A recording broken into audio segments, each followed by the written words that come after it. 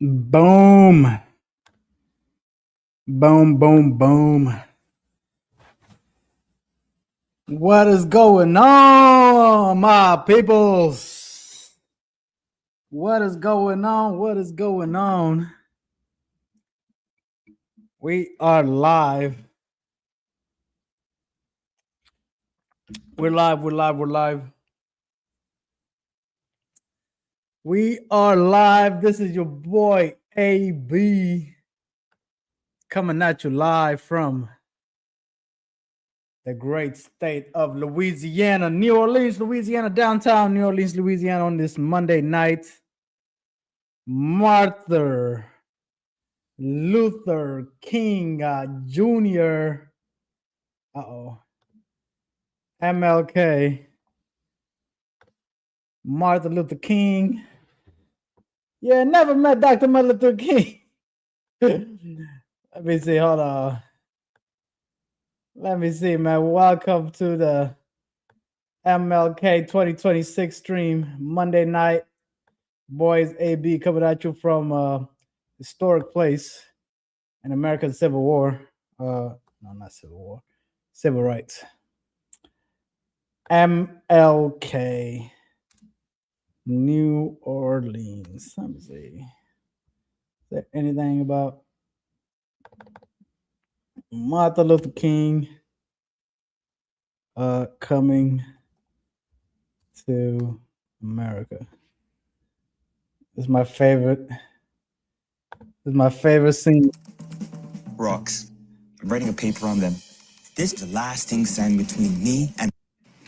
Can you make my hair look like this? Oh, man, what you want to make your hair look like that for? Well, I like Please don't hair cancel wear me. natural. That's good, man. You know, I wish more of the young children today would wear their hair natural like Dr. Martin Luther King did. That's right. You ain't never seen Dr. Martin Luther King with no messy Jerry curl on his head. Ain't that right? Amen. Dr. King ain't come and walk around like that. You know, sweet, I met Dr. Martin Luther King once. And you lying. You ain't never met Dr. Martin Luther. You lying? You never done Martin Luther. I met that Martin Luther King, man. This is my favorite scene. My favorite scene from American Coming to America movie, man. This is my favorite. King. Yeah, I met Dr. Martin Luther King in 1962 in Memphis, Tennessee. I'm walking down the street, minding my own business, just walking off, feeling good. I walk around the corner, man woke up, hit me in my chest, right? I fall on the ground, right? And I look up, it's Dr. Martin Luther King. I said, Dr. King. He said, oops, I thought you were somebody else. Oops, they are somebody else. Man, yeah, I never met Dr. Martin Luther King. Oh, man, you lying. You ain't never met Martin Luther King. Knocked the wind out of me. Yes, he did. No, he didn't. Yes, he did. No, he did not. Literally my favorite scene from this movie. Man, you're lying. Yeah, never met Dr. Martin Luther King. I met Dr. Martin Luther King in 1962 in Memphis, Tennessee. Right? So today, man, Martin Luther King Jr. What did he say? Let me see. MLK. What did he say about immigration? Let me see. I don't even know if he said anything about immigration. Who we got in the chat, man? Who we got in the viewership? My brothers and my sisters, we stand again at a threshold of conscience, a place where the nation must decide whether it will live the creed it carved into stone or continue to run from the promise it made to the world. For too long, America has stretched out her hand to the weary and the wandering, yet pulled it back when the stranger drew near. Ooh, boy. But I am here to say that a nation cannot bless the earth while building walls around its own compassion. Some say close the gates. Some whisper that is not enough room at the table. Damn. But I say to you, fear is a poor architect of a house meant for freedom. Damn. This land was not shaped by one color or one tongue. Ooh. It was carved by the sweat of immigrants, the dreams of refugees, and the blood of the enslaved. Together they built a nation that has not always loved them back. Whoa. We are told that newcomers are a burden. But history testifies that the immigrant is the seed of renewal. The bold soul who leaves the known for the unknown. And by courage alone, it spans the boundary of what is possible. Let us never forget, nobody chooses to uproot their life for comfort. People cross deserts and oceans because staying means death, despair, or silence. We who preach liberty to the nations cannot turn our backs when the nations come knocking at our door. And though men draw borders with pins and fences, God draws only one circle, the circle of humanity. Within that circle, no race is foreign, no language is alien, and no child is illegal. We are caught in an inescapable network of mutuality. If we deny justice to the newcomer today, tomorrow that denial will find its way back to our own doorstep. The chains forged for one group soon rattle on the wrist of us all. My friends, the question before us is not simply who belongs here, but who are we willing to become? Will we be the nation that trembles when strangers arrive, or the nation that remembers it was once a stranger itself? Will we clutch our blessings like misers, or scatter them like seeds destined to grow? Damn, man. How do you find all these words, man? This guy got bars like, man. This guy got bars. Let us choose the courage of welcome. Woo, courage of welcome. Let us build bridges wider than the rivers. Bridges wider than the river. God damn. God damn. And hearts deeper than the politics of the moment. Now, well, we're just going to let it keep going. When history turns the page and our grandchildren ask, how did you treat the ones who came seeking refuge? Let us answer with clear voices and clean hands. We widened the door. We stood for dignity. We believe the world is big enough for all of God's children. For that is how freedom rises, not by shutting people out, but by inviting the world in and daring to live as one human family. Damn. Damn, that's what MLK said about immigration in America. What's going on, people? Who's watching? If you're watching and you're able to comment, say what's up in the chat. This your boy AB streaming on MLK Day 2026, downtown New Orleans. We're talking about immigration in America. Immigration at, what is it? Ellis Island. Let's see. I've never even seen videos of this. Do they even have videos? So file free in the app if you didn't file with us last year. Just file with TurboTax Do It Yourself by February 28th, no matter your tax situation. Get the TurboTax app now. I feel it's just haunted. I think if you get real quiet there, you can hear. Let's see. I've never even seen this before. All of the screaming and all of the impatience and all of the misunderstanding. But being born again is not an easy thing, and these people were being born again. It was a new life for them. This was the gateway to hope, to a new life.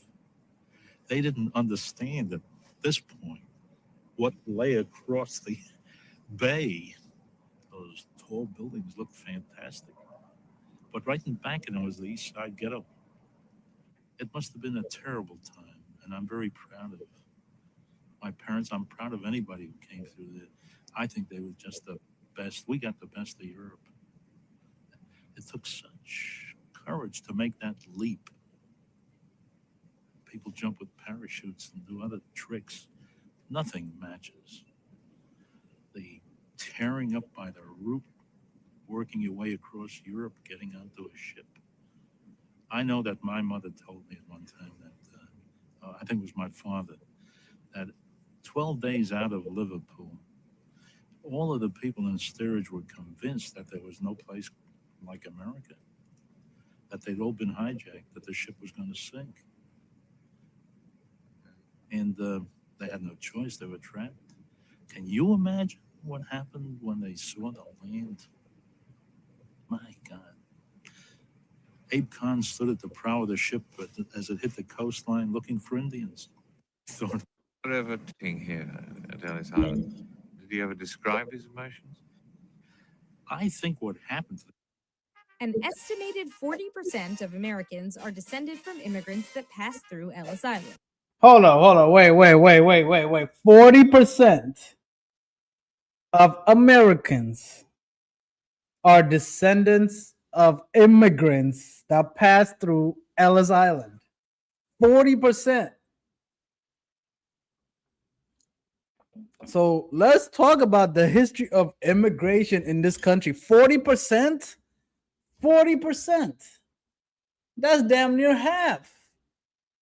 So if we so what are we talking about when we say immigration without saying America? America and immigration is almost interchangeable. So I just want to cover the history of immigration in America, which is, you can't mention one without mentioning the other. I didn't even know it was that high, 40%. That's a lot of Americans. The first Ellis Island immigration station opened on January 1st, 1892. Baba, this ain't even that old. 1892?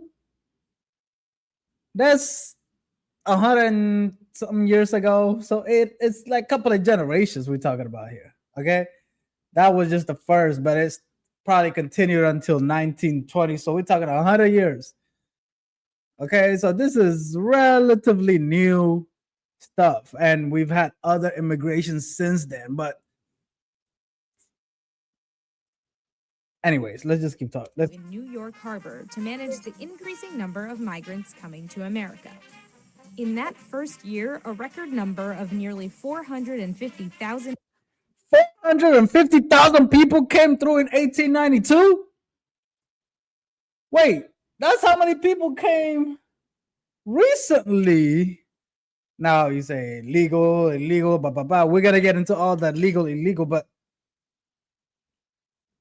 we're talking about immigration here. People from other places. People from other places coming to America. Okay? And how the government dealt with it.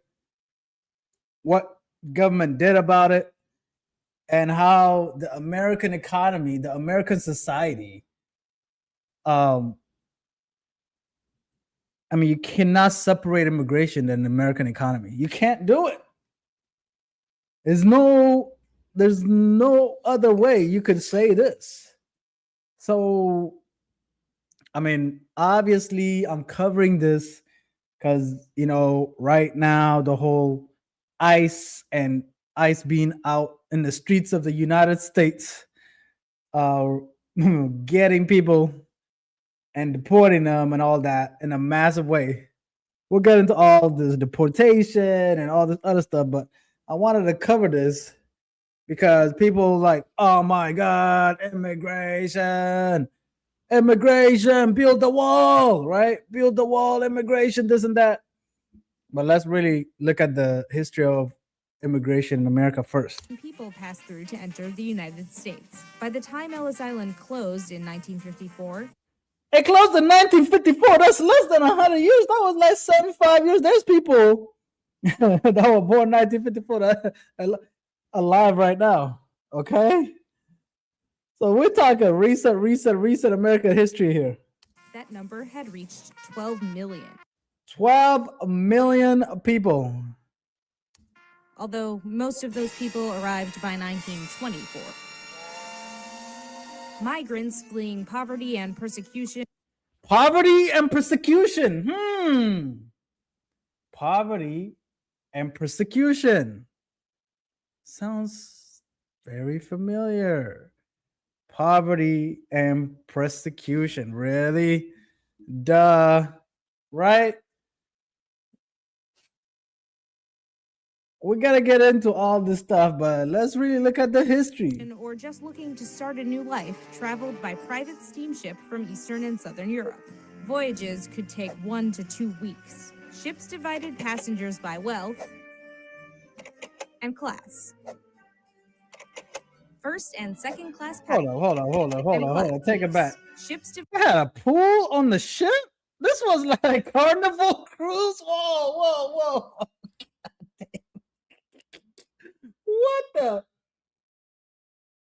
What the hell? They had a pool?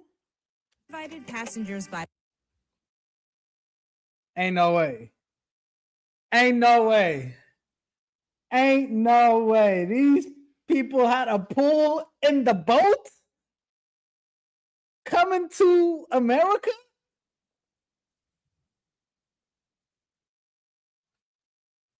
Immigrants had a pool. The immigrants of the 1920s had a pool on the boat from Europe coming to America.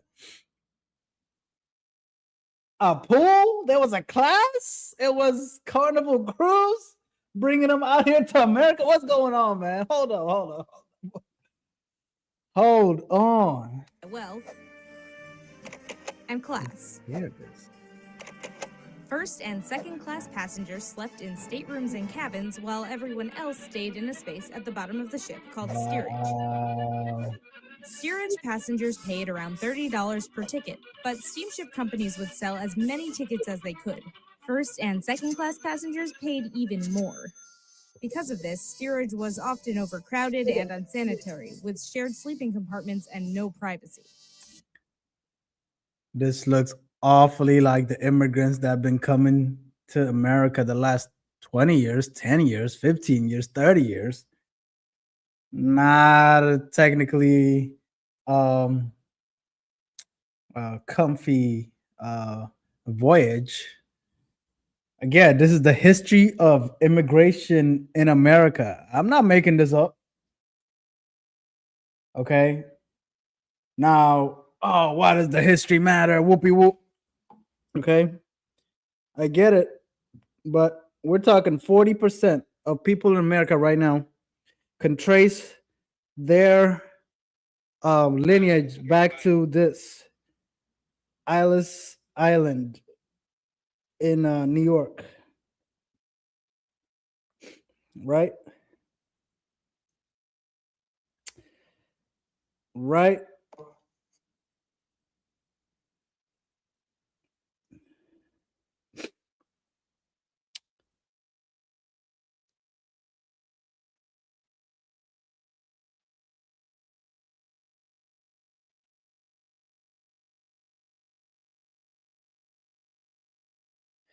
Give me 1 second. What's going on, people?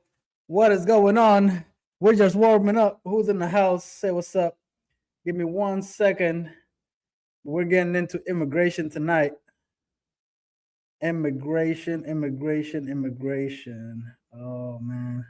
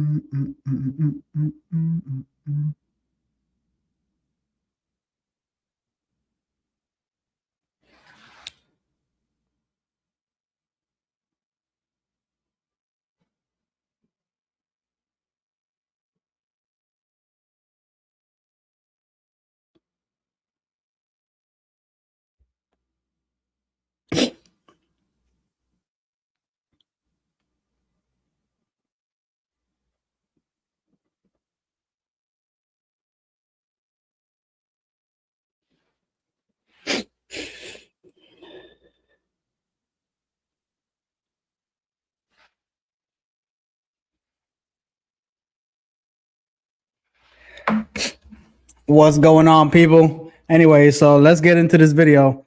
Who's watching? If you're watching, and say what's up in the chat. We got some people coming in. We're gonna have more people coming in. We're just warming up. But hopeful immigrants stuck it out, believing it would be worth it for a chance to live in the United States. When ships finally arrived in New York Harbor, health officers boarded and looked for signs of disease before anyone was allowed to disembark. Healthy first and second class passengers were processed on the spot and allowed to enter the United States without setting foot on Ellis Island. Everyone else waited, sometimes for days, for small ferries to take them Waited to the immigration station for processing. Migrants walked down the gangplank with all of their belongings and dropped their bags in the baggage room on the ground floor. They then continued up a winding staircase to the registry room, which was upstairs for a reason. Doctors stood on the second floor and watched each person climb the stairs for signs of health problems.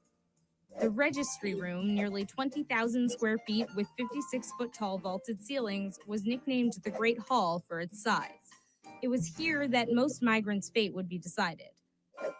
The first step to entry was a 6-second physical exam by a uniformed doctor. Anyone considered a risk to public health was marked with a piece of chalk and taken out of the line to be examined further. Marks were given for everything from signs of mental illness to trachoma, a contagious eye infection that could eventually blind up to 3/4 of those infected. Those who cleared the medical exam went on to a legal inspection. Passengers were checked against a manifest from the ship they arrived on and asked 29 identifying questions, often with the help of an interpreter. If their answers didn't... What, an interpreter? They didn't speak English? Wait a minute. So this is the history of immigration in America, guys. They didn't speak English. They had interpreters back in the 20s and the 1910s and all this other stuff. This is the history of immigration in this country. So what are we talking about? Right? What are we talking about?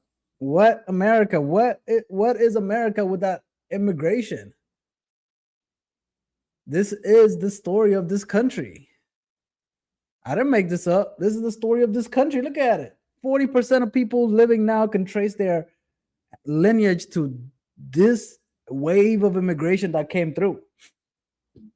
So these people didn't come through. They would be like, what? What would be America? You understand? This is what I'm talking about. This is not 1%, 2%, 3%, 4% of the population. Okay. This is the same, like, I'm sure at that time it was probably even like maybe 50, 60, 70% of even the people that was there. So let's actually Google America's population in, I don't know, 1890. United States population of approximately 62 million. And man, how's it? What? In 10 years? God damn, it went up 25% in 10 years?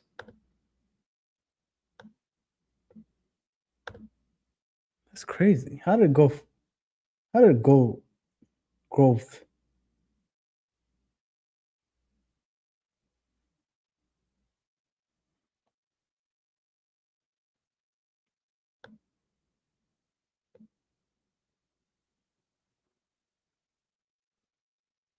Yeah, let me see this. What factors contributed? It's probably because they bought a bunch of states. Massive immigration. Oh, wow. 5.2 million people came in 10 years. So hold up. It was damn, 25%. The population increased by roughly 12.8 million in 10 years. Okay, so half of that was immigration. While many still arrive from Northern and Western Europe, there was a sharp increase in arrival from Southern and Eastern, including Russia, Poland, and Italy. Huh. Right?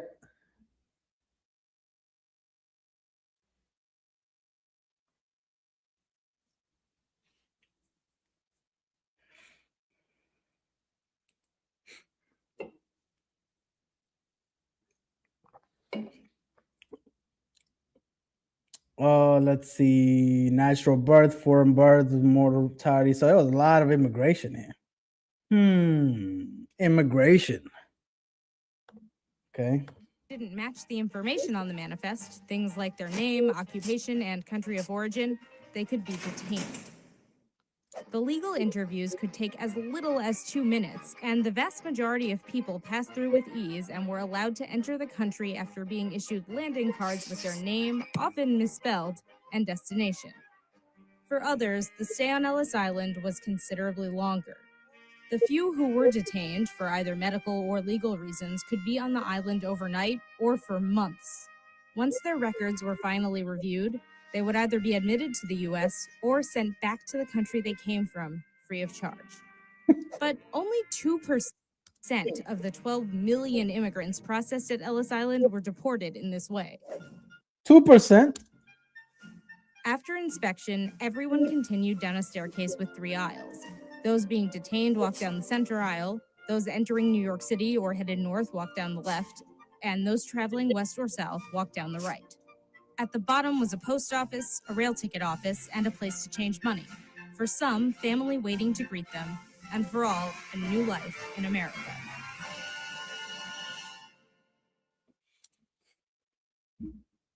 There you go. That was immigration. So now we have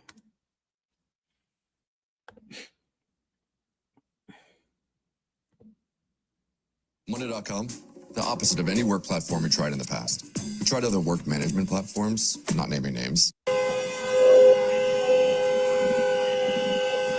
Now we have this.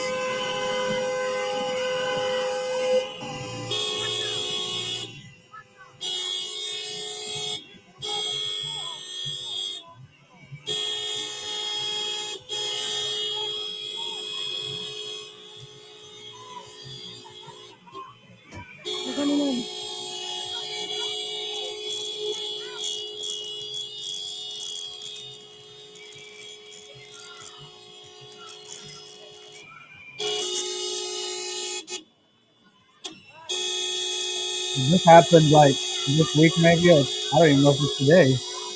Definitely within the last week. This is up in Minnesota. So they got this guy in his underwear. They got this guy from his house in his underwear.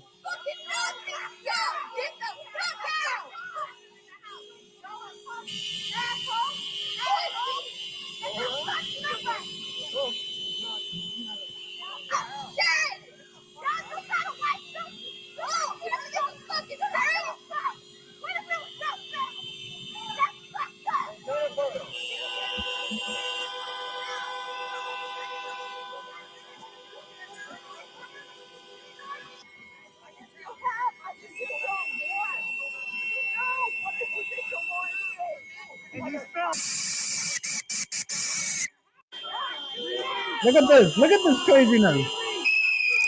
Come on, man. Can't you at least let the guy wear some clothes in the snow? In his underwear at this age? Would you want somebody to treat your dad or your grandpa like this? Or your grandma, like your auntie, your uncle? What is this? Your father? Look at this. The man is in his he can't wear a shirt. He can't wear, like, does he wear any shoes even? What?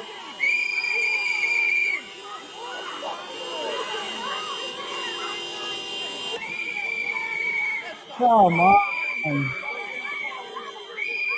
That's wearing Crocs. God damn. The guy can't even wear. You can't even let him wear a shirt. Can't wear a shirt. Look at the snow. Look how much you're covered up. You can't let. You can't give us the guy a second to wear clothes. Why can't he wear clothes? Man, look at this guy. They busted this guy's door and got him out.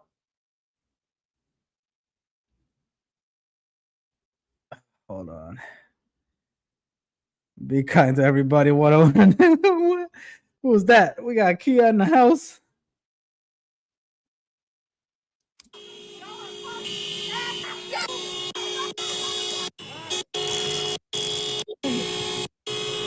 So this is how.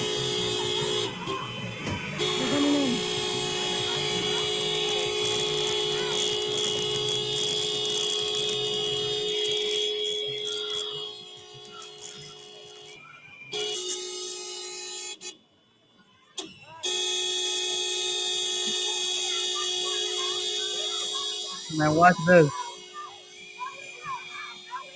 This is just this week in Minnesota.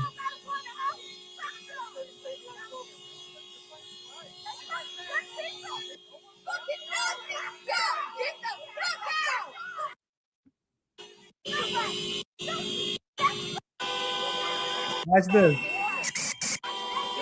Come on, man. Let the man wear a shirt or a jacket. Like, he's old. He could be sick.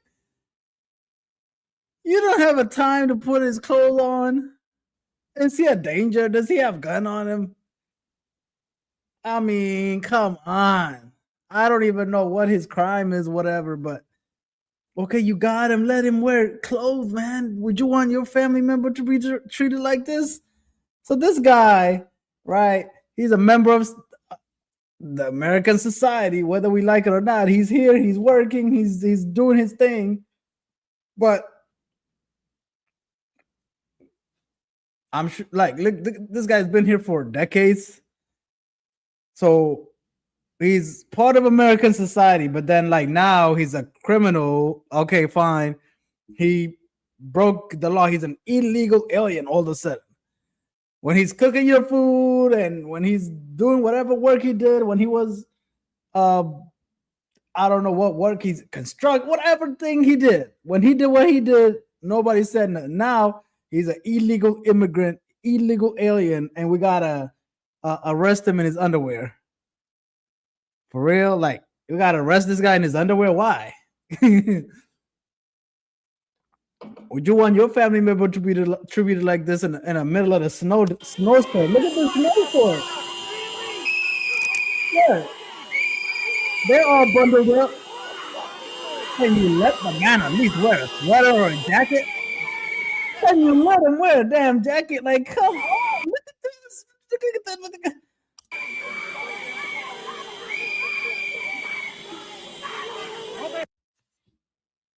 Come on, like, you guys are the real goddamn man from his fucking house. What the fuck does that even stand for? I'm not saying he shouldn't be arrested. I'm not saying none of that. But can you let out and then driving to just?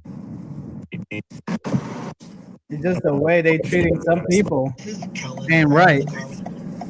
What is up, people, man? We talking about immigration in America. We just watched a video. If you're a first time viewer, let me know in the chat. This your boy AB. We ain't got Steve-O. Steve-O is gonna come in and out. He might go like once a week or something like this, but I decided to do this video today because this immigration enforcement is the hot topic right now. Immigration enforcement is the hot topic, and I kind of want to cover it from different angles. But I kind of want to go through the history of immigrants in America, and we just watched the video, and you know, this country has seen waves of immigrants come through since for a long time. Okay. And for example, look at this. So the population increased by 25%, roughly 12.8 million people from the 1818 census. So from 1880 to 1890, 12.8 million people came to America. Okay. And then I said, what's the factors that contributed massive immigration? The second great wave of immigration came into this country. So what are we talking about? There's no America without all these immigrants coming through. We just saw a video earlier that said that 40% of people in America right now can trace their story in America to what's the place in New York? Something island, immigration island. What's the Ellis Island? Ellis Island is a historic landmark in New York Harbor, famous for America's main immigration station from 1892 to 1954, processing over 12 million immigrants, with nearly 40% of Americans tracing ancestry there. Look at that.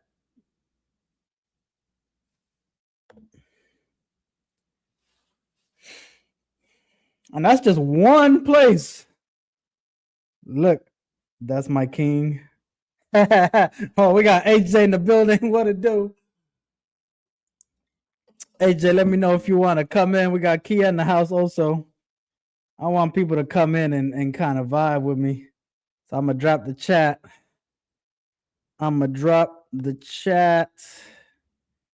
The link to jump on. Yeah, never met Dr. Martin Luther King. Never met Dr. Martin Luther King. I met Dr. Martin Luther King in 1957 in Memphis, Tennessee.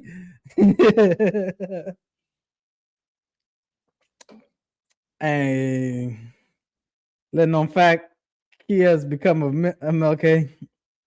That the KI in Kia is because of MLK. But anyways, look at this, man. Like, this country is just, when they say America is the nation of immigrants, it's kind of true. It's kind of true. So what are we talking about? So let's talk about shit like this. So now in 2026, we're talking about Katie Miller, Cenk, is it Cenk Uygur? Yeah, Cenk Uygur.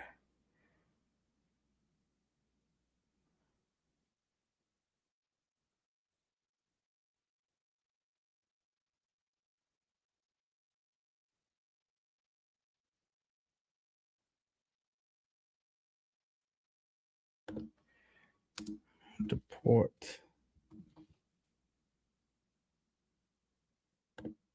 She's not in the government, by the way. She's just a princess, Princess Snowflake. She's married to the nobles. So she's married to Stephen Miller. So she says, oh yes, as the wife of one of the nobles, one of the lords in the Trump administration, I get to unilaterally cancel your citizenship. That's not how this country works. So maybe that's how Israel works, where you're like, oh, you're a Muslim, that's it, you're canceled. Or maybe we murder you, maybe we kick you out, but you have no rights at all. Yeah, that's Israel. That's not here, that's not America. And by the way, now the right wing is on our side. And now what Katie Miller is doing is she's betraying that idea. Why is it that every time someone wants to criticize Mamdani, it immediately comes back to the Jews and the anti-Israel movement instead of actually talking about his viewpoints, which is that he Nobody wants to said make Jews. You just said it. You always do that. We say Israel, you say Jews. We say Israel is a government. Please don't make it about Jewish Americans. And you come back and go, you have to make it about Jewish Americans. What's wrong with you? What's wrong with you? Is Israel a Jewish state? Yes or no? Yes. First of all, Okay, so Saudi Arabia is a Muslim state, and you can criticize it all day long, all day long. There's no special protection because for what you're Muslims, doing is you're Christians, decoding or language anyone that to calls shock themselves American a Jewish people state or a and to Muslim say that we state. should not be here and we should not be in existence, and that you would be happy for other people like Mamdani to use it. I want Israel to be No safe. longer Nothing safe of the to go sort. about your Nonsense. life. You're totally lying. It's very normal for a Miller to be completely and utterly lying. Right.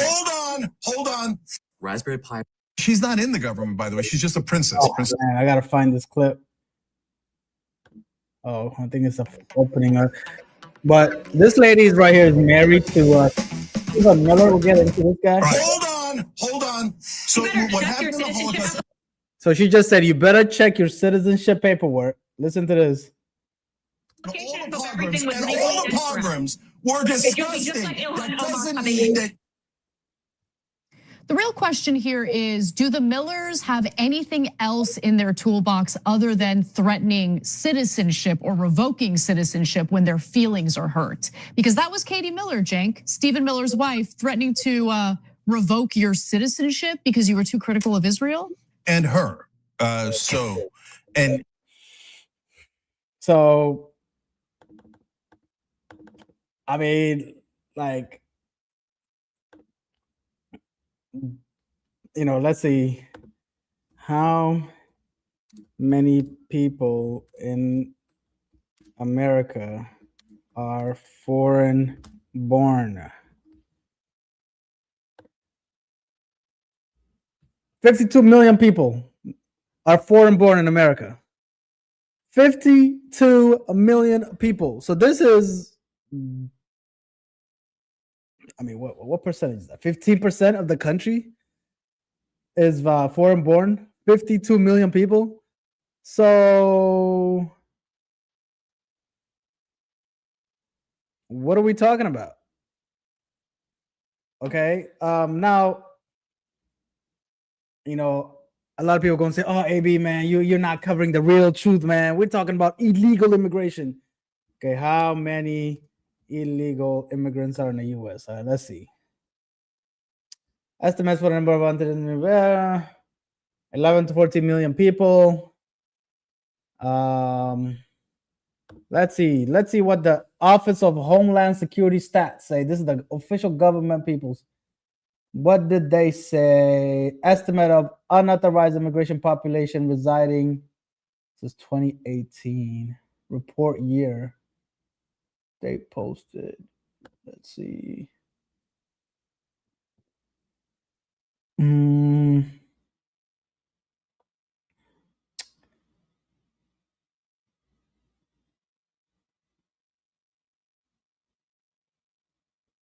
Total. So 10.9 million.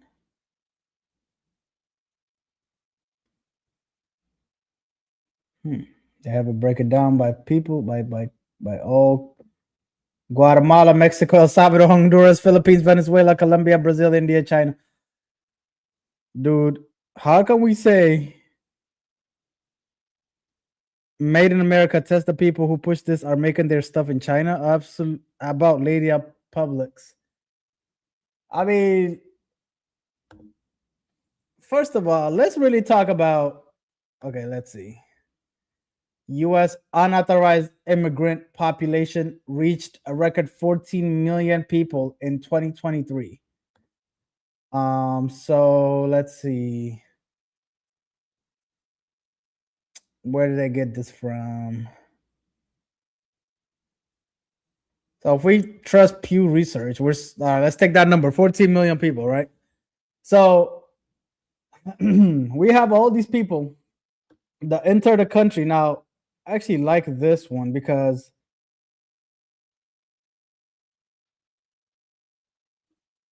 yeah, that's true. But let's just say, look at some of this. So these people come in the 80s and the 90s and the 2000s. They come here, they working here, they building a life here and everything, right? Nobody said nothing. So these people building lives, nothing happens. Now, this is the point I want to make, right? The American empire, this great American nation, how did it just leave the door open? So all this time, we knew all this stuff was going on. Nobody did nothing about it. You knew what was going on all this time. 80s, 90s, 2000s, right? Bill Clinton, George W. Bush. Who was that before that? George H.W. Bush, the father. All these people were coming in during that time. Immigrants coming in left, right, and center in this country, coming here, establishing life, getting married to Americans, having kids here, and all this other stuff. We wouldn't have gold rush without Chinese, how we treated them like shit. Yeah, I mean, again, let's go back to this. Approximately 40% of the current US population, about 100 million people, can trace at least one ancestor through the Ellis Island Immigration Station. 40%, 100 million people, one of your ancestors at the least happened within the last 100 years, 150 years max. 1910, 1890, things like this. So we're talking like 100 years ago. If they didn't come through, you wouldn't be here. They wouldn't be America. 100 million people. So what are we talking about? This is a country that was made by immigrants. I don't know what to tell you. Okay? And when it comes to illegal immigration, they left the door open. The American government knew what was happening and they turned the other way. They turned and let people come through. You can't tell me that American government, if they wanted to stop illegal immigration, they could have stopped it in the 80s, in the 90s, in the 2000s. Okay? Now let's talk about immigrants and birth and population increase in the US without birth rate. Okay.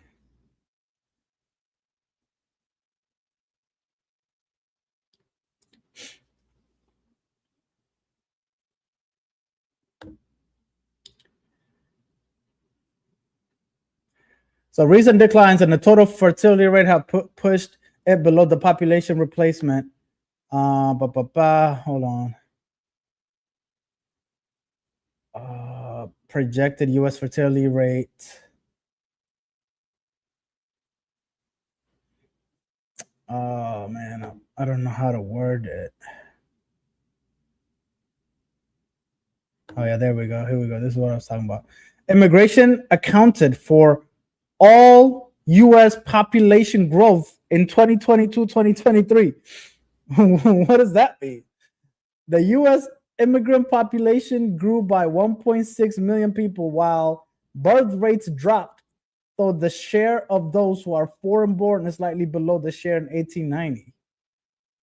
What does this mean? All U.S. population growth in 2022-2023 happened because of immigration, not births.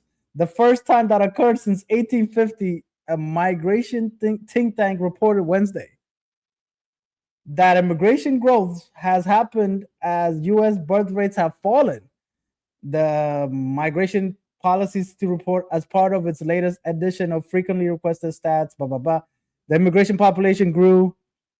Didn't give me immigration is bad when they passport bros to Vietnam. Look.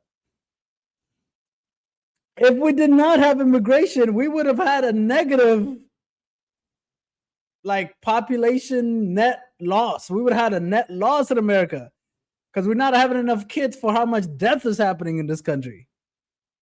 Do you understand that? Without the immigrants coming in and taking care of the old people and taking care of all these things that need to be worked on in this country, we wouldn't have the country we have right now. Literally, it says right here.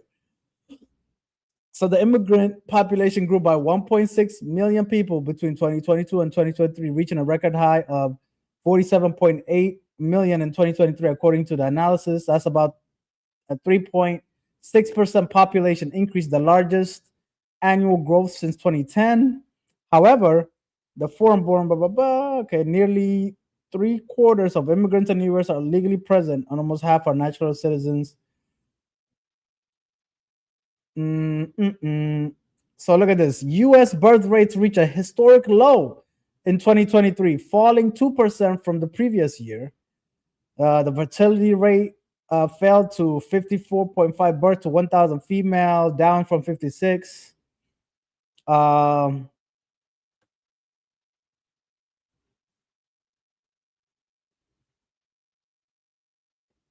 So what are we talking about? The immigrants didn't come through. We would have had a negative loss in total population in this country. People are not having enough kids to be able to sustain the American society. So immigrants are literally needed.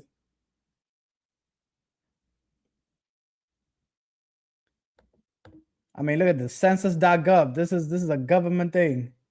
The youth population grew nearly by 1%.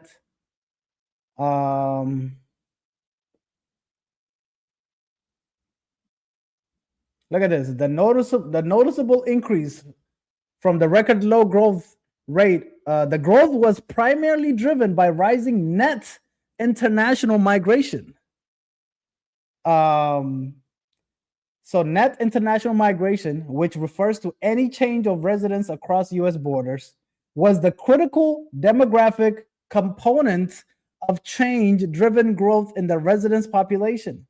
With a net increase of 2.8 million people, it accounted for 84% of the nation's 3.3 million increase in population. This reflects a continued trend of rising international migration.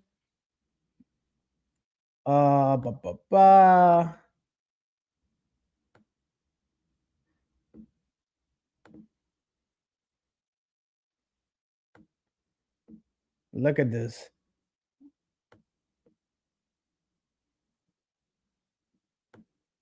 Look at this. Okay, so look at this. This is very, very important, guys. If you don't have people, you don't have a country, you don't have infrastructure, you don't have anything. Okay, so when people talk about immigration, no one ever mentions this stuff. They crossed the border, they broke the law, blah, blah, blah. You left the door open. You left the gate open. You left the gate this whole time. Bush was in power from 2000 to 2008. Did he close the gate? No. Obama, they said, oh man, Obama, he's kind of centrist. He wasn't a super leftist guy. Did he close the door, open the gate? Did he close the gate? No. They turned a blind eye to illegal immigration in this country for many, many decades. If they wanted to stop it, they could have stopped this long time ago. They know those people are needed in this country.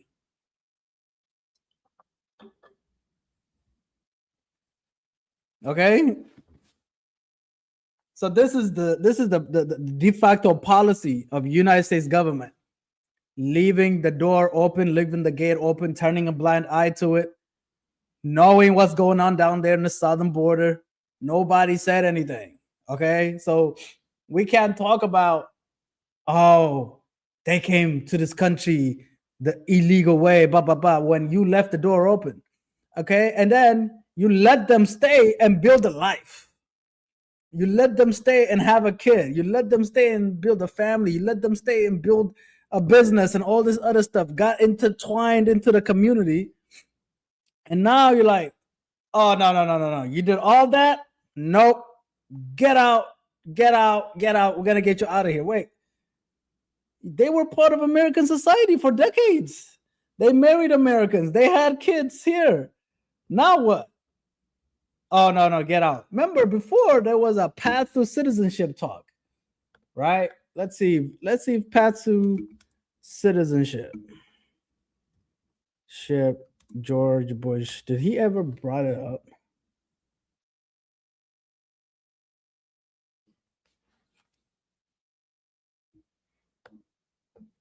Look at this. George Bush was for a path to citizenship. George Bush supported a rational middle ground for immigration reform, opposing automatic citizenship amnesty, but advocating for an earned pathway for long-term law-abiding undocumented immigrants, requiring penalties like paying taxes, learning English, and years of work, while also increasing border security and legal immigration avenues. Look at that. His administration focused on bringing people out of the shadows through structured programs rather than mass deportation or automatic amnesty, aiming for a fair system for both legal and undocumented. What are we talking about? This was the policy just not that long ago. This was like 2008, 2007, 2010. Like there was a time in America when we weren't going this insane. And then we had this guy come in and then all hell break loose. Okay? We didn't have all this breaking down your door and taking you out of your house in your underpants, in your undies. That didn't happen. George Bush, country of immigrants. Didn't he say something about we're the country of immigrants? That's the sound of an American oil company hard at work. Want to be a part of it? Listen up. Hello. And we turn now to the crisis on the southern border. Arizona's governor has now declared a state of emergency to handle the influx of migrants coming from Mexico. We visited with former President George W. Bush at his ranch in Texas. He told us what he'd do about the crisis if he were still president and why he's rejoining the immigration debate. Deep in the heart of Texas is the former president's 1,600-acre ranch. Come on in. Where he's mixing his new passion for painting with an issue he's cared about for decades, immigration. The problem with the... I'm no George Bush fan, okay? He started 2 wars that killed millions of people. But when it comes to this kind of stuff, there was more... Immigration debate is that one can create a lot of fear. You know, they're coming after you. The former president hopes his voice makes that debate less fearful after 4 years of anti-immigration rhetoric. Was President Trump a uniter? No, the country was very divided during that period of time. And, you know, as a result, he wasn't reelected. President Bush tells us that it was a prominent Republican's idea to get him back into the immigration debate. And I said, I don't want to put my voice in the immigration debate. I'm a quiet guy. I've done my deal. I'm not going to criticize my successors. And he said, why don't you paint the portraits of immigrants? And I said, wow, that's a good idea. And started. And I'm now involved in the immigration discussion. The last president to pass a reform bill was a Republican. Many people don't know that Ronald Reagan's bill in 1986 essentially allowed amnesty for 2.7 million undocumented immigrants. Whoa. Hold on. Let's run that back. The reform bill was a Republican. Many people don't know that Ronald Reagan's bill in 1986. Ronald Reagan bill in 1986 allowed what? Amnesty? Essentially allowed amnesty for 2.7 million undocumented immigrants. 2.7 undocumented immigrants. Have you heard any of the new guys talk about this? Right? Donald Trump and J.D. Vance, the vice president, or anybody talk about this? This was the policy of America not too long ago. Okay? You left the southern border open. All these people came in, established their life. You never closed the border, but now you are trying to create this chaos in this country. 52 million people live in this country that are immigrants. I think 25 million or something like that are undocumented, or 14 million. You think those 14 million undocumented immigrants are not married to Americans? They don't have kids out here. They don't have businesses, houses. They were in the military. They had sons that were in the military. They were getting deported. Look at this. This is a country that immigration and America go hand in hand. This is the truth. I'm not making it up. President Reagan did sign a bill.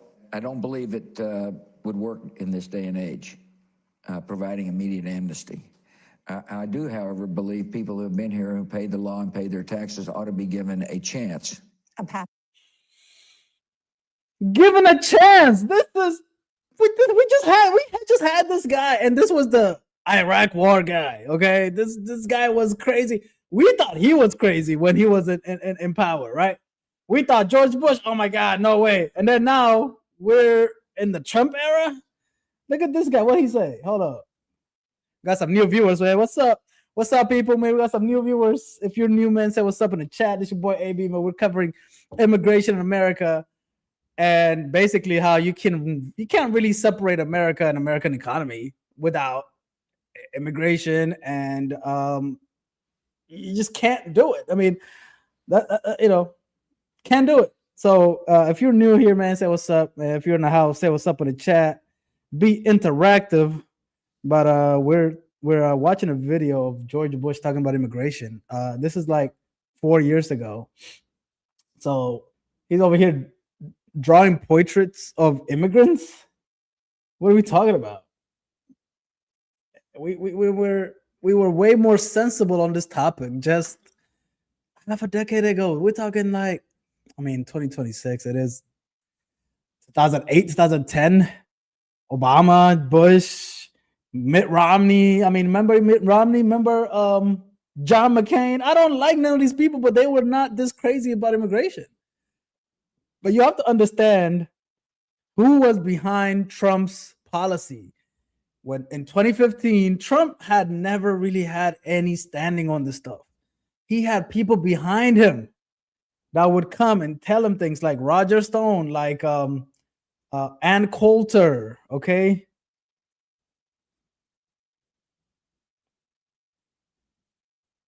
And immigrants. President Reagan did sign a bill.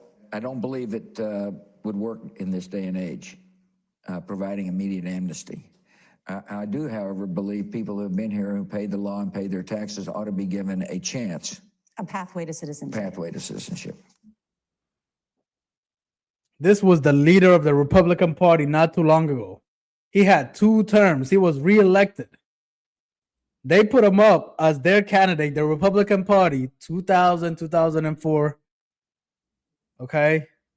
He was, elected and reelected, and he was, this was the Republican Party not too long ago. Even after him, when Obama came in, the people that ran against Obama, they had the similar views. John McCain, Mitt Romney, they weren't that crazy. I'm not saying I'm a fan of those people, but they weren't this crazy. They weren't, hey, let's bust down the door of a dude and take him out of his house in his boxes.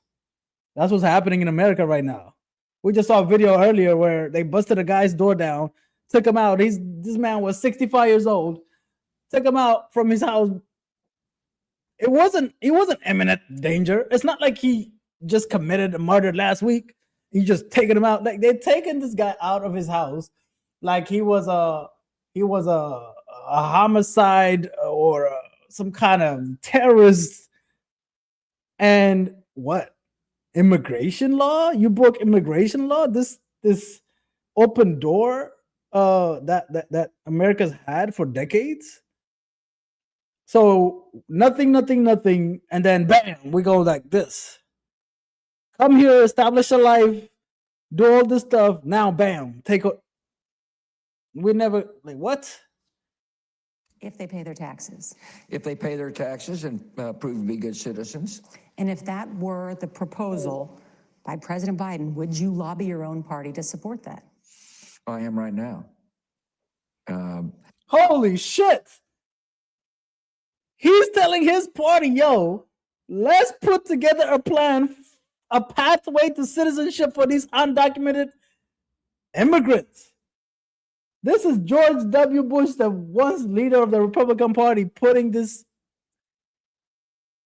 I never even seen this, but come on, like, what the hell happened? How do we go from like, okay, crossing the border of some country is not it's illegal. It shouldn't happen, but you didn't.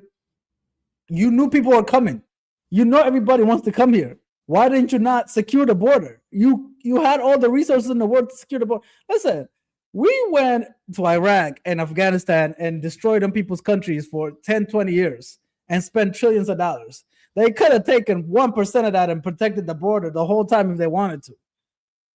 Okay, this was not really a priority in this country for many, like never. So all these people coming in, you're watching it. All these people came in the border, 20 years, 30 years, 40 years, 50 years. They got married. They established their life. Now what? Now get out. Now, oh yeah, everybody's all of a sudden the biggest crime in the world. What's going on, people? We got some new viewers in the house. We got HJ. Hold up. We got HJ in the house. We're going to add HJ.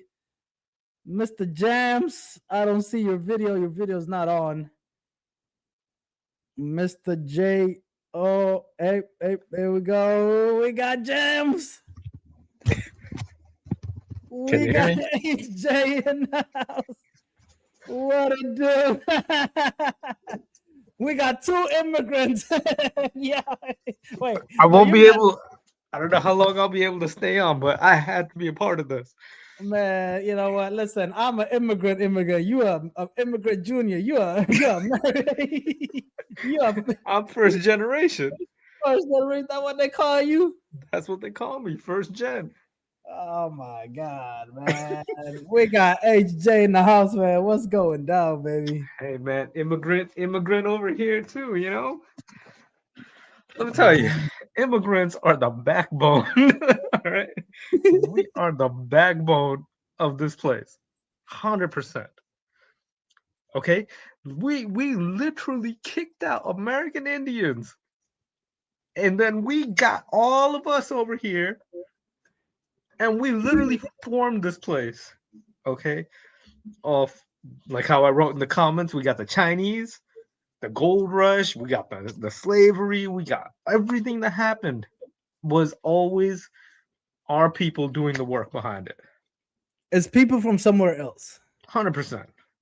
100%. I mean, I don't want to. Go ahead. You can argue this all you want. Even to this day, we are still that. I sent you the one on WhatsApp of the girl who was complaining about the lady at Publix who didn't know English. Did you see that? Was she saying, so this was a fake like organization this guy made, like a prank thing. And it was like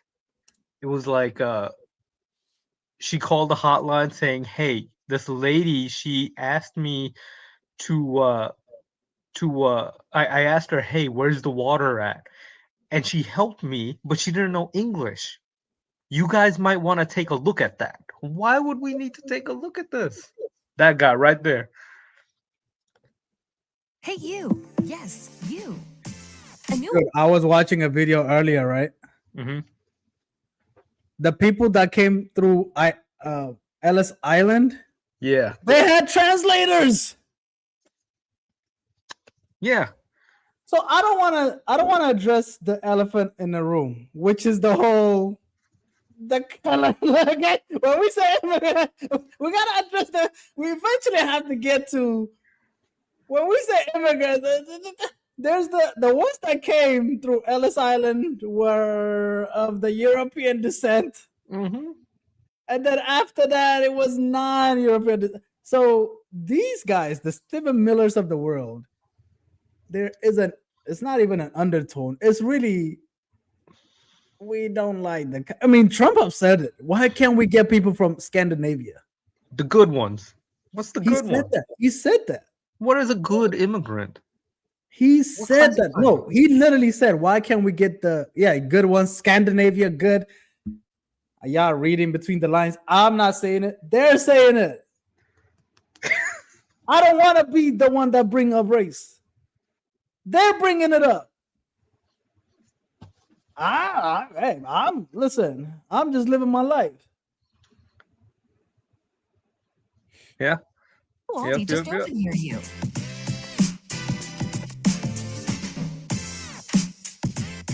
Man, there was a video I played of MLK and what he said about immigrants. I have a website for Can you reporting see that? illegal immigrants. Why people be having Alzheimer's still remember they don't like Oh man. It's these Stephen Millers of the world though. We gotta make a distinction. There is the small weird people. They got a voice. They finally got the voice. They finally did it. The weird people. Yes. They finally got the voice. It's not a good voice. It should be a voice that's stuck behind. And sometimes people end up on the site thinking that it's real. And one person wanted me to look into an employee working at the grocery store Publix. It was a young Spanish woman who couldn't speak English, but she somehow understood what I was looking for cold water. She was able to walk me and point me in the right direction, but couldn't communicate with me in English. Okay, and so now you want us to go ahead and remove her from the country. Well, if this is something you're doing, what's your goal here? You know, what was the intent? What was the whole point of the reporting? Okay. Fact check. Do you work for the government, Brian? I am in affiliation in a non-affiliated way with the government. We do work coherently and cohesively with the ISIS. The three customers in front of my husband and I were like number 4 in line at the checkout. The 3 customers in front of us also did not speak English. Man, like, I think a lot of this is just misinformation. A lot of this is just like, yo, man, let's really talk about what this country, like how this country came to be. It was from people from other places.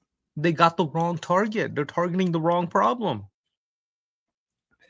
You know, that's really the core of it. Is like we propped up enemies, targets. You want to know why your kid sucks? Oh, it's because they like a gay guy on YouTube. Therefore, gay kids are all fucked up. That's not right. You know, we created false enemies here. The real enemy is the guy who's propping up that enemy. That's the real enemy. Stephen Miller, man. People need to learn about this guy. Let me see. This is what I was writing over here. Drawing portraits is wild. Like, they will kick you out of your land. They'll kick out the American Indians out of the land. I feel like I'm going off topic here, but then they'll put a statue up of an American Indian saying, "Hey, man, we're thinking about you." Well, that's not fair.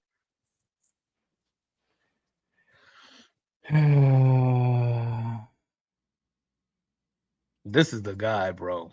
Ooh. Vote for the right to have a secure sovereign border and for the right to have a government that puts American citizens ahead of illegal aliens. The President of the United States said, I am taking a stand today for American workers and the American economy, and we're putting American families first on immigration. We're saying our compassion, first and foremost, is for struggling American families, and our focus is on the national interest. When did the American people sign up to be in every war, in every place, on every side of every conflict, all over planet Earth? People that You did that, though. You're doing that.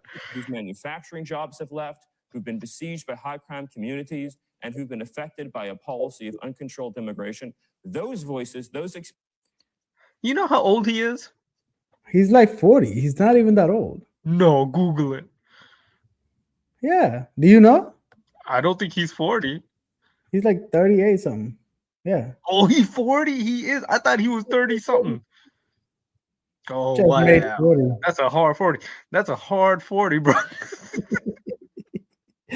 Yeah. God damn. That's like Mike's Hard Lemonade 40. Oh God. This lady, she's in there. Man, like this guy. Is that of the blue and white variety nation? The white. Oh, the yeah, white. yeah. Oh yeah. Oh yeah. Oh yeah, it's them peoples. It's the blue and white nation. Yeah. It's Stephen Miller, white supreme Mrs. Hey, I was gonna say, well, look, it's not right to call them out on that. Let me see what AI says. Let me see. National Guard's gonna be at your door.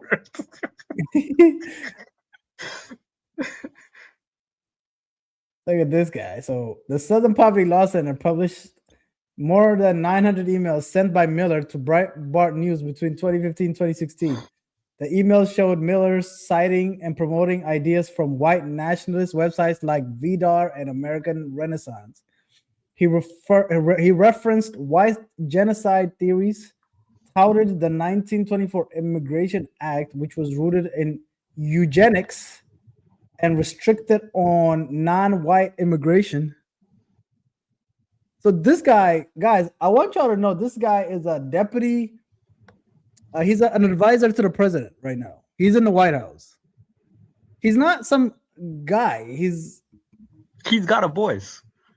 What? He is the voice. He's got is the guy that's drafting the current immigration rules. Do you want, like, we need people in our government who care about everyone, everyone, not this. White House Deputy Chief of Staff for Policy. Okay, for policy. So he was behind the Muslim ban that first time around. He was the guy behind that. Yeah. Okay, no halal. No halal guys, bro. No halal guys, okay? No halal And guys. Homeland Security Advisor. So this is the guy that is making all the rules about immigration right now. 40-year-old guy sitting next to the president making these rules. Where's he from? I think he's from Texas. Let me see. Oh, California. Isn't Santa Monica the one that I thought there was a place in California that's predominantly Republican? One of those cities. I forget which one. Orange County or something. Where's Orange County? Yeah, Orange County. Yeah, not.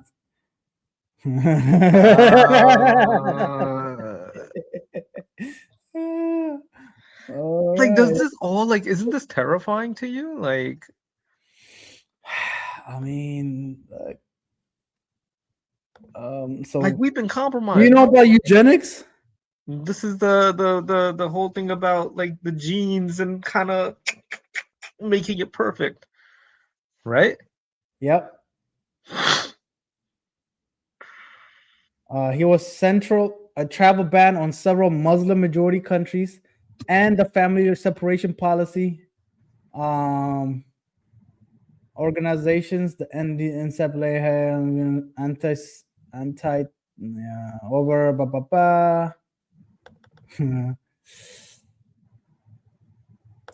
Look at that. There's former associates calling him white supremacist. I'm surprised it answered this question. Yeah, I mean, it just stated facts. If That's you why I ask like Copilot, you might get a different answer. That's what I'm saying. I like Google because they're not trying to be. You feel me? Like, yeah. This is the guy, and then you know about Nick Fuentes, of course, right? Nick. God bless America. Nick Fuentes, J.D. Vance. You seen the Steve Bannon video about how he found that one group of men that he wanted to target that would be the Nick Fuentes followers and those incel type of guys. The incel guys are the ones that they targeted because they needed, you know, an outlet. They needed a brotherhood to not feel something. You know what I mean? Like, look that video up if you can find it. What's the guy's? I forget. What's the guy's name? Steve Bannon. Yeah, I think he was talking about like gamers and incel. Not saying that gamers are incels. We like gamers. I'm a gamer.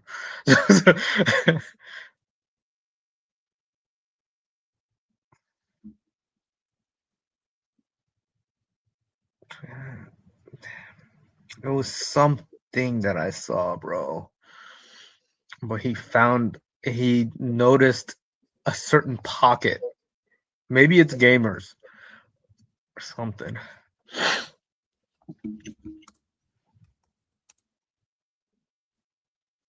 Didn't they like make a game? I think the Groypers. Yeah.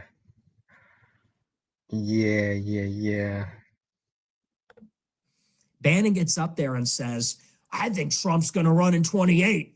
He goes, we want Trump. And then he throws up a straight up Roman salute. It's getting a little uncomfortable even for me. Even I'm starting to feel like that guy in the picture that wouldn't hail Hitler. It's even getting a little uncomfortable, and I'm saying that, you know? And I was writing policy memos for Supreme Leader Kanye West, okay? I was writing policy papers based on Hitler's policies for Supreme Leader Ye. And it's getting even a little excessive for me. Bannon goes up there and he's like, Trump is our guy in 20. This is Steve Bannon. Where is he now? Steve Bannon. Steve Bannon. I thought he's like just behind the scenes. Is he? Okay.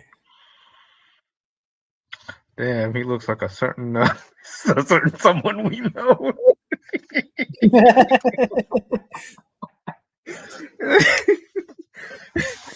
Don't he look like a certain someone we know?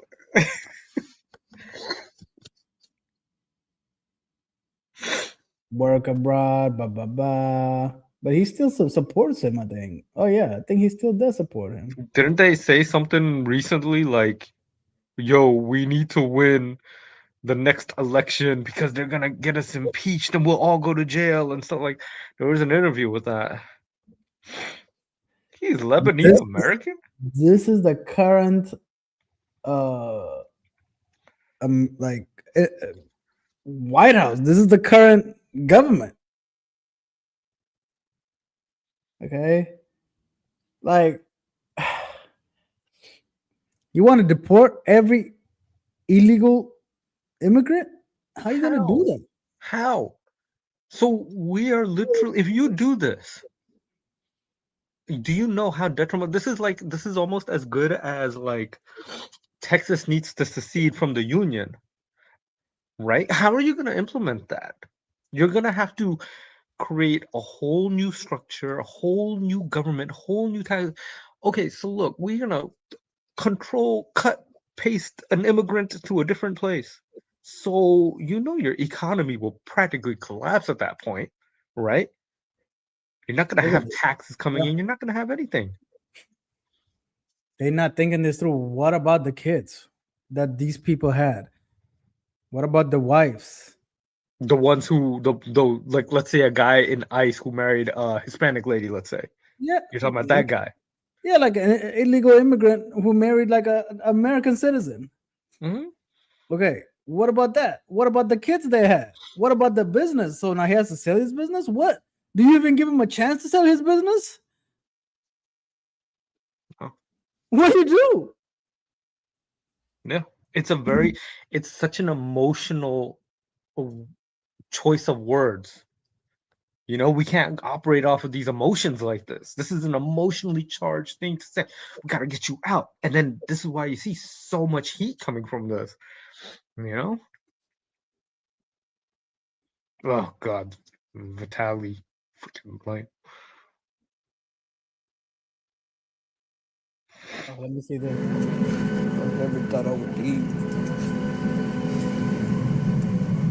14-year-old Isaac is self-deporting, leaving Texas for Honduras.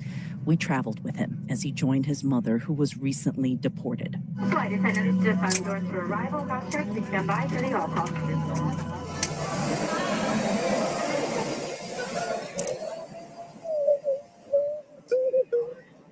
Is he a citizen? Do you know? Is he a citizen to self-deport? She probably brought him when he was 3. You know, one of those situations. DACA, undocumented like his mother, and had to leave. It's been more than a month since they've seen each other.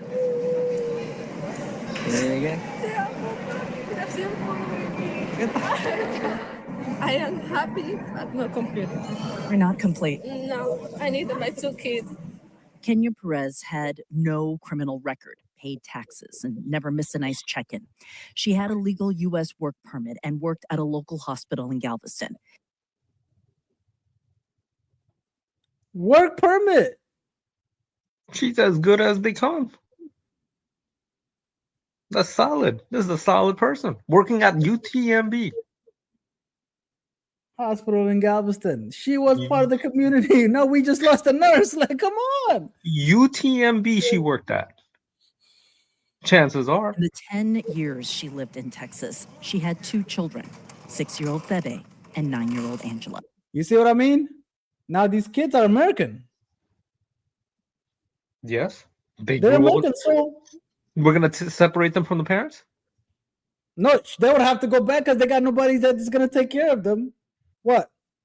But they're American citizens. But they got it because the mom got it. Like, you see, this is just one case.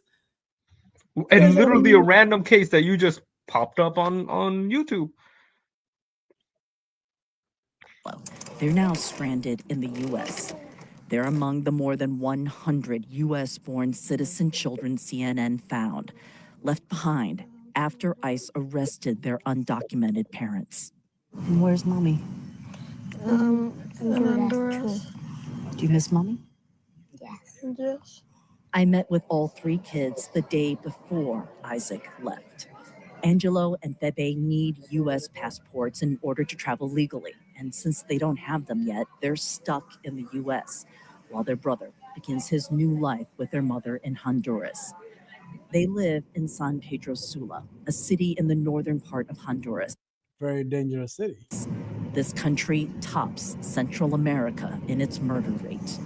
This is a working class community that is heavily controlled by gangs. The big concern about her kids coming back to this community is that the recruitment age for gangs is between 13 to 15. I need my kid here, my daughter, my son. Not easy. Not easy. Pero mucha pelea.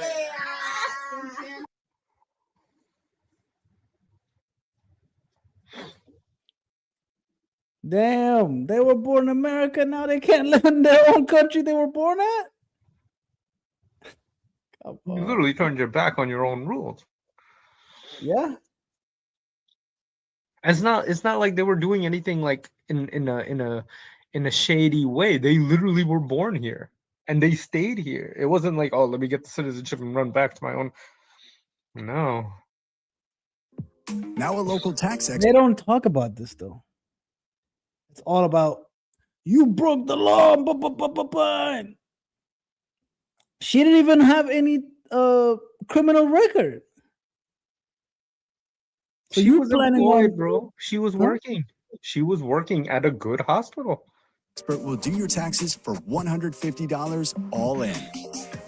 Trata de ayudarle tú, por favor. Kaylee Chinchilla Alegría knows any day could be her last in the United States. Es algo muy difícil. Kaylee says she first came to the U.S. 12 years ago, fleeing her home country of Honduras, saying gang members targeted her children. Now she juggles 3 different cleaning and construction jobs here in North Carolina while raising a family of 4. Do you know what you want to be when you grow up? A history teacher. You're going to be a history teacher? Yeah. Including 8-year-old Alan and 10-year-old Noah, who Kaylee says has severe autism. Both boys, she says, were born in the United States. We've blurred their faces at the family's request. ¿Quién va a cuidarlo? Who would take care of him? After being detained by ICE in February, Kaylee says she was allowed to stay until her next hearing to care for her youngest 2 children. She was set to appear at an immigration court hearing here in Charlotte this week. Vamos a esperar entonces. She found out as we were filming that appointment had been canceled, leaving her family hanging in the balance. Con toda esta duda, ¿cómo funcionas? How do you manage all this doubt? Solo sigo, solo continúo. Vivo mi vida día a día. I don't know, man. This is like not even the country's history at all. They don't have a plan. They're getting. Did you see the video I showed when they took the guy in his underwear? No, From I his think I house? missed that one. I think I missed that one. They This not. isn't what America is. This isn't what You know? The thing is, you left the gate open, and these people came and established life. This is not even. There's more stuff than this. There's people that I saw earlier where it's like the guy was here 40 years. He had 2 kids that were in the Marines. They weren't serving and everything. Got deported. The father of 2 Marines can't stay. He did his time. He did his service. 40 years, bro. Like, come on. He gave you 2 soldiers. He can't stay. He gave you 2 soldiers. He did his time. That boy did extra credit. He worked overtime. Yo. And again, like, they want to make you cross the border. We gotta understand this. Like, you know what I mean? Like the way they're trying to make it like, and I get it. I get it from a like, it is the like, okay, crossing a country's border is like, okay, all right. It's bad. I get it. But why? But let's just accept it as it is, right? Yeah. I don't know. You don't want to be Mr. Open border guy, okay? You're just trying to be Mr. Hippie over here, where we don't have no nations and we're just one human under. But let's just say that we still accept this notion that countries are we all gonna have this little drawing on a map, right? Drawing a piece of paper or whatever. Fine. But you left that thing open. You did not man it. You ignored it, and people walked through by the millions. Both administrations, everybody, from the 80s and on. I mean, I saw a video earlier where Reagan gave amnesty to 2.6 million illegal immigrants. Mm-hmm. So we've done this before. Yeah. But now it's not about the immigrants, bro. It's something else. It's this Christian nationalism bullshit that Nick Fuentes and Stephen Miller wants to do. It's this weird thing where they think they're just gonna reverse all this stuff. Bro, I just saw this debate, bro. You gotta watch this debate. Ruslan, you know this guy, Ruslan? No. But I'm gonna probably have to head out in like 2 minutes. All right. Yeah. So wait, I think I know this. Hold on. Yeah. You know this guy though. You definitely know this guy. He's weird. He's basically anti like interracial marriage because he's like, I want my grandkids to look like me. Okay. Okay.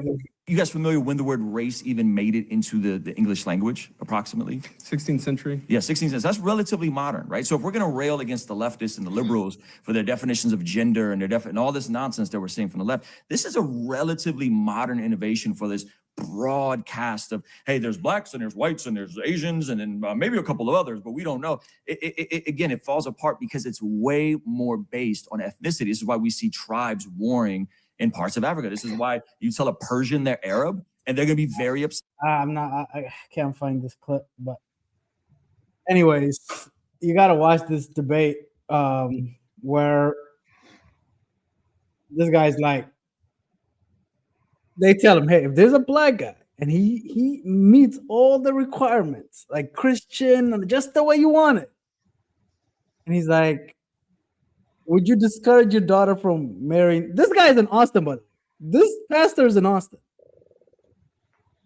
And he's like, if there's a white guy and a black guy, I'm going to tell my daughter to get the white guy because I still want this country to remain a mostly white Christian nation. They said, I didn't say it. They said. I need to be clear. I didn't say it. I didn't say it. I just want to make this very clear. They said that. You got to watch this. It's interracial marriage against God normative design. You got to watch this debate, bro. I watched this whole 3 hours. Look at this. Then what about the moment when you Pastor, actually bro. realize that you're not here by accident? That there is a... We're taking people. This is a from pastor, all you said. ends of the earth, en masse, wave after wave, with no pause in between. and putting them in the same place, and then encouraging same-sex marriage, encouraging abortion, encouraging intermarriage, encouraging all these different things, saying, well, you know what, if this forms a new ethnicity, and I don't think that's normal. What we're talking about This is conscience. We're talking about this I have to head out, but this is like Pakistan. Huh? Okay, this is just like Pakistan, where you have a political party and all the crappy moves that a political party makes, which they essentially stole, is backed by a propped up religious team. Religious team validates what they're doing as kosher. It's all good. And it could be the most outlandish shit. But no, we got religious backing from it. And that gives you the authority to act like a dick? So wait. If this is happening in Pakistan, why is it happening here? We're not supposed to be doing that. They trying to basically, you low-key like Iran. You like Iran then. You like Saudi in a way. You like these places that, hey, you know, we're gonna be one. But the cat is out of the bag in America. We got too many others here. You can't put the genie back in the bottle. Problem is, we got too many people who are educated and catching it and opposing it and giving you friction for it, which we need to give more friction for, but they don't like that. They can't just implement things like it. But you know what? They implemented Project 2025 and all that shit this far. Nobody's stopping. Your next nominee for president is married to an Indian lady. JD Vance is married to an Indian lady and he made a baby. What are you going to answer to that? What is your answer to that? You don't have an answer to that. It all falls apart. This is your good old white boy from the Midwest. This is America, baby. Anyways, I know you got to go. Appreciate AJ for coming on. I'll try to come back. I'll try to come back. All right. We got you, man. Thank you. Oh, this is a heated thing. Ooh. This is crazy stuff. All right. Yeah. All right. I'll be back. Okay. It may not be best. Guys, let's look at this pastor. Okay, this pastor, I kind of want to.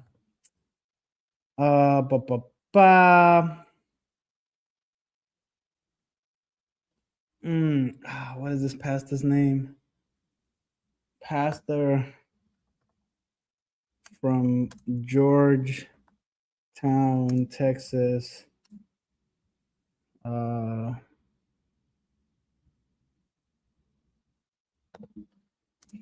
Racist? Joel Webster. This guy. Convert Bible Church.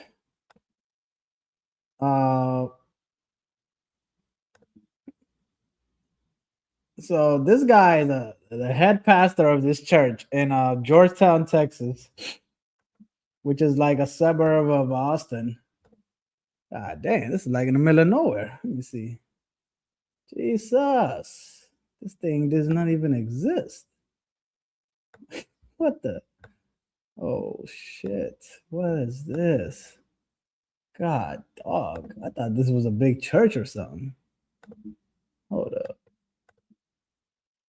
I don't know how big his church is. Maybe he doesn't even have a church. He's just bullshitting. Who's in the house? Who is in the house? Let me see.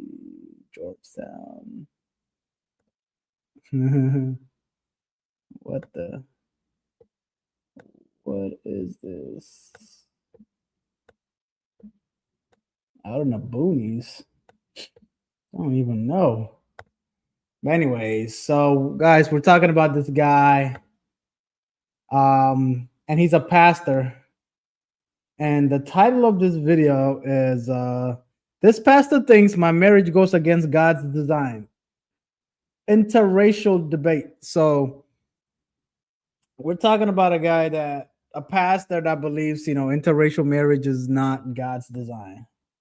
So this guy is part of this whole Trump folks that, immigration, but they really try to push this white supremacy type of thing. It may not be the ideal, but it is still permissible nonetheless. Like we have, this is a category in Scripture. Yeah, you're talking about wisdom issues, right? Yeah. You're talking about wisdom issues. Yeah. So if we're talking about wisdom issues, you're conflating again ethnos and race with culture and faith. That's the So huge I, distinction. I think it's unwise to genocide the entire European That's an race. emotional argument. I You're think it's backdooring emotionally charged language to make the white kids who watch this feel like their job. You could just say, I think it would be tragic if white people perish from the face of the earth. Like that's not an emotional. I would also say the same thing, that it would be horrible if white people perish from the face of the earth. That's different. We know you don't take that position, but if interracial marriage was normative, came to the point, if you guys, it grew and grew and grew in popularity, and you guys said, hey, there's nothing in the Bible against this. If it grew to 50, 60%, European people would perish from the face of the earth over generations. They just would. So we're saying that's a logical None of us would outcome. be here, bro. You don't want it. I don't want it. None of us So would let's be walk here. back a None couple of us would be steps. here. Go ahead. Wait, But my Like children, if my it would offspring take would be. multiple generations, will your offspring, they look exactly like you? That's like a Hezekiah move. Hezekiah hears that bad things will happen after his lifetime. Hezekiah's the original. No, I'm saying I don't think. it won't happen in my lifetime, so I don't care. Respectfully, if we're being honest, I don't think either of you are going to care if your grandkids or your great grandkids are mixed. I really don't think this is going to be an if issue. They possess the nation that was gifted to them by. Yeah, but that's an arbitrary definition of nation. We already agreed that there's nations that are mixed ethnic, that exist. So you guys being down the road, your grandkids, your great grandkids, and one of them is white, and one of them is mixed, and one of them married a Spanish guy, and one of them you guys aren't going to care. Like, be honest. You're not going to care. You're going to love those grandkids. You're going to see the image of God. You're going to see yourself in them. You're going to celebrate what God is doing through them. You're going to celebrate the Christian heritage that you laid out for them as the primary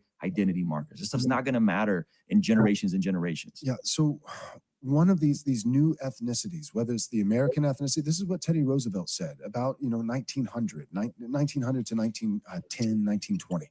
He said that, there were multiple different ingredients. Let's use this analogy of like a furnace, multiple different ingredients. You have the French, you have the Celtics, you have the, this, that, and the other, and the Brits. They come in, Germanics, they come in, and what you have is time.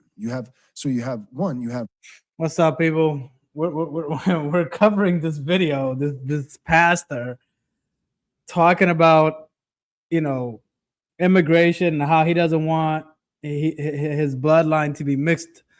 And he wants his grandkids to look like him. And he's a pastor in Austin, Texas. And I guess nobody told him what's going on in this country. There's 52 million foreign-born people in America. About 15% of the population. That doesn't include Black people, which is another 15%. So we're talking 30% of the people in America are non-white, or majority non-white. I mean, what are you gonna do? Are you gonna go back to segregation? What are we talking about? Not 1,000 ingredients. You have 5, 6, 7, and they're not distantly related, but much more closely related. They then come into this furnace. And the furnace is providence. It's adversity. It's the hardships of settling a new continent, a new country, all these things. So you have high heat, adversity, providence. You have long periods of time, right? There's decades that go by, a couple centuries, if you're going all the way back to 1600s, all the way up to the 1900s. And the ingredients are few rather than many and more closely related. What we're doing today with globalism is not that. It's not like, part of the French and part of, the Nordics. They went and they settled it and they became a new. That's not what we're doing.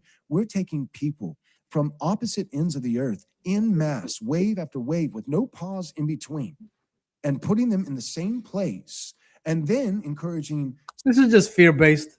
It's just fear-based. Oh, we fear the unknown. Remember when segregation was the law of the land? We know the blacks lived a certain way and the whites lived a certain way, and that's just the better that way. Segregation, separate but equal, this and that. I mean, you're basically asking for segregation in America again. Fear of the unknown. That's all this is. He has no data. He has no data to say, oh man, a white person and a black person get together and start a family. That's gonna be bad. There's no data. He has no data on it. Same-sex marriage, encouraging abortion, encouraging intermarriage, encouraging all these different things, saying, well, you know what, if this forms a new ethnicity, and I don't think that's normative. I don't think that that's the way that nations developed historically. You're railing against globalism. I'm saying there's nations here today that this has already happened to. If you look at Brazil, if you look at Puerto Rico, if you look at Mexico, if you look at America, all of these exist. So say there's a group of white folks that come to a country and they say, hey, we want to have a inter-ethnic community. Do you have an issue against that? Say it again. A group of white folks, they come, they start a new nation, and they say, we want to have inter-ethnic people. We want to have inter-ethnic community. Do you have an issue with that? What, like little Czechoslovakia? Is like that kind of what you're saying? Like yeah, they white want to people, be, they want to be inter-ethnic. Like, all right. Yeah, they're a bunch of people, and they decide they want to be a mixed people. Should they be allowed to preserve that? A small group? Like what? It's irrelevant. Just a group of people here in the United States. A country make-believe. A country of make-believe. So you're saying some white people from America, they go to a new place and they say, we want to start a new ethnicity. And so we're going to go. No. They're okay, whether it's ethnos, whether it's nations, they are okay with having a bunch of different folks together. I would say that it is biblically permissible, but should not be normative. If you feel like your brain craves pleasure just as much as it craves being a man of integrity, it's probably no coincidence that God put this in front of you right now. You also do see how that in time all of that would synthesize into one single ethnicity again, right? You see how that would occur. And then, by the way, would they still bring people in? Like, I mean, I think Brazil and all these countries that are mixed ethnic, creating a new ethnicity, I think are as a people group distinct. And I think generally speaking, I don't think they have an issue with their countries. Yes, you can point to whatever corruption is going on there. I think the broader conversation is if God is provident, if God is sovereign over all of this, these places already exist. And America is already, you could argue whether America was intended to be a white-only nation or a mixed nation, a melting pot, depending on which people you want to cite and source mine. But these places already exist. And in God's providence, there's already going to be nations and revelations. That's the end. So whatever's going to happen in between then, that's already predicted. Right. And we already have these nations of mixed ethnicities. They're here now. I have a question. If this is if that little segment is done, and I won't like push back, and I'm just curious. So you said you have, your pastor got all these members, right? Interracial members and all that kind of stuff. And are there interracial couples in your church as well? Yeah. Okay, so let's say that there's an interracial couple that's coming to you for marriage counseling. They're not married yet, but they're seeking to get married. Right. That's a great question. How would you handle that? Would you discourage that, or what? How would you deal with that? Yeah, so I've done this in my premarital counseling. If I have, two individuals and this guy's a pastor in Austin, like Georgetown, Texas, is just like an hour north of Austin. So kind of a liberal place in Texas. This guy is anti-interracial marriage. What do y'all think about that? What do y'all think about you guys interracial marriage? So this guy, Nick Fuentes, these are the kind of people you got to watch out for in these American, Stephen Miller, Steve Bannon. These are the people that's creating all these ICE things and, build the wall and deport everybody. I don't know. And there's not just different racial, but also different racially, but also different ethnicity, meaning some language barriers, right? Or like obviously, they probably wouldn't be dating if they couldn't speak at all. But for this gal, she's from Brazil and English is her second language. And this guy, is white as the driven snow, and English is the only thing he knows. Then yes, I've said this is going to add extra difficulties. It's going to be more challenging. Marriage is already sanctifying. So my view of marriage in the sanctification category is that in marriage, God takes two sinners, locks them into close proximity so that they are, whether intentionally or inadvertently, constantly stomping on one another's idols. Marriage is sanctifying, Amen. Period. Amen. And it's good. Praise God. That's one of the, I would say, purposes of marriage: procreation, sanctification, gospel proclamation, picture of Christ in the church, the eternal marriage, also a hedge against temptation. If anyone burns with lust, let him marry. Marriage actually is a solution, Amen. Not the only, but a solution. One of the ways that a young man wins the fight against lust is take a wife, right? So, because my whole story has been published on the internet, I failed sexually because I waited too long to take a wife. Once I took a wife by the grace of God, now, well over a decade, I have been a faithful man. And praise God for that. My wife helped me tremendously. Awesome. So all that being said, yes, I have counseled. I've officiated interracial marriages because it is biblically permissible. But in my counseling, that would be one of the things that we would cover. It wouldn't be the main thing, it wouldn't be the chief thing, but it also would not be nothing. It would be a thing. And I would say, this is challenging. Like we have a young man in our church, and he knows that this debate was coming up, and he's online and has seen the controversy over the last week on Twitter and all that kind of stuff. And he said, please don't use my name because I'd like to keep my job. Don't dox me because I'm a bit of a lightning rod. But great guy, and he's married to a Brazilian wife, and he ends up spending some years, not always, but he was like, Joel, you think I like spending 3 months out of the year in Brazil? It's like, it sucks. And his parent or in-laws, her parents, he's like, I can't even talk to them. They don't speak English. He's like, dude, he was like, tell them in the debate, tell them, I love my wife as Christ loves the church. I don't regret my marriage. I wouldn't undo it. I love my children, and his children are fearfully and wonderfully made in the image of God as interracial children. He's like, but yeah, it's way harder. It's way harder. And I wish that someone hadn't been a lib.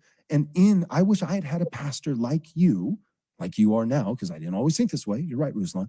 But at the time, doing my premarital counseling and saying, you know what, this is permissible. I will officiate the marriage, but I would be remiss if at some point in our premarital counseling, I did not bring up the fact that marriage is already sanctifying enough. This is going to make it really hard. You might want to prayerfully reconsider. So Joel, this is what I would add to that. I think you would say the same thing if you had a family that was a upper class white family that loved Jesus and a trailer park biker gang family. A little different because they could still speak the same language. Okay, they could still speak the same language, but you're talking that would about still be easier. Massive cultural disconnect. If you're talking about an upper middle class Christian family that loves Jesus and a biker gang, Hell's Angel family from a trailer park. That massive distance, you're right. That massive distance still pales in comparison to the distance I just described. Joel, I strongly disagree. The distance I just described includes the distance of even language. Yeah, the language of in-laws. Her learning English and him maybe. Right, but when you marry a woman, you marry her family. Like those families are united. Sure. Let me answer this. Marriage is a sanctifying process, and so if you're marrying someone and you're we gotta think about this. I think he's basically saying, okay, hey, when you marry somebody outside your culture, there's a language barrier, so you should think about that. So that's why you should marry within your race. What do y'all think about this, guys? Who's watching? What do y'all think about this? Potentially learn their language, potentially learn the things. These are all. So this title, this pastor thing, my marriage goes against God's design. So this guy, his name is Ruslan. He's like a Christian guy from LA. He married a black woman. And this other guy is anti-interracial marriage, is a pastor in Texas. Some potential adventures. So to me, this is all in how you're framing this. Like, oh man, our in-laws can't speak. I got friends that their in-laws can't speak English and they get along just fine. And they're able to communicate and things are great. And so I think you're pointing to challenges, but these same challenges can be in real existence in the same race. That's what I'm pointing to. Not quite the same. No, I don't think so. I think they. And let me just add this as someone that is in an interracial marriage. I have never had any of these challenges.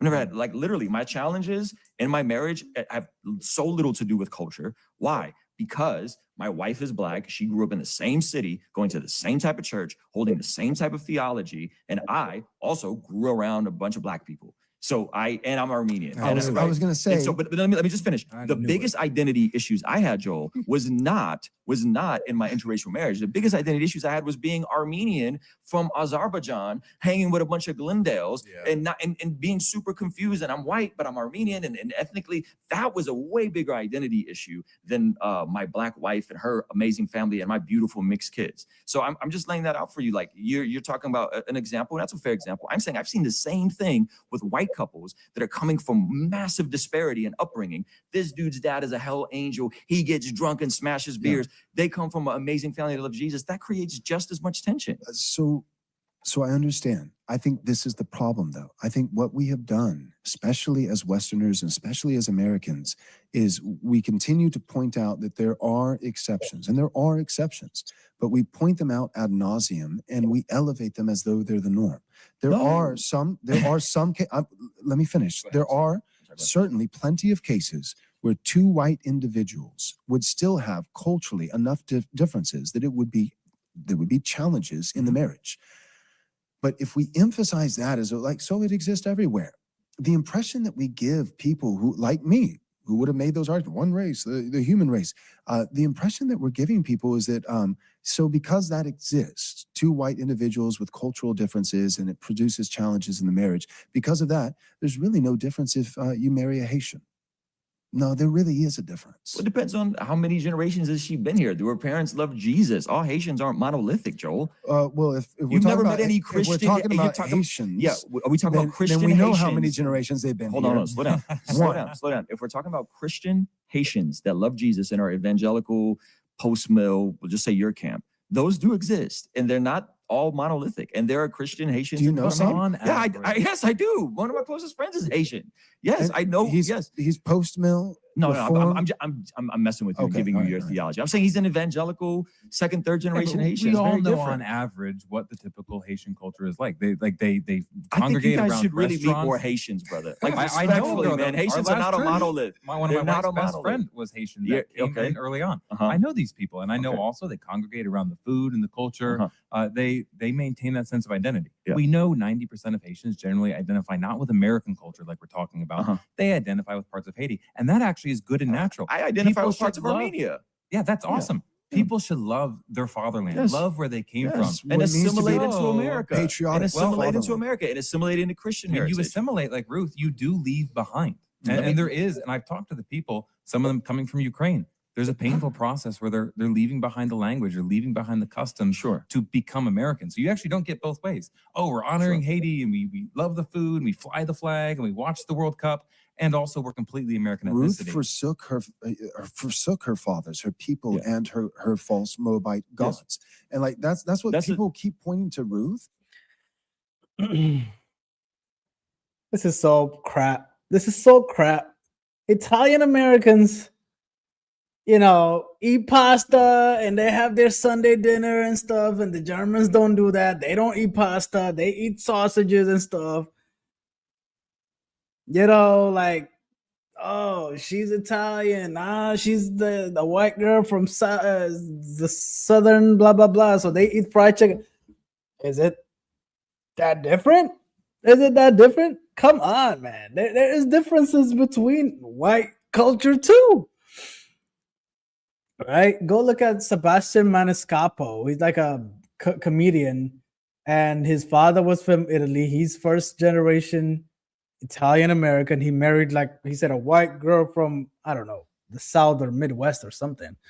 And oh yeah, my dad, he handled this a certain way, and their family cooked a certain way, and blah blah blah, but they still made it work. Is it a language thing? Is it more than a language thing? You know what I mean? What are we talking about? You guys haven't actually done this. You've been, I think, really respectful. But like Samuel Say, for instance, was like, he was pointing that out, and like the difference I would say is that Ruth was leaving Moab. She was leaving a place where there was no Christian subset population in Moab at the time. She was leaving a place, a people that was 100% pagan. We're Phoenix Energy, a family-owned oil company focused on unleashing American oil from North Dakota and Montana. We've already sold over 2.9 million. It was 100% idolatrous. So she forsook her people, and the Bible, it's not prescriptive, it's descriptive, but in that descriptive passage, it does esteem it. It elevates it as a good. Look at this virtuous thing that Ruth did. And it was virtuous, not because dishonoring and severing relations from your parents. Anyways, I think we've kind of covered a lot of it. United States and immigration go hand in hand. How to deal with it is a whole nother story. There's 14, 15 million undocumented immigrants in this country. They've integrated into this country for many, many decades. The Republican Party before was talking about amnesty, which is a path to citizenship, a path for them to stay. Securing the border is one thing if you want to secure the border, but you could have secured the border a long time ago. You could have secured the border in the 80s and the 90s and the 2000s, and you didn't. And all these people came in and started a life. Now you're saying, well, too bad. You had a kid there. You had this. You had that. Too bad. Get out. That's not gonna. I don't think that's right. And now we're seeing what ICE is doing, right? ICE enforcement.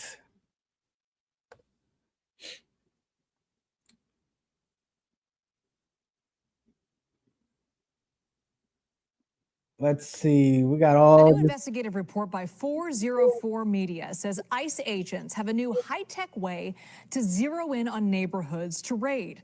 The report says it's an app called Elite, and it's developed by Palantir, which is a data analytics company used by federal. Guys, do we agree with this? Do we agree with a bunch of ICE agents going into communities all across the U.S. and capturing people and deporting them? Now they claim 70% of people that have been arrested have criminal record. Now, what kind of criminal record? What does that mean? If you had a speeding ticket, is that criminal record? What does criminal record mean? And just because your paper doesn't say citizen, but you've been living here and established a life here, do you not have something? Let's just be honest.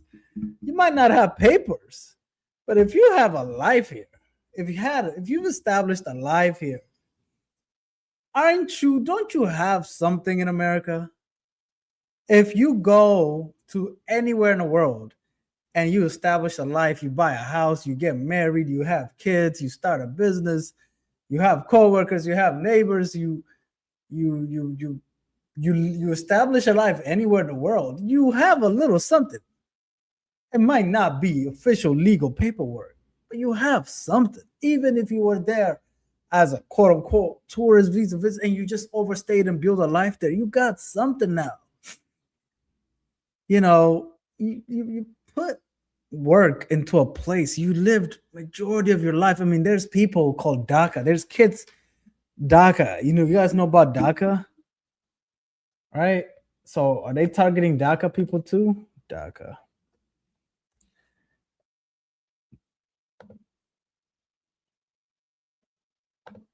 So these are kids that came at 8, 9 years old. How many people are DACA? So this is way more complicated than they want to make it out to be. There's approximately 500,000 active data recipients. So what are we gonna do? Eligible but not enrolled. There's another. So we're talking about over a million people that came as children, brought here by their parents. This is the only country they know. They've established a life here. They have friends here. Bam, get them out of here. Come on, man. That's not. I don't think that's right. Oh man, these people broke the rules. You didn't secure the border, and you let these people build a life. That's my only argument here. Okay. Agencies and state and local governments. Now, the app populates a map with potential targets, pulls up a profile on each individual person, and provides a, quote, confident. Guys, what do y'all think? Do y'all like this new way of arresting undocumented immigrants and deporting them? Do you co-sign on this? I think it needs to be more nuanced. There needs to be more nuance than what we are dealing with right now. Score on each person's address. Joining us now is the 404 Media investigative journalist who wrote that story, Joseph Koch. Joseph, thanks for being with us. How did you first come across this information, and what did you find as you started to follow the story? So I've been covering ICE's use of technology for months now, and I kept hearing about this thing called elite. I didn't know what it was at the time, and we didn't really know what tech ICE was using to actually find people. But my body truly grew weary of bending over to trim my nails, often pricking myself in the process. 60 Minutes Overtime. This week on 60 Minutes, we reported on President Trump's mass deportation campaign in American cities. We went to Minneapolis, where immigration agents continue operations despite local opposition. Protesters have swarmed as agents make arrests, and some of those arrested are American citizens.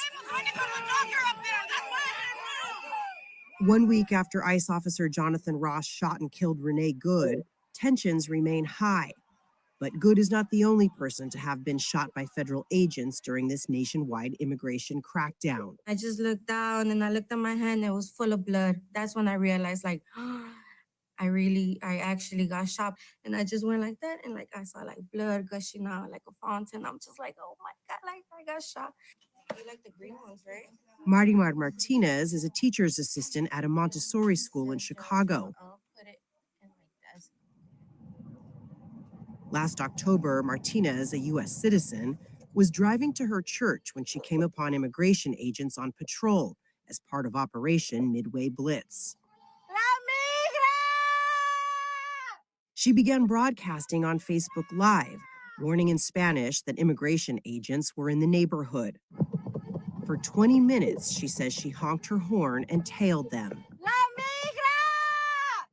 You don't think honking and following for 20 minutes is provoking them? No.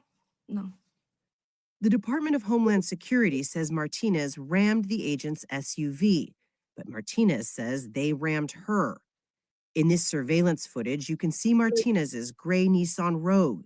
The Chevy is being driven by Border Patrol agent Charles Exum. They say you rammed their car. They're the ones that rammed me, and I'm just like... You never tried to run them I over? never tried, no. The thing is, I never wanted to provoke them. I just wanted them out the neighborhood. We did not find video of the collision itself, but Martinez says after the collision, she drove her car around the agent's vehicle because she was scared. What did you fear would happen? I was like, I can't stay here. Like, they're gonna kill me. Who knows what they're gonna do, honestly. And I just wanted to go somewhere safe. And I just stepped on the gas, and as I was passing them, I just saw them like drawing their guns, and I just like shrugged, and I just heard the shots. Agent Exum fired 5 times, according to court records. He said he feared for his life. I could show you all my wounds, honestly. I want to show you because I want people to see like what happened that day, because they just know I got shot 5 times, but they don't know where, right? So this is the first one I realized. I was like, oh, it's just a pepper pellet, but no. And then I got shot right here. Damn. And then I have a wound on the side of my chest right here. And then I got 2 holes in my thigh. Damn. And then right here. Wow. Over here. Wow. I mean, we're talking about immigration enforcement and then people getting shot. Immigration enforcement and then people getting shot by the immigration people. This is not violent criminals following you and that gets you shot. Do you understand? And then like the president and everybody's like, they're not doing anything wrong. We support them 100%. So we're going to see more shooting, and we're going to see more shooting of just people in the streets just protesting. I mean, really just kind of Wounds, yeah. And I want people to see like what's going on, like the type of stuff they're doing. Martinez drove to a nearby auto shop and was taken to a hospital. Hours later, the FBI showed up and arrested her on charges of assaulting, resisting, or impeding federal officers. DHS called Martinez a domestic terrorist. What if you could taste the movies? We turned that idea into an $11.3 million business with Wix. One movie night, we were craving this chocolate cake that we... So we want to stay far enough away, but close enough where we can respond when something's happening. You know, obviously he knows that he's not a U.S. citizen. He's here illegally, but not a U.S. citizen. He knows he has these convictions. So like he knows that this is something that, you know, could be happening. Right. If they're getting like, you know, really bad people off the street, I mean, I support that. But they're talking about million a year arrest. They cannot meet that quota with, like, let me tell y'all something. Let me just show you, okay? Immigration enforcement in New Orleans. So this thing was called like Operation something. Operation Catahoula Crunch. Okay. They wanted to get 5,000 people. They only got like 300 something arrests. Count.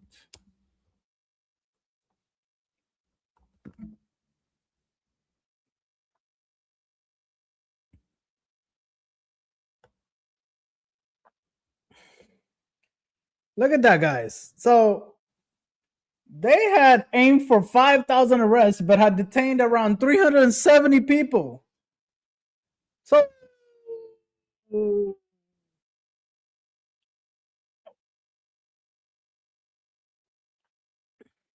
see, look at this.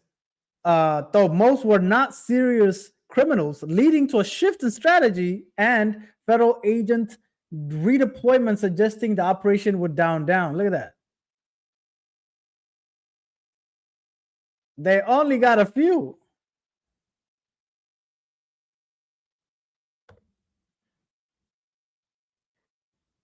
They did all this shebang for a few people. In Thursday press release, department said federal agents arrested 250 in the first 8 days. However, security have said only 23 or less than 10% of the people apprehended have criminal records. According to, look at that. This criminal record is not real. So they arrested 250 people. They were aiming for 5,000. How are they going to get to 1 million, guys? How are they going to get to 1 million if they can't even get 5,000 in Louisiana?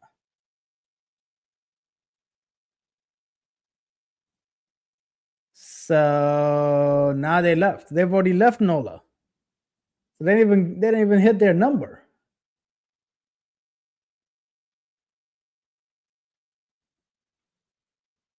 They couldn't get anything done. Look at that.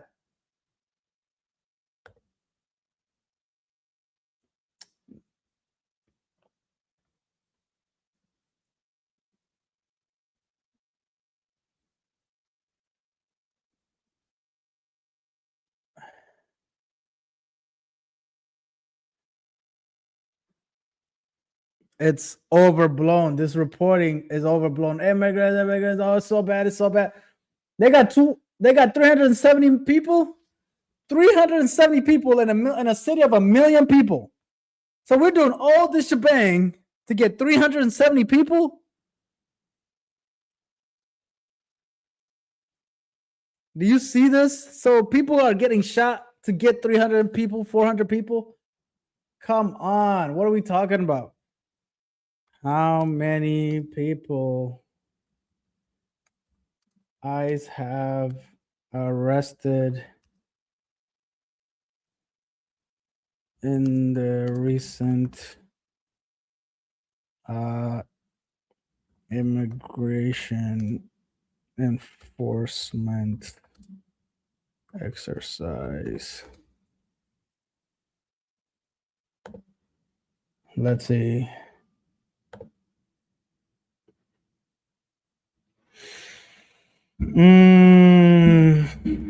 What are we talking about here?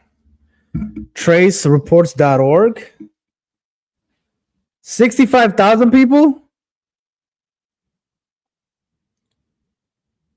Wait. I thought there was more arrests than that.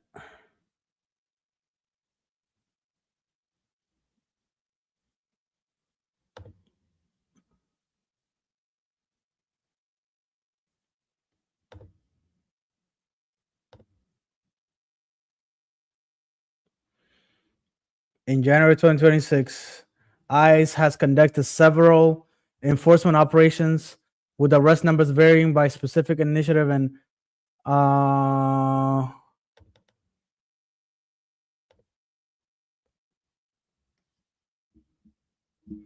nation arrest total 328,000.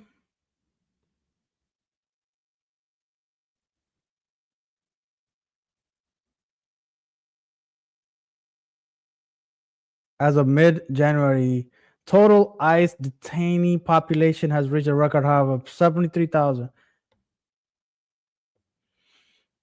So how are you gonna get to millions of 14 million? I mean, 320. They claim a different number though on their website. So who's getting it? Let's see. This is ICE statistics straight from the website. 527,000 arrests. No, we're talking just in fiscal year 2025. Let's see. 26,000. Is that all? But I think that started like, I don't know when the fiscal year starts. I think that's like a 6 month. So even if you include this, I think it's less than 100K. Let's see. 140,000 arrests. Okay.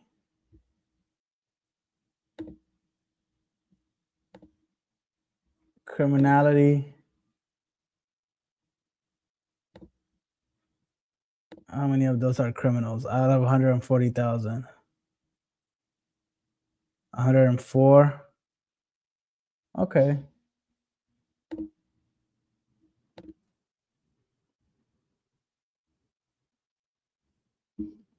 What are we talking about?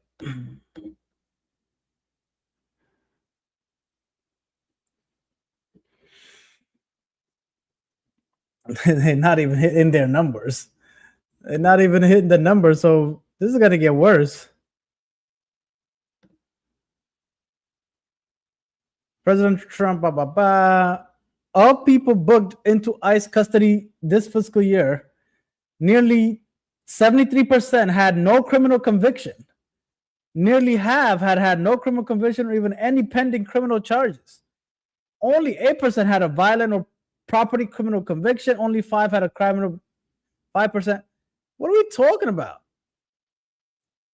They can't get it done, and then this is just getting started. So what are we doing? The number of detainees has reached a new compressed 70,000. 73,000 individuals facing deportation in custody across the country, the highest level recorded by the agency, increase of 84% from the same time in 2025.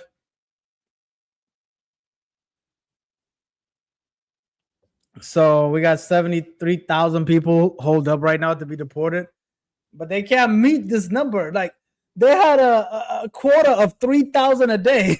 They're doing 300 a day, not even all around the country. So are they going to get desperate and they're going to start doing really weird stuff? Yeah, most likely. They can't even get 300 a day. Okay. 3,000 a day was their quota. That was like 2 million people. They can't make it happen. How are they going to make it happen? So they're going to hire a bunch of ICE agents. This is going to get really, really bad this year, though. Okay.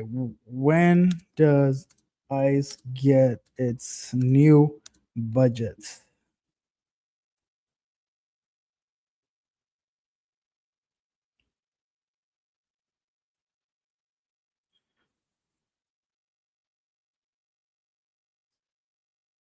Let's see. The so-called Big Beautiful Act allocates $170 billion over 4 years for border enforcement with a stated goal of deporting 1 million immigrants each year. They want to deport 1 million people each year. Wow. So how is this going to work?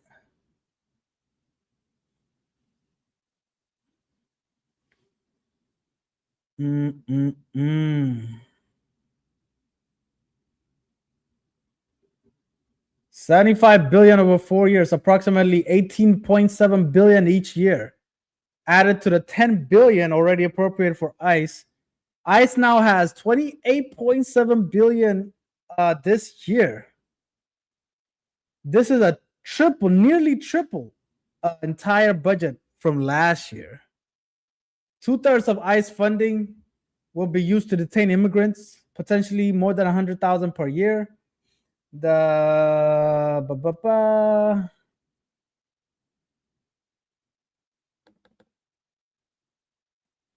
at that, man. This is the path that we've decided to go. Is mass deportation, and this is gonna be bad. Please, hey, the car! In the car, it's all right, man. Please, in the car. He was fighting the whole time, even in the back of our car. With ICE, we're an agency that can actually achieve public safety by, if so ordered by a judge, removing somebody back to their native country who is violent, like this person. Let's see how they do it. Let's see how ICE. So the largest mass deportation effort in American history just got ordered by President Donald Trump. So we came here to Chicago to figure out what it looks like for the people living here and why Mayor Brandon Johnson is putting so much on the line to protect these immigrant communities.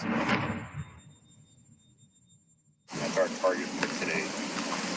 His last arrest was kind of put him on the radar. He is a legal permanent resident, but with this we should be able to put him in front of the immigration judge. He did robbery 3 years. He just got out last year. He also has resisting arrest convictions. So it's probably not very cop friendly. The past couple of days, it's full 20 bus westbound, right on Lincoln and Roosevelt. Once it gets Damn, they know where your path is, what how you doing this. Look at this. closer to that, I'll jump over from the south side to the north side of Roosevelt. There's another little parking center there. I'll get on there. Now they're going after criminals now, but when they can't meet those numbers, they're gonna go after everybody. Okay, they're gonna start going after everybody, anybody, and everybody. This is why you're gonna start seeing a lot more wrongful arrests, unlawful stops. So you live in any part of immigrant part of town in this country, you gotta get pulled over, or maybe not pulled over, but if you're hanging out, they might just walk in and be like, show me your papers. Okay, this is gonna be the new reality in America now. If you're in an immigrant part of town, they can walk in, I guess, to a business and say, show me your paper. I mean, I don't know if they could do that, but if they see you outside, they could definitely stop you in the parking lot and all this other stuff. I don't know what's the law on that. I have to Google that way when I see him come out, you close in. Once the time gets closer, I see the bus rolling, I'll call you guys in to kind of converge in closer to that area. All right. If he runs, we should have enough guys to kind of get behind him. If he tries fighting, there's plenty of us to get him controlled. All right. There is family inside the house. For sure, there's 2 minors, teenage boy and teenage girl. Lives with the mom, so the mom's in there. So that this guy has a kids. I'm just complicated. This is gonna be a mess. This is a mess. This guy has a kid. Now what? They're probably U.S. citizens. How is this gonna work? How is this gonna work?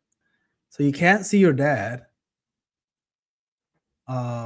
because you're a teenager. You don't have money to go see your dad, even wherever he goes. And there's another older male we can't identify, either the older brother or stepdad.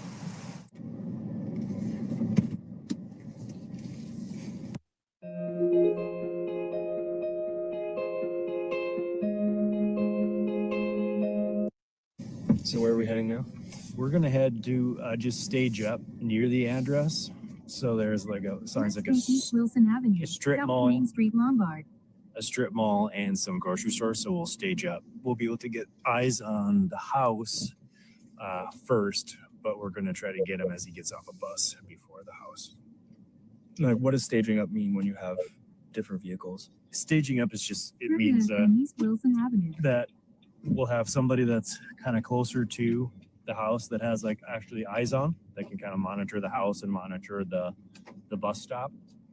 The the idea is that there has been some previous surveillance done In a quarter on the subject Yeah, already. HJ in the house. South Main Street. And so we know right now pattern of life is that he gets Yeah. on the bus between like 12 and 1. So the idea is once he gets off the bus, before he gets home, we'll approach him.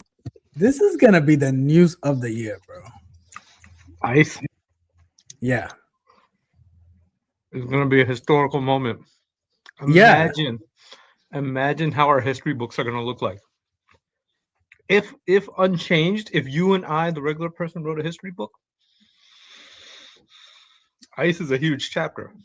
Dude, so they did a NOLA thing in December. Like they were out here in NOLA. Mm-hmm. Yeah. Their target was 5,000. They only got like 300 something people.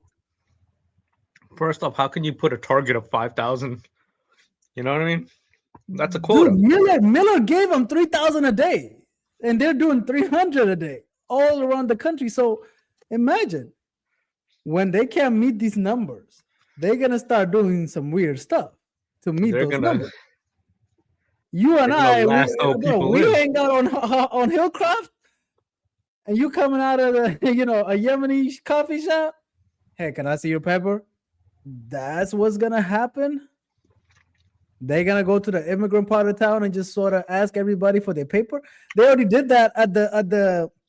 Did you see where like they pulled up on where the Uber people park in like Minnesota? Yeah. I know they were out on Wilcrest out here a couple days back. They said on Wilcrest, and right across Gubba House, the Walmart. Yeah, they were there. Why are you there, first off? But all right. What's the legality of it, though? Can they just ask me? That's the thing. That's what I was asking. Like, my sister was reading this, and I was like, wait. So she said, like, a shop in New Orleans says, no ice allowed, right? And I'm thinking to myself, like, how does this work? Like, you just show up and you keep going until you get kicked out? Because on Reddit, she saw something about one of the Walmart managers was like, what, they're over here? Let me go out and let me go and say what's up to them. Not like what's up to them, like, yo, you can't be here.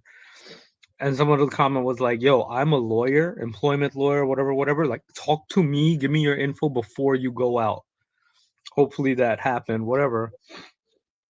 So I guess you can kick them out and say you're not supposed to be here on private property, but what happens when you get shot in the face, though? Like, what happens there?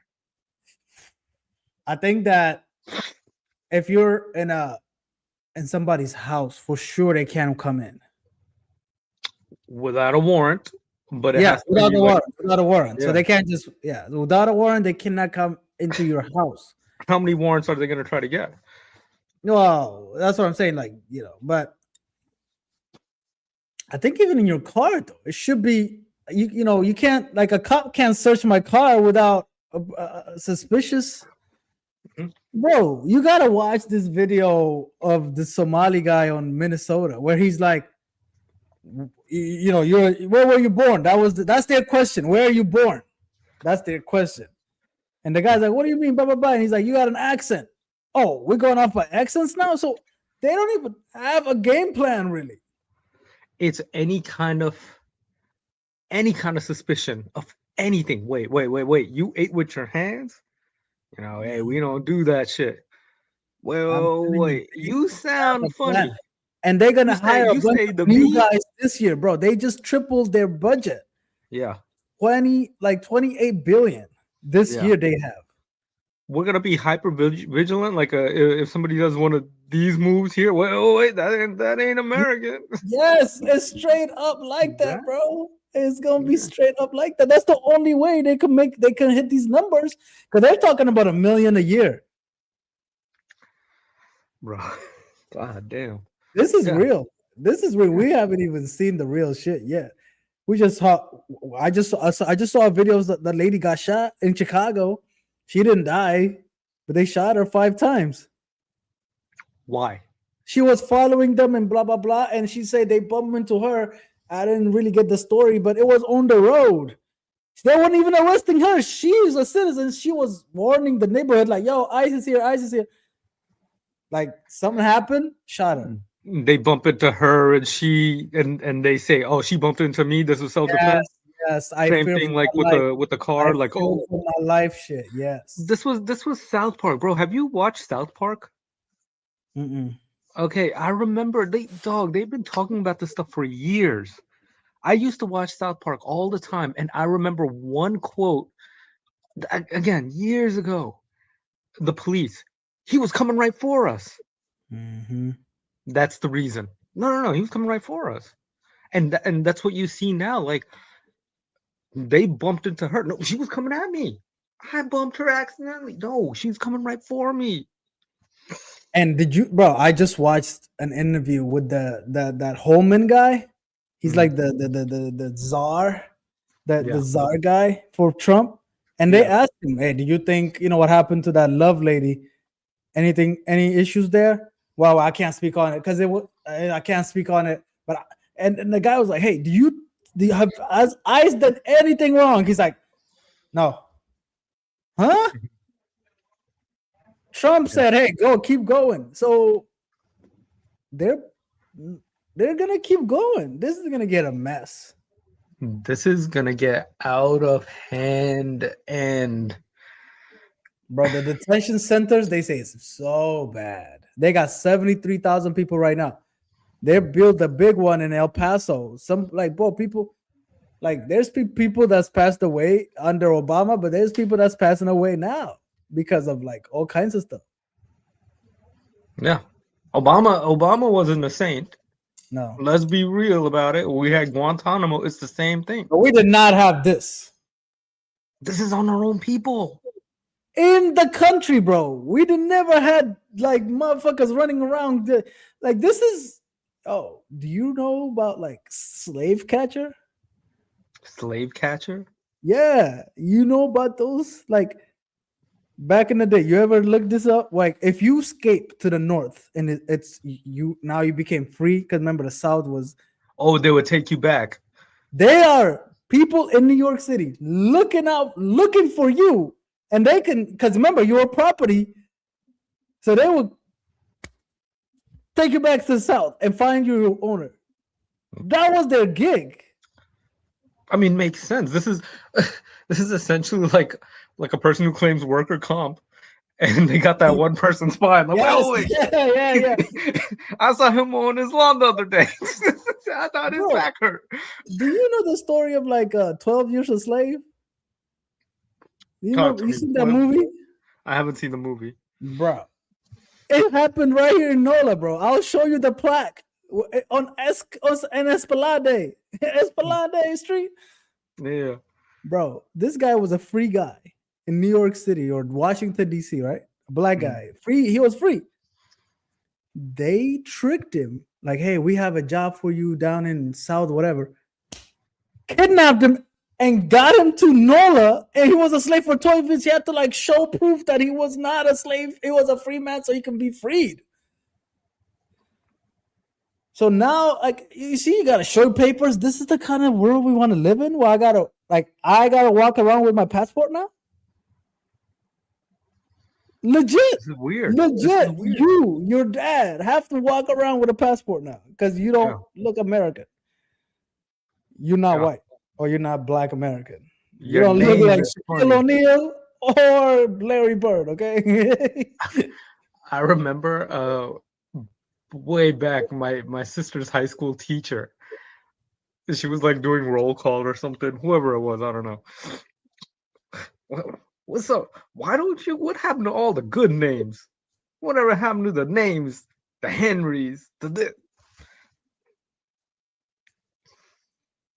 And this was a very diverse high school. The most diverse ever. This is in modern years. Not modern years, but this is recent. Last 20, 30 years, yeah. Yeah. I had a teacher's aide make fun of my accent in middle school. Really? Yeah, that happened. You don't even have an accent. She was like a Native American lady. I'm like, what the? She must have been just mad. But I'm like, I remember even as I'm like, you can't do this. This is not okay. Yeah. We've experienced this in school, and now it's just kind of out in the open. But now it's like, no, this is the law of the land now. What you experience is the law of the land now. Like, you do have a funny accent. Why do you have a funny accent? And then the fear comes in. I bet he watches me through my window trying to murder me. You know, this whole thing about like horror movies and all this shit, like the paranoia, it increases your paranoia. We are living in a time where a certain group of people are extremely paranoid. And you don't really have to even be white to fear this. You could be Black American, you could be all kinds of stuff, and it's like, yeah, because all they talk about is, man, these violent criminals, violent. Yeah, of course there are violent criminals. They're just any population that's gonna be violent criminals, just like anything. You know, this is what I was writing. You're like putting immigrants and violent criminals together. Yeah. That's your goal. You associate. It's like, you know, I show you Louis Vuitton, you think of something. I show you this, you think of something, right? I show you the word immigrant, you think of violent criminal. That's the association they're trying to make. It's so weird because, like, you see these articles, you see people commenting. Let's say if you want to buy a house, you know, like how they say, hey, you know, scan the neighborhood. Okay, check out the neighborhood, see who lives there. Okay, fine. But a lot of people say, oh, you're gonna have like Asian neighbors. Oh, Pakistani people, Muslim. Oh, they're the best. They're the best. They're the ones that are so trouble free. You know that your kids are gonna be in good hands. But your media is telling you something else.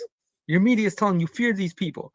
The people who actually experience them are like, whoa, our man Tony, our Tony, right? I don't think he ever met a person like you or me ever in his life. No. And when he had a thought, he's like, I don't know about these guys. A lifelong programming. I don't know about the Italian motherfucker. Okay. He was first generation, bro. Your dad was an immigrant. He came on Ellis Island himself, bro. Yeah. Not Tony though, but his daddy, right? I think so. I mean, hey, he's old enough to have come from Ellis Island. Yeah. Damn it, yeah. You know, Sicilian And motherfucker. it was one generation removed, and he felt like, okay, nah, y'all. Y'all don't eat spaghetti. He gave me shit. Son, you never went fishing before? I was like, no, I never went fishing. This is like an American thing. You gotta fish.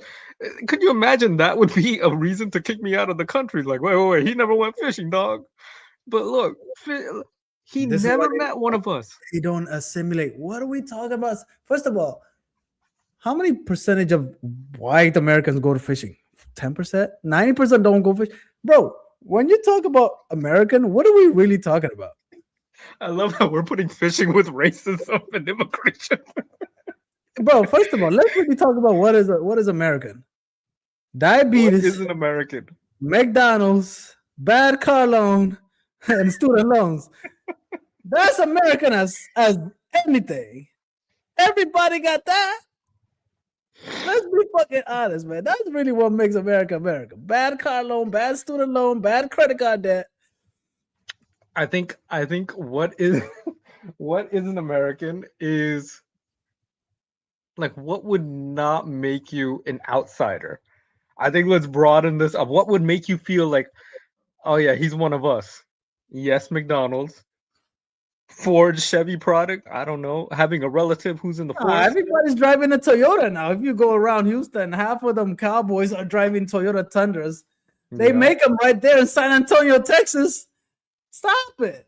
They got a 1776 edition or 1876 edition. I didn't even know this initially existed. Come on. It's over. Like, they're just living in this country. They're thinking about a country that haven't existed since 1776. It does, like, come on, man. It's over, bro. What car is this guy driving in the video right now? Look, what is this? On the street, so then we won't have to try to attempt to get them inside the house. And so what we'll do is probably this is probably a government boss, probably a Ford Expedition or something. But looking like a Kia. But yeah. What you're right. What are you talking about? You're like right. if you go to a Texans game, it's all a bunch of Latinos there. Drinking And Modelo. Astros too, right? Astros, like who's like if you They're go the biggest fan. They got it tattooed right here. They got it on the car.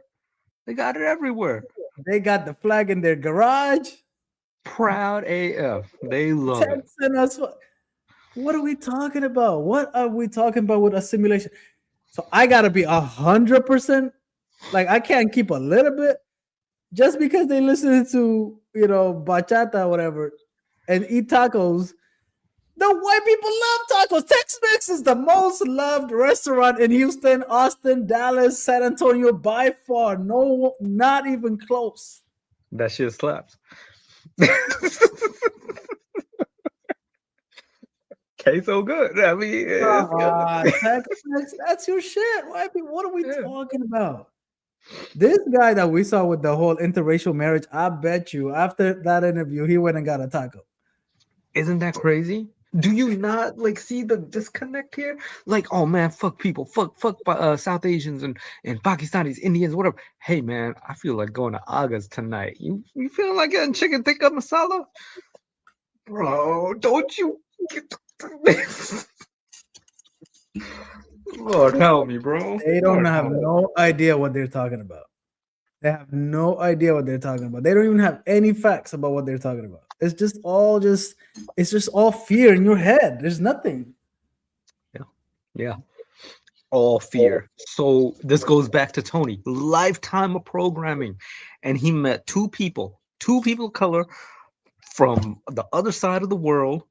One literally came from the other side of the world, and one has a very strong like identity with that side of the world.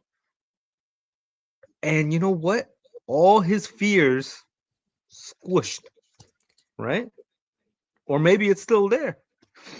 I mean, we know what happened in 2016. We know when we asked them who you voted for, they both were very quiet, but we know what happened. We know what happened. They abandoned us at the moment. He said to me, he said, why don't you just give him a chance? Okay, you know what? He got the chance. Nobody did anything. Nobody did anything. Nobody like they were fearing like assassinations or whatever, but nothing happened. He completed his term. We weren't barbaric like how they make not us, but like a party, let's say a Democratic Party, whatever it is. But here we are, second time around, where this is where a lot of people are like, actually, I made a mistake.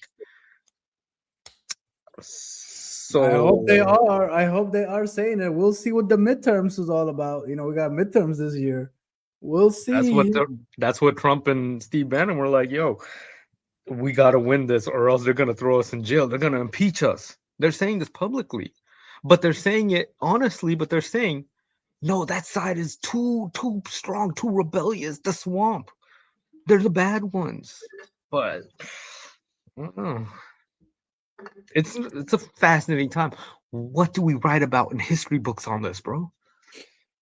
Dude, I mean, I've been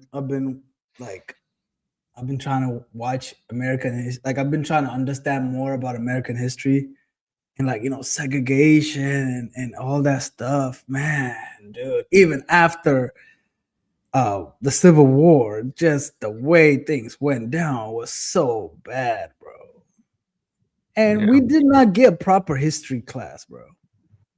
I already told you who wrote our history books. Dude, Maxwell's father was the guy who wrote our history books. Who? Ghislaine Maxwell. Oh God, dude. Look that up. Okay, what do you know about American history after Civil War?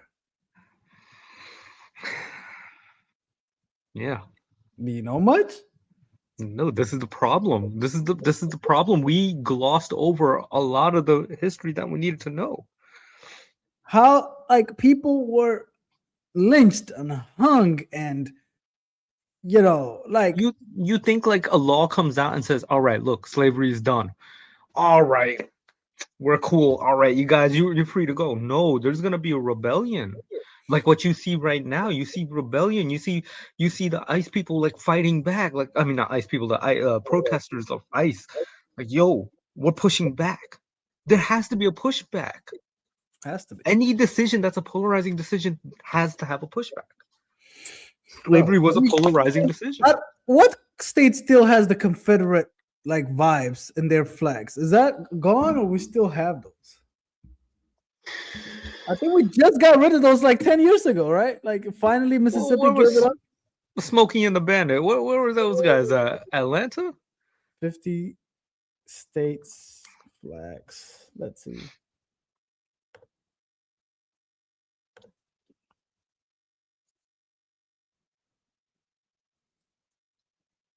Okay, what is this one? I mean, I kind of look a little, but okay, we finally got rid of it. But yo, this just happened. They're right there. What was that one right there? Bottom, second on the bottom row. This time, Confederate flag was used. Mississippi. That was 6 years ago, bro. What is that about? This? South Carolina, go open it up, show more. 2015, South Carolina removed Yeah, it. this was the big one. Remember Dylan Roof? He went and shot them people in the church. God, dog, there's so many of these, bro. Yeah, he went and shot 9 people in the church. Yeah, in South Carolina. So many of these. And he shot the pastor that was talking about the flag. Oh. So wait, which side was he on? Yeah, was he anti? Well, he was American white supremacist and mass murder. African church.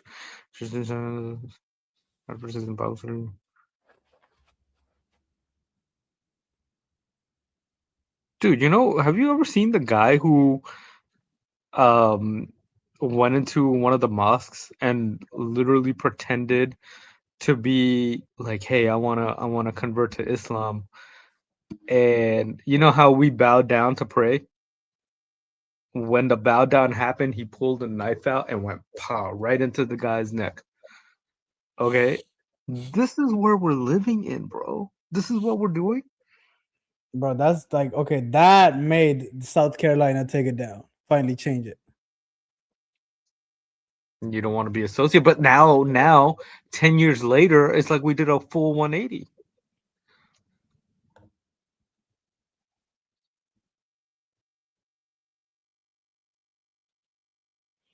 They talk about heritage. They will talk about heritage, bro. Heritage? What are we talking about? Slave owning heritage?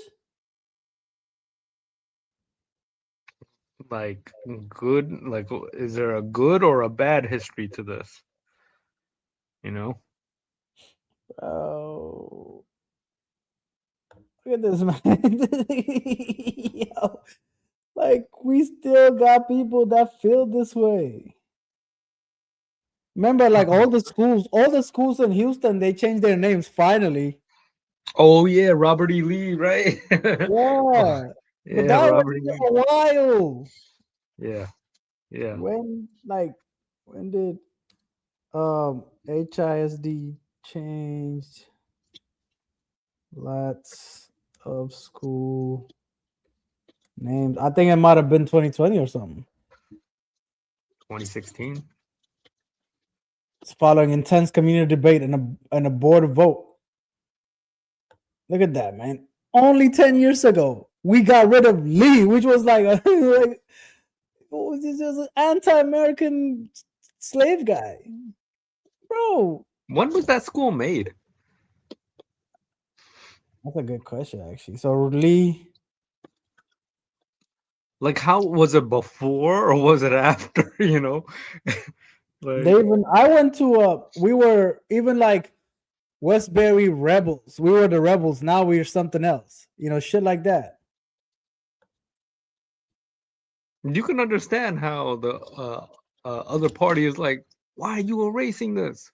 Why are you changing this? Bro, his mama call him Clay. I'ma call him Clay. Yeah, this was a bad time, bro. We don't need to be like celebrating this bad time, dude. This is my heritage. What heritage are we talking about? Slave owning heritage? We need to put this shit in a museum. What are the reasons to defend it without using the word slavery in it? Yeah, exactly. But they kept using my heritage. What are you talking about? My daddy, Bro. my daddy. Yes, it is my daddy, bro. It's like, what?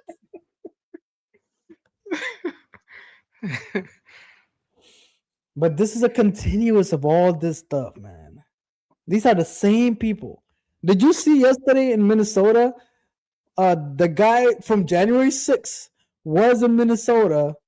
He had a Quran and he was slapping bacon on the Quran. Do you think this hurts me?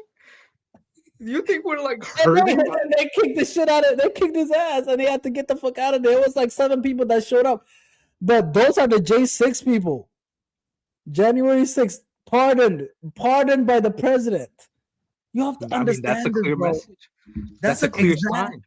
You are pro. This shit. He needs these people when he wants to be a third term. He needs these people to rally up.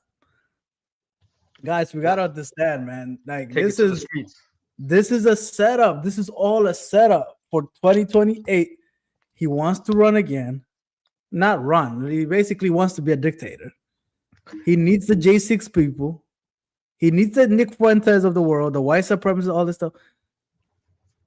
This is a different beast we're dealing with, bro. And it's like the first term we got this, like, it was kind of like, whoa. And then COVID came and we're like, but yeah, thank God that was a fluke.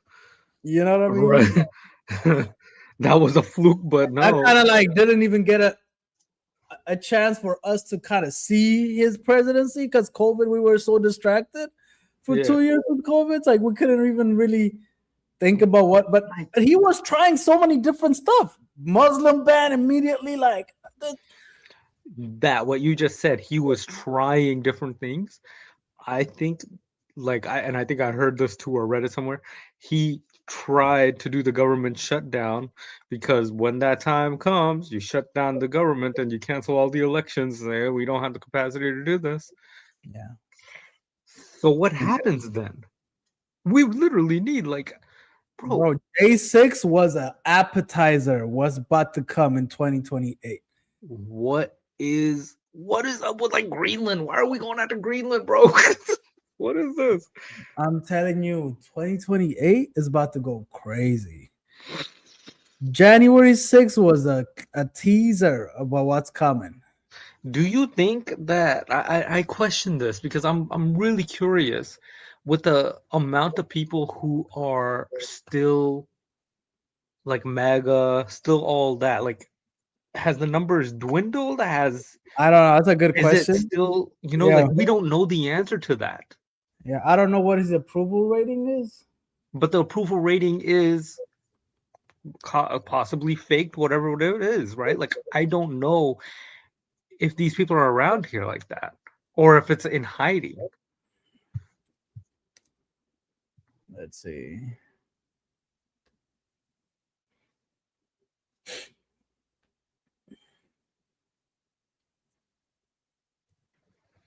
Oh, it's 2020. Is that bad or good? I don't even know if that's good or bad. But this number, I don't know if this is an accurate number. That's the thing.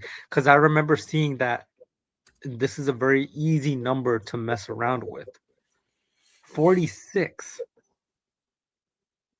What was Obama's lowest number? Wasn't it Okay, but let's see just with the Republicans.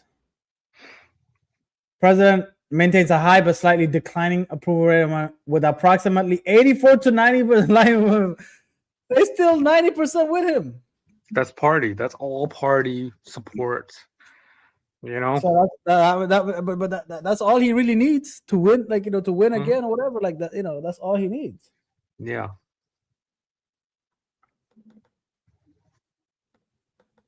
I don't know. I mean, Nick Fuentes is pushing back against him, but people, we have I think 4 different cars, so we'll have cars set up in a way that everybody can kind of. Let's see how this is how they get you.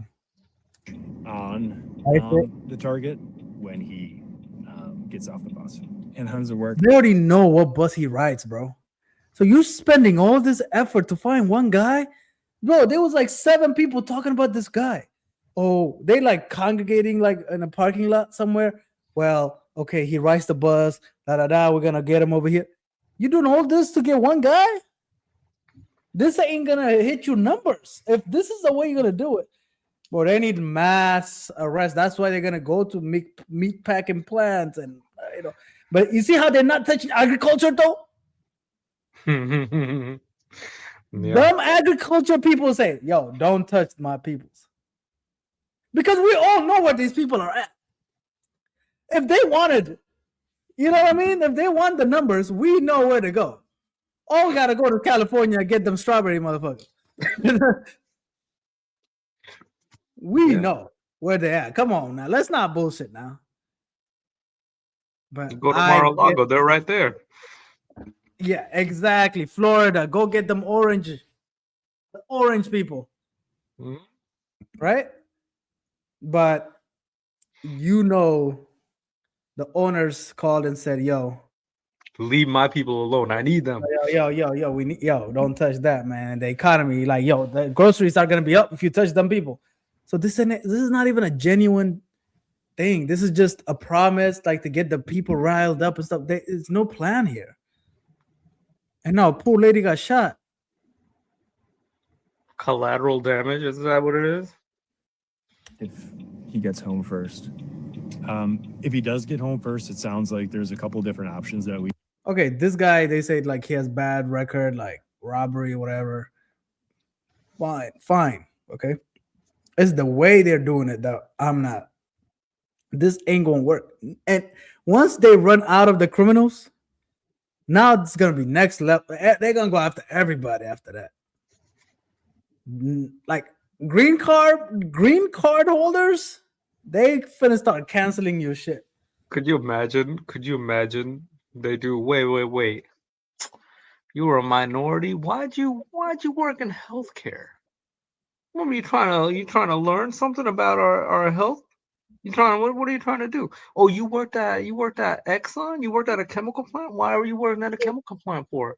Sounds pretty sus to me. Anything will be a reason, bro. Anything is a reason. Do you know they blocked all visa processing, right? From like 75 countries.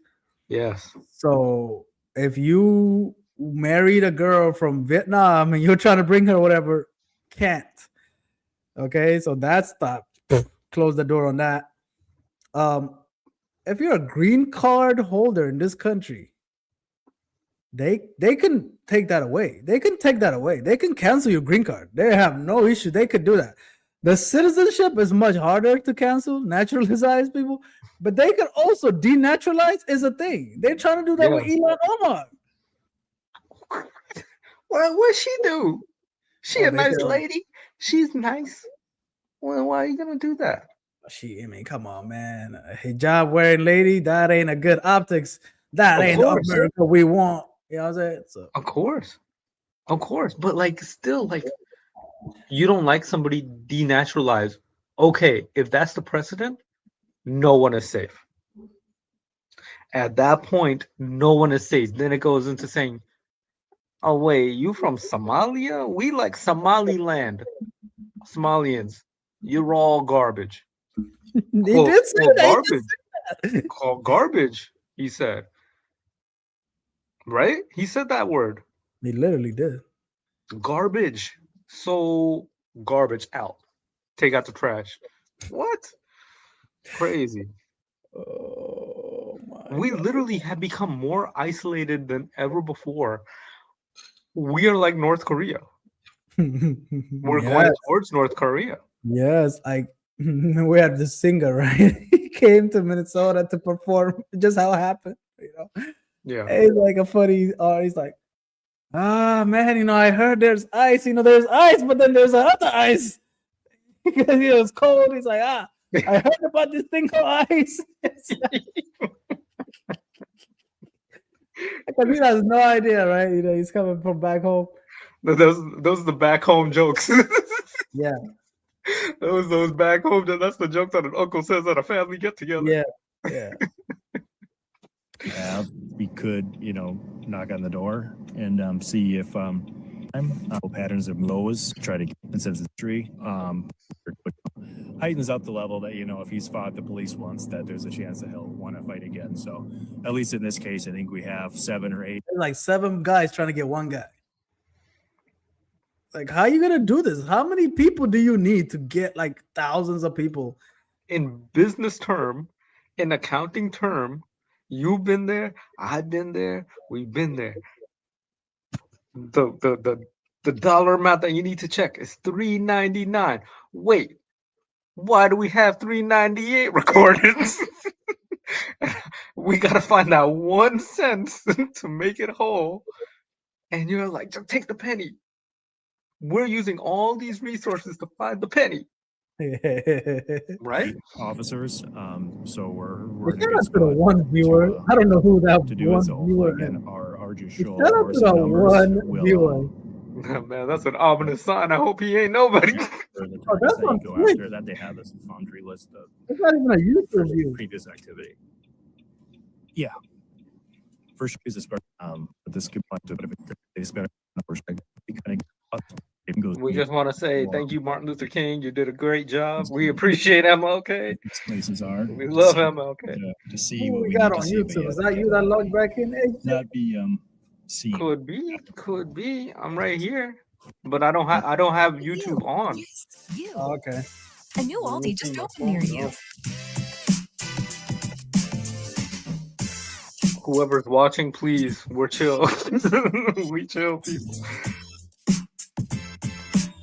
Hi, my name is Alina, and I would like to give you a few reasons why you should consider dating a young Slavic lady. You can choose a potential spouse from Ukraine. You can't bring her over anymore. I I can't bring her over.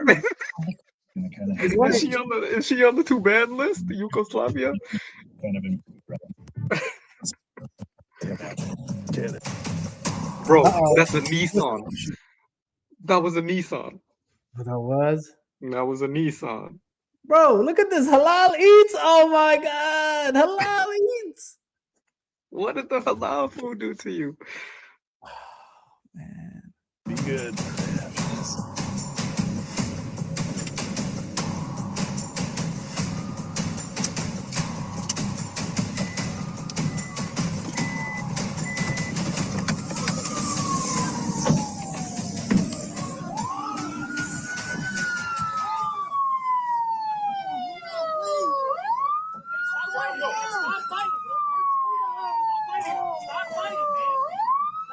They say stop fighting, but he's not like resisting. You know what I mean?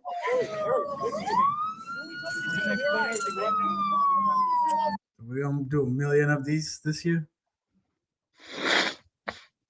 You know how many people that is? How many people are in America? 350. 350 million people. A year And though. we're gonna go to 314 million. Bro, they can't do 1 million, bro. They can't. They can't do 1 million. They cannot do this.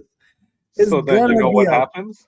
It's gonna be a big mass detention centers until No, we they're already get- doing that. Yeah, they're already doing that. They already. That's terrifying. I mean, dude, and like some people that's been in those detention, they're like, "Yo, it's insane in there." Yeah.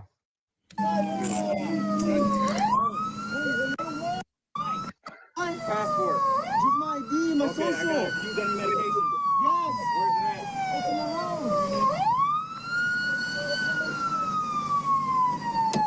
Why does it say police? It's kind of misleading. You're not police. Nope. What do you need the medication for? Please, what do you need the medication This was in Chicago? How do Why I is say he got a that? Texas flag there?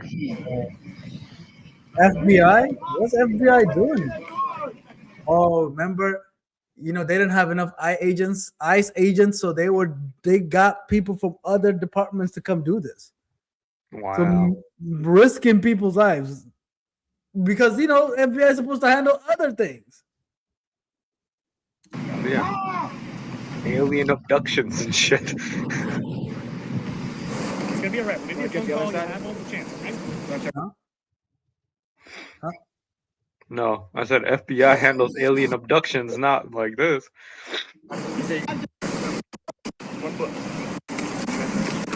Security with the Department of Homeland Security. Okay? Yeah, Department of Homeland Security. Got it?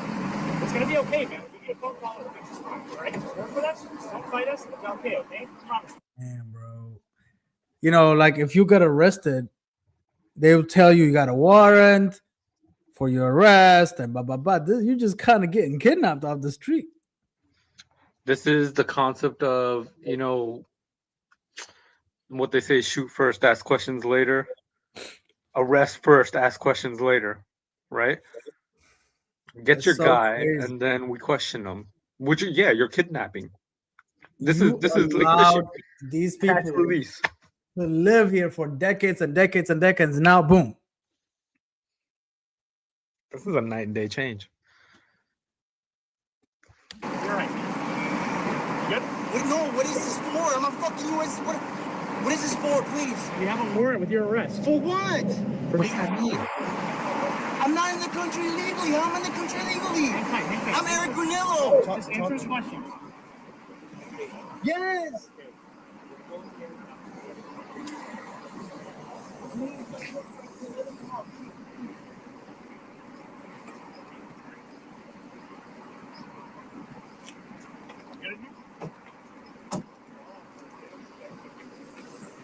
See, they don't even have a car, so they just getting a fucking Nissan Murano. Like, bro, this is like how unorganized this thing is. Whose Nissan Murano is that? Is that Avis? Like, where did they get this car from? No, seriously. This is the importance of uniforms. This is the importance of official vehicles, documentation thing. This is the importance of it all. Where'd you get this car from, bro? No, I really want to know. We know how to find like contracts about providing cars to the. Is this because why do you just have like different colored cars and stuff? This is not normal. Like, if an agency is gonna buy a fleet of cars, they're gonna buy the same color and whatever. They're not gonna buy a blue car. But the thing is like, this is your undercover approach onto this. But like, like how they say like, don't pull over for anybody who's not a cop. And then you have those people who pretend to be cops. They'll get the car from the police auction like that. So if I don't stop for these guys, I'm gonna be even more in trouble. You know what I mean? Because I don't know the identity. Law enforcement to be in a Nissan Murano blue. Official law enforcement? Are they official? I expect them to have a Ford Explorer, black or white, or some sort of ice color, blue, green, something like some sort of black or white is the only cars we really know. Yeah. A baby blue Murano. Yeah. Or a Mazda, I don't even know. It might be a Mazda. What is this? There's a Nissan Armada right here. Where'd you get this car from, bro? What is this? Where'd you get it from? Is it y'all personal car that y'all using for business? Where you get this car from? I really want to know now. This is that ludicrous. That's that ludicrous lyric. What was it? Where'd you get that platinum chain with them diamonds? Wait a minute. That car don't come out until next year. Where in the fuck you Cars, get it? ICE officers use. Is that government-owned vehicles?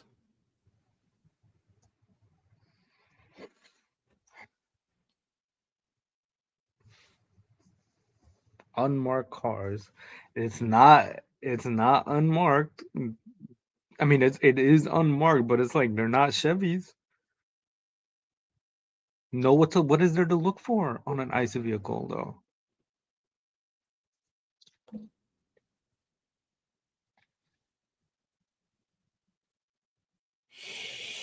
I don't know. I'm seeing a friggin'. I'm seeing a damn. I don't know, man. But I thought that. bro. See, this was 6 months ago. So this is like right when it started. They were not organized. I have somebody. Still. Someone who knows.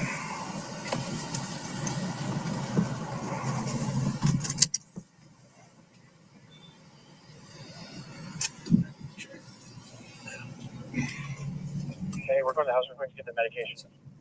Oh, where they going? Spin around. It sounded like he said that he had medication. So But this is not how it works. They get you medication in jail. You don't go to your house to pick up medication. This is not how it works, law enforcement. What is this, dude? That's the sound of an American oil company hard at work. I don't know, man. This Want to be a is part like of a it? mess. Listen up. This sounds like a mess. Hello. what's going on?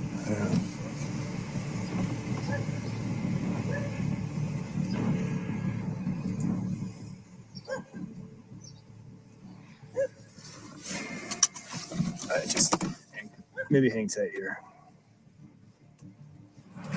We might want to get him to Broadview, and then somebody else can get the meds later. I think obviously he must. This is some bounty hunting, bro. This is like when you get your car repoed. Be arrested. And you know, a lot of public out here filming, and so what's happening is they're trying to identify our people and then post their personal information on websites. And oh, you gotta watch this, bro. I was reapplying for my work visa in the immigration office. I was doing everything completely legally. I came to the US legally 11 and a half years ago. I was granted asylum. Then I got a notice to appear in one of ICE's offices in June for what they called a routine check-in. We went to Cancun for vacation with my family. When we came back, got on the plane, they pulled me aside. I didn't understand why. They said you need to Green card holder, this lady.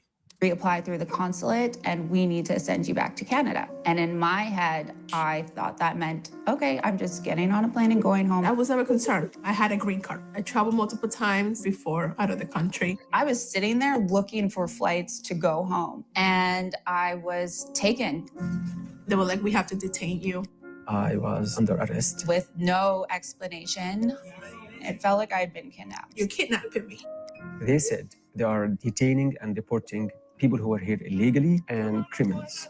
I was never in the country illegally. I did not come here illegally. It was legal from day one.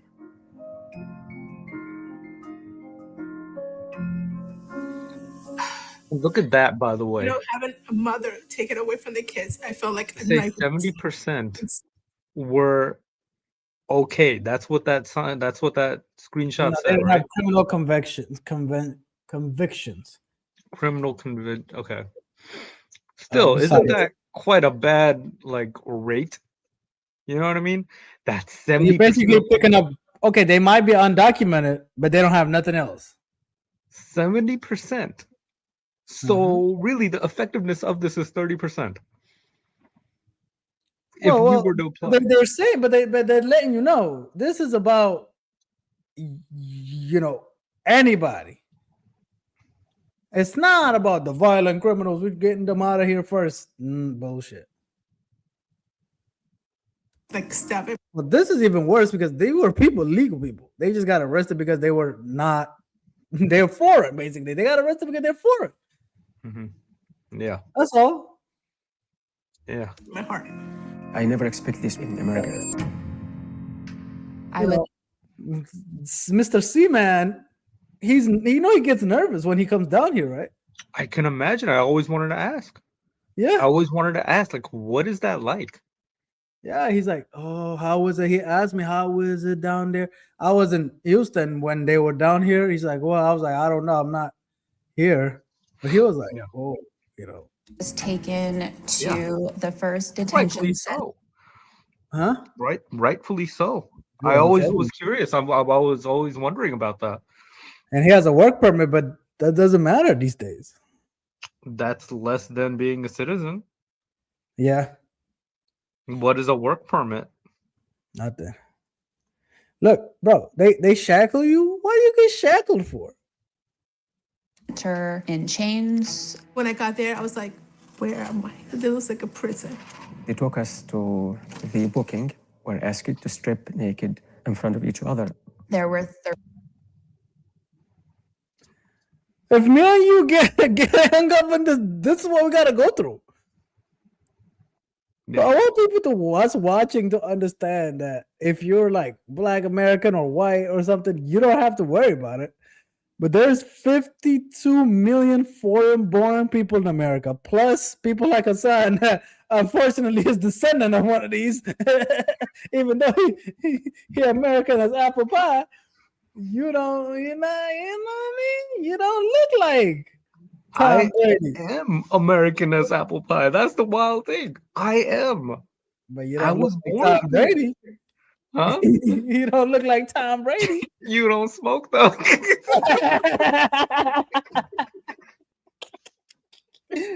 You're not Tom Brady. You're not Travis Kelce. That's Yeah, the exactly. only Americans that exist. Travis Kelce or Chris Stapleton. Yeah. Chris Stapleton, right? You don't look like Chris Stapleton. But like, I'm an American citizen. I'm an American born. But why do I feel scared? I'm literally okay. I feel scared though. Why am I scared? You're not even naturalized. You're for real. This is 100% like U.S. soil, baby. U.S. soil. These colors don't run, bro. Red, And the white, thing blue. is, like, you know, your family, like, somebody might be dressing a little not American and shit like this. Yo, that's it. You get wrapped up. Everybody's going there. Because imagine, like, if you're walking in with your family, hell, we might get 6 right now. This is all becomes a big numbers game. Numbers. This is quota then. You understand? So it's like, yo, hold up. Let's see. We might get us a hit. What do you think about when the police say, "Oh, you know, I don't have a quota. You know, this isn't a quota." They always will say there is no quota. But why do you do quota-like things? No, yeah, you mass pull over people on the last day of the month. Why do you quota-like things now? Yeah. Well, Right? this And one so they this is- already confessed there's a quota on this one. So we There's- already know there's a they already told on themselves. There's honesty. The honesty is weird. It's like you're being truthful with us on the hey. Yeah. There's a quota on this. We're gonna get whatever. We're doing it in bulk, you know. 30 of us in one cell, just like a line of bunks, and then open showers and toilets. And you're supposed to use this toilet in front of 12, 14 other people. If I wanted to use the bathroom, You gotta take a shit in front of I mean, okay, fine, that's how jail work, but damn, bro, I didn't even do nothing.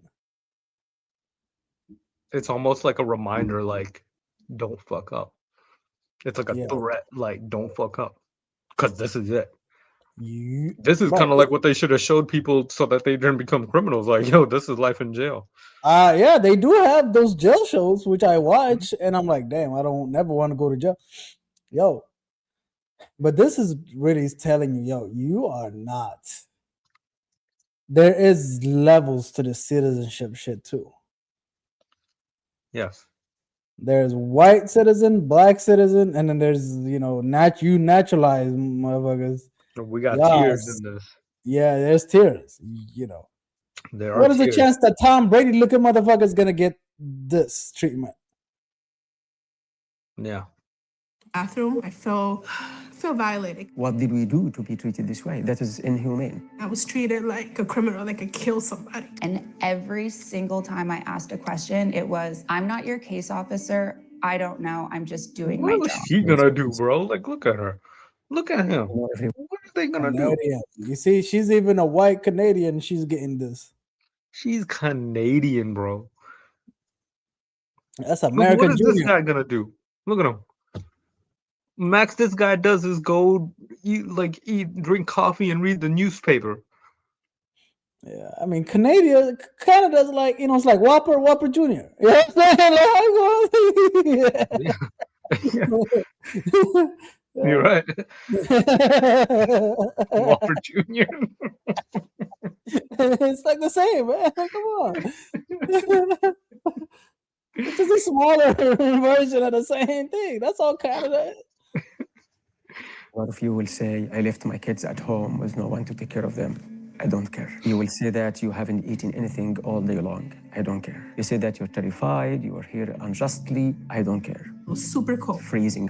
They nicknamed them the ice boxes. I don't think it's more than 30 degrees. We're huddled, trying to stay warm, wrapped in these aluminum foils, looking like dead bodies. There's no window that you can look outside. I never was able to breathe fresh air. Fluorescent lights are shining 24/7. I couldn't sleep. We could hear rats squeal. Oh. One of the girls had her period and there was blood everywhere. They knew. What? Yo, this is New York Times. This was 2 months ago. This wasn't years ago.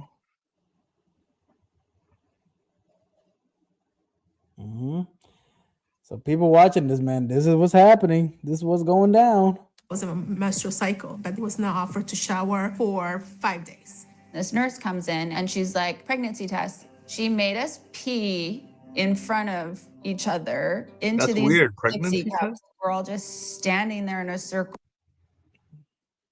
Pregnancy test is wild, bro. I mean, that's jail procedures. Is that what it is? Yeah. But pregnancy, okay, I guess, but like pregnancy test. But why you gotta For do them for ice? everybody? I can't just go over there, bro. Like, why you gotta? You know what I'm saying? They strip you of all your like you're just a cattle going through a warehouse. You know what I mean? It's the mistreatment of it all. Like, would you treat your mama like that? Would you treat your dad like that? That's where you draw the line. No, it's not right.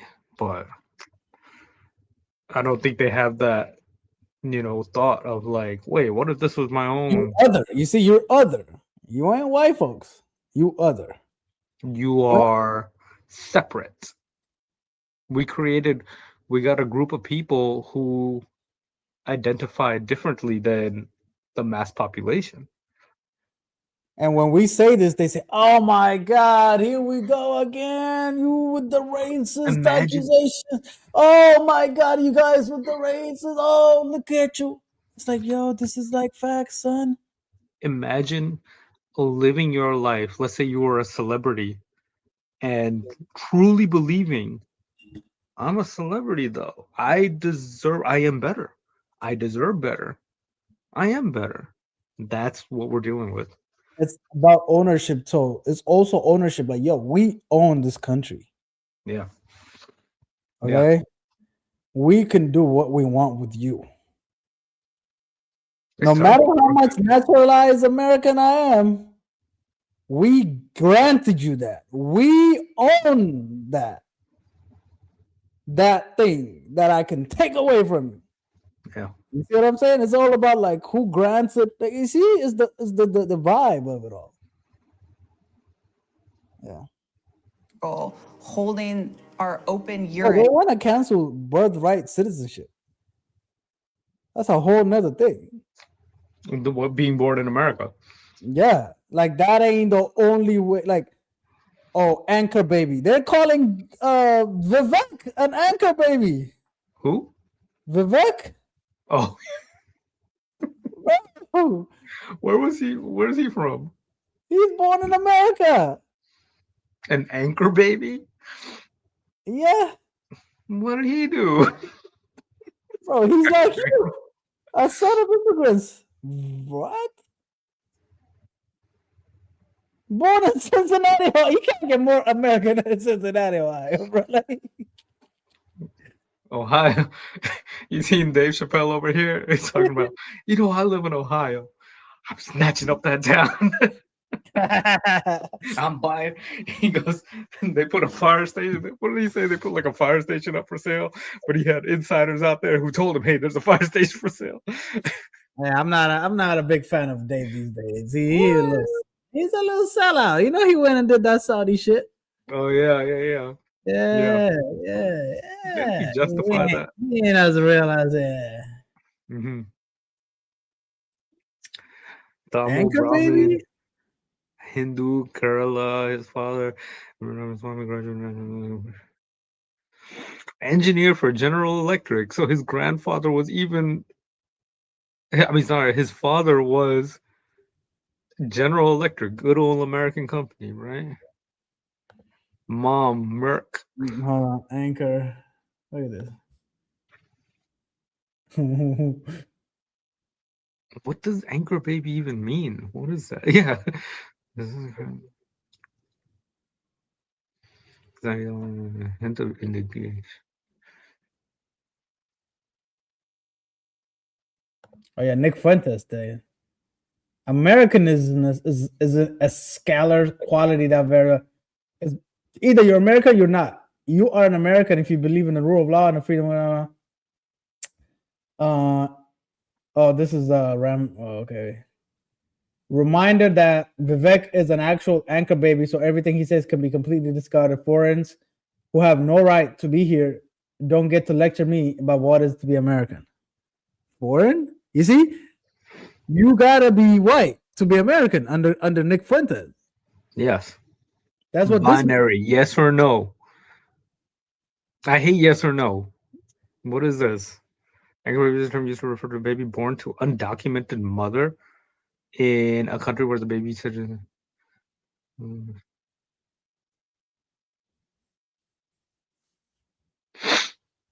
It was like, you know, some Mexicans would cross across the border and have a kid in America, bounce back.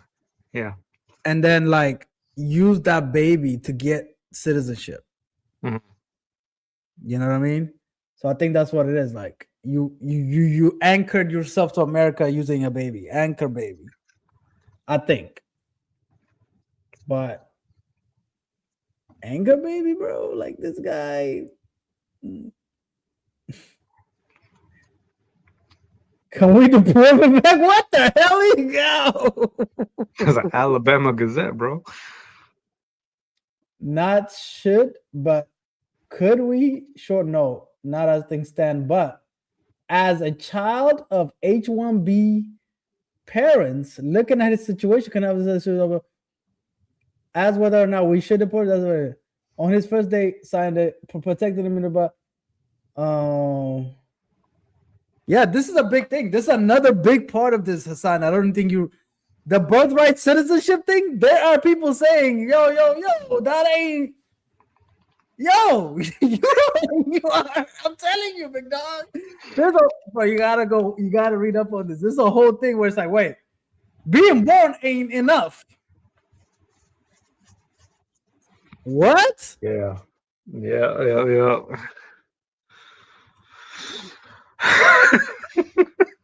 The order states that the 14th Amendment has never been interpreted to extend citizenship universally to everyone born within the United States. I'm just more like shook that this article exists, bro. This article exists. This is a real thing. Hold on, there are many, myself included, who believe the liberal argument hinges on a hopelessly incorrect interpretation of United States versus Wong Kim Ark. Their position is that anyone who happens to pop out of a universe within the boundaries of the United States is automatically a citizen, period. Okay, what they get wrong about Wong is that both of Wong's parents were legal permanent immigrants at the time of his birth. They were subject to. So what's he saying? There are many, myself included, believe the liberal argument hinges on the hopelessly incorrect interpretation. So what is his viewpoint? If you come here like on a visitation visa, and you have your kid here, yeah, no, that kid is not American. Okay, that's what they're saying. Okay. Yo, now we're unraveling. Yo, remember the 14th Amendment came because of whole slavery and black people being citizens or not. Yeah. You understand what I'm saying? Yeah. So it's just like your dad, how he came about is gonna matter now. Oh, did he come here using blah visa or blah visa? Yeah. Yeah. Okay. God damn, bro. This is wild. Decades of improper interpretation. Okay, so look at this. This is why the children of foreign diplomats and their staff, among others, are not considered citizens. Similarly, it's just plain wrong to claim that the children born of parents temporary in the country as students or tourists are automatically U.S. citizens. They do not meet the 14th Amendment's jurisdictional education. They are, in fact, subjected to political jurisdiction of the country of their parents. So if you're here on a student visa and you have a kid, no. It's kind of like, remember with the Saudi girl we met, where she said, even if your father was born in Saudi, you're not a citizen. Yes. They're going that way. Yeah. Yeah. If the child of tourists and students here temporarily considered citizens, how can the children of those who are here Bro, hold on. So can we deport Vivek? Sadly, no. Where is that? It says it. No, because President Trump's EO only takes 30 days to make to understand. They said sadly no. This is definitely an opinion piece for sure. Vivek's father came to this country under the H-1B program and then brought his mother here under the same program. I've seen this reported in several places, but I can't confirm. It shouldn't take long to verify. Vivek's father continues to have an Indian passport, and according to Vivek, his mother didn't take citizenship after she'd had him. If this is true, then is Vivek an H-1B Uncle baby? It seems to me that he may be well weak. H-1B visas are never intended to be a vehicle for end-run citizenship. They're hopers to allow U.S. companies to temporarily fill needed positions. Wait a minute. Like a lot, like your dad might have came on H1. Who knows? We don't have to speak on that on this show, but like, bro, there's a lot of people that came here for work. Yeah. Through H1B. This affects a lot of them tech people in Silicon Valley for sure. This affects a lot of people. A lot. Y'all want to push this? Y'all really want to play with this?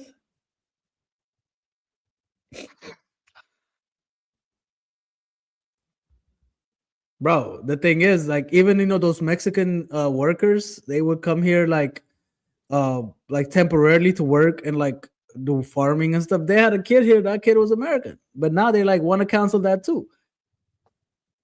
You see, this is where they want the illegals. When they have a kid here, they don't want to count that because they were not here legally, so they don't want to count the kids as citizens.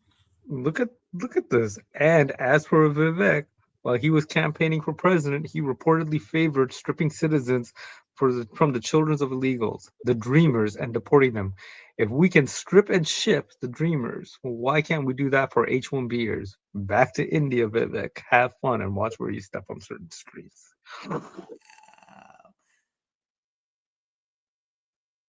Hold on. So can we deport? No, because only takes effect 30 days after the signing and is in retroactive. Wait, so this is a new law now? So, whoa. Like, what was that one guy? What was the comedian? Somebody said this. Oh yeah, I think it was Dave Chappelle. Everyone's a paralegal. Every black man's a paralegal. Like, no, don't do that. That's 5 to 10, right? This is what we got now. We got people like interpreting the fuck out of laws now. Like, this. Whoa, that's crazy. What the hell is this thing? What is this? Oh shit! What the hell is this? Hold on. This was a year ago, literally today, like tomorrow. Yeah. The order seeks to end birthright citizenship for children born in the U.S. if neither parent is a U.S. citizen or lawful permanent residence. It specifically targets two individuals: children of undocumented parents and children of temporary legal residents. Whoa. So right now it's being blocked by a judge? So wait, what if like two people were like married, American citizens, and they move to Mexico, expats, and then they have a kid out there? No, I think if you're born to two citizens, no matter where you're born, you're still a citizen. How does that make That's what Ted Cruz is. Ted Cruz was not born in America. Yeah. You don't know that? No. I know he's Canadian, right? Yeah, but he's American. Where was Ted Cruz born? Calgary? You heard the thing of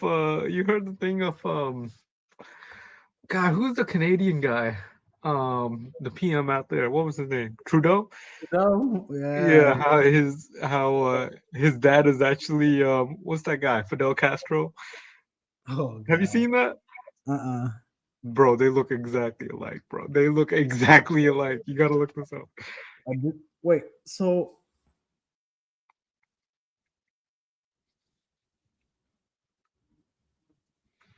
so only one parent has to be a U.S. citizen. Well, but that's not what the article was saying. The other one, the opinion piece. How is he a citizen of U.S.? Because in that thing about deporting Vivek, it was his mom was not a citizen.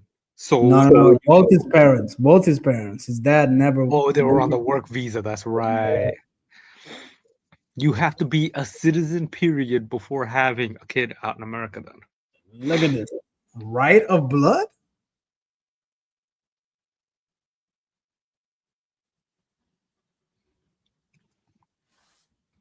A child born abroad to one U.S. citizen parent and one non-citizen is a U.S. from birth provides a citizen parent before the child was born.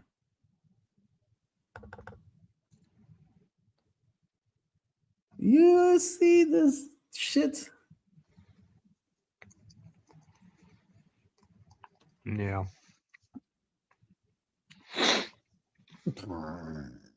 So your dad's paperwork matters now about how your citizenship? That paper was like 40, 50 years old, bro. Well, it's going forward technically, thankfully, but damn. So what is this? Unfortunately, no. He hates Vivek, bro. No, because it isn't already some 22 have already filed suit. No doubt Team Trump knew this would happen. And given how 30 they pray for I have no doubt they're ready to defend it. It looks like President will be tasked with selling this, or we should not be encouraging before they come to selling. Who wrote this? It's probably Nick Fuentes. No, it was a Dr. Chilton something. Dr. Chitwood. Who is this guy? What else is he written? It's kind of fascinating. Oh, that's him right there. Bill Chitwood from Alabama.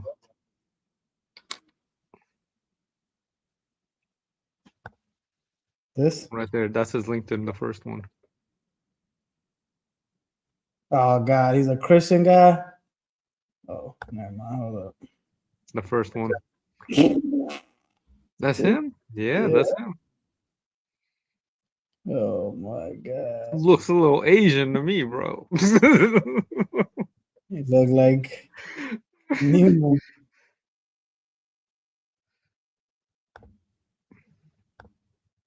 Birmingham. You see this guy in Birmingham? Get the hell out the other way. Make sure your paper's legit.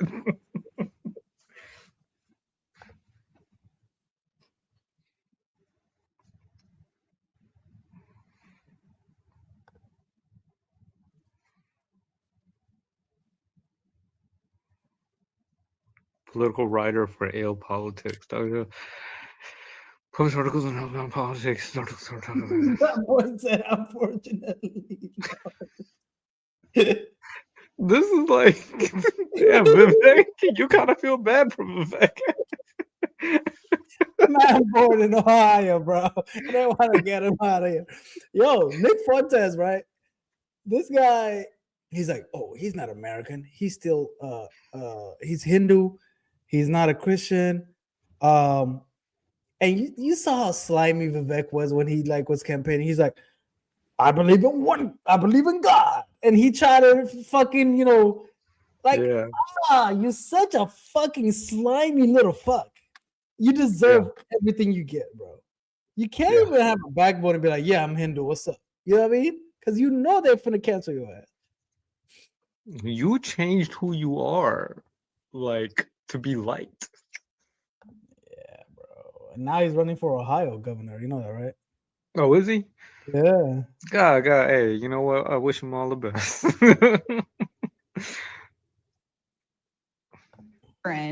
And she's plopping these pregnancy tests in and then being like, okay, you guys are gonna check it back in the toilet. The food was horrible. It was disgusting. I ended up getting very sick. I lost a lot of my weight, 20 pounds. My body was really starting to shut down. I felt like, oh my goodness, am I gonna die here? I worked as a journalist in Egypt, and I was persecuted and detained and tortured. My experience at the Butler County Jail was more traumatizing. I told you he would be the guy reading the newspaper. I said that he's a journalist. In Egypt. Anybody with a checkered shirt and a crew neck sweater, yeah, that boy need to read newspaper. He got those square glasses. He got those square glasses. Up in the middle of the night and they're like, Jasmine, you're leaving. I jumped up, I'm like, I'm going home. And they're like, we're being transferred. She said, we're gonna transfer you to Maine. I was like, Maine? You're going to Arizona. I'm like, why am I going to Arizona? I begged every single guard for help. Can you please tell anyone, your supervisor, that I would love to pay for my flight home? Just get me out of here. I'm about to show you something that makes me furious every time I see it. This is a real tax return from someone making $284,900. ICE issued a statement saying I was detained for not having legal documentation to be in the US. I do not support anyone being in a country illegally. I had all my paperwork. I was in the immigration office. I was never in the country illegally. Since a green card is a privilege, not a right. And under our nation laws, our government has the authority to revoke a green card if a law is broken and abused. In my early 20s, I was young. I was in college. I got in trouble for possession of marijuana. I was pardoned. It was dismissed. It's been years, and I have renewed my green card twice. Never had an issue with immigration. USCIS obtained evidence that indicated you provided material support to a Tier 3 terrorist organization. I volunteered with a nonprofit that took care of orphans and poor and sick people in Egypt. So basically, they tried to link this nonprofit, which is the most reputable, respected nonprofit, to a Tier 3 undesignated terrorist organization. This is how they framed it. I don't feel like this was a mistake. I feel like this was on purpose. That is not a rare case. This is systematic. They are just grabbing anyone that they can. They're trying to find ways to deport as many people, even if these people were here legally. Not knowing what's gonna happen to me, I feel like that was the. So she went to Cancun. This green card lady, coming back, got her ass because of a weed thing years ago. She is the quote unquote the 30% then. Of the 70% that they hire, that they find, she is the 30%. Any kind of anything. Do you see what I mean? Little weed. Not good enough for America. Out of here. What? You know, the fear that, like your mom or my mom had, where it's like, yo, stay on the straight and narrow, don't mess up, don't get caught up in. You know what? They were right. Because, and even then, at that time when they were telling us, this was never in the cards of what they were trying to protect us from. You know what I mean? It just so happened that the straight and narrow path would avoid you from this life. A lot of people that they catch, a lot of them, the criminal thing is DUI. I'm not saying DUI is like light. Everybody needs to convert to Islam. That's what they need to do. I said everybody needs to convert to Islam. No, but first of all, hold on. Like 3 drinks could be DUI. Mm-hmm. That thing is not accurate at all. Yeah. You understand what I mean? That thing is that DUI. You're talking about calibration or like just inaccuracy overall? You're not like, you could have alcohol in your system and not be drunk. the whole legal line thing is like you could, you know what I mean? Like, oh, it's just like a across the board, you know. it's a pass or fail. It depends on how you know how big you are, how tall you are, how you know what I mean. Like, and a DUI gets thrown out all the time, but oh no DUI, bam. You had a little drink in your system and you drove. Oh nah. Yeah. Oh man, you make an excuse for DUI. I'm not, bro. It's like, bro, damn. Field sobriety is bullshit. That shit don't work at all. It's not an accurate test. I was in the field. I'm sobriety. I am sober in this field. Come on, man. Worse. And this is an unrealistic expectation, anyways. Like this, the average citizen, like 1 DUI, 2 DUI, they don't even go to jail. They don't know, nothing happens to an average citizen. Why is there a different set of rules for? Oh, it's a privilege for me. Like really, like. So am I like part of the society? Am I not? Why should I get a special treatment? Yeah. Because I wanted just to call my husband. I wanted to hear my kids, and my kids are okay. You know, during the time that I was there, it was also my daughter's birthday. Can you believe she can marry a citizen, an American citizen? Okay, her husband, let's say, is an American citizen. She is still not there. She is still not going to be a citizen. No, they're not processing visa. Like they're not, bro. They're blocking this every way. You have to understand, bro. This is a systematic blocking of like, we don't want no outside people. You can't come this way, can't come this way, can't come this way, can't come. No. Every angle of attack has intervention now. You know? Yeah. I wanna turn on my car. Somebody has to watch me turn on my car. I gotta unlock my door. Somebody's gonna watch me unlock my door to get into my car. To turn the key, somebody has to watch me. You know? Stephen Miller, bro. He's like, no. Mm-hmm. Any kind of way. No. We are closed. Yeah. This is not, you can't just open. This is people's lives, bro. Imagine if you actually had a wife that needed to come here. Mm-hmm. Yeah. Now you like, I can't be with my wife because of your little paperwork. This is your life. This is your life. Now you're blocking me from living my life. Yeah. I feel like there's like a legal case here where it's like, you know, wasn't I promised like pursuit of happiness? You're blocking my pursuit. Wasn't that a part like? I feel like there's a legal case here. You're saying this is false advertisement? You know what I mean, bro? Animal rights, whatever they call that shit, pursuit of happiness. Yeah. Isn't this a blockage of pursuit of happiness, though? Like life, liberty, and pursuit of happiness. Right? Yeah. Yeah. This is, bro. You're blocking my life. You blocking my liberty and my pursuit of happiness. I'm just trying to be happy out here. I'm saying, isn't this kind of a case for it, though? Might could be. I mean, bro, isn't like being married like the happiest day of my life? Like, yo, you're blocking me from getting married. Dude, what about TLC and 90 Day Fiance, bro? Done. That's yeah, I'm telling you, yo, it's over. No, you are absolutely right, though. Chantel, we don't got no Chantel no more. No,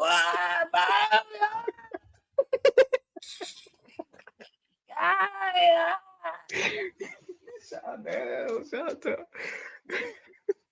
What was his name, bro? Luis, bro. Bro, this is that. Like literally, TLC should be like, yo, you know, you're gonna be cutting us out of millions and billions of dollars because of this. We're on season 23 of 90 Day Fiance. This is a whole ass show. Yeah, this is a whole franchise. Yeah. Dog, what do you do? Oh no, they're gonna get the bypass. They're gonna this is entertainment at that point. You know? No, all visas, bro. Mm-hmm. Shit. 90 Day Fiance. We feel bad about that one, actually. 90 Day Fiance. No, Luis? Luis is, You remember even his brother-in-law was like, nah, he all right. You remember that? They were going to the strip club together. He Nah, took him cool. there. Oh my All god. right. I like Luis. He's just misunderstood. I feel like they took that away from me. I was scared they were gonna forget me. I was put on solitary confinement for 6 days for advocating for myself and the other Muslim inmates to have a quiet space to pray. That's when my mental health started to deteriorate too fast. It's just a matter of time. I'll get deported and get killed in Egypt. That was the thing that I couldn't get out of my mind. I'll just get deported and get killed. I had a medical check and I had to go visit this nurse. She could tell that I was distraught and confused. And she looked at me and she goes, "Can I pray for you?" And she said this like beautiful prayer in Spanish that I have no idea what she was saying. And I just cried and I cried and I cried, and she just held my hands and I was like, okay, I'm going to get through this. An officer called and said, pack your stuff. Where am I going? Just pack your stuff. I was transferred back to the San Diego prison. It was a 2-hour drive. Someone just grabbed me and said, "You're coming with me this way." She's like, yeah, uncuff her. She's being released today. My eyes just like, what? Said, you are released. I actually forget what the word released mean in English. To be honest, it's just, I didn't, what do you mean by you're released? I was in a shock. They stripped the chains off of me quickly, snuck me into the airport, escort me onto the plane, sit me down, and they're like, okay, you're free. You can use your cell phone now. Take care. And they're kind of like outside, and I did not know where to go. I didn't have a phone. An officer said, we just got this letter today. The Department of Homeland Security reinstated your asylum status. It was the happiest moment of my entire life. So the first thing we did was to drive to the mosque. Then we went out to eat in a Palestinian restaurant.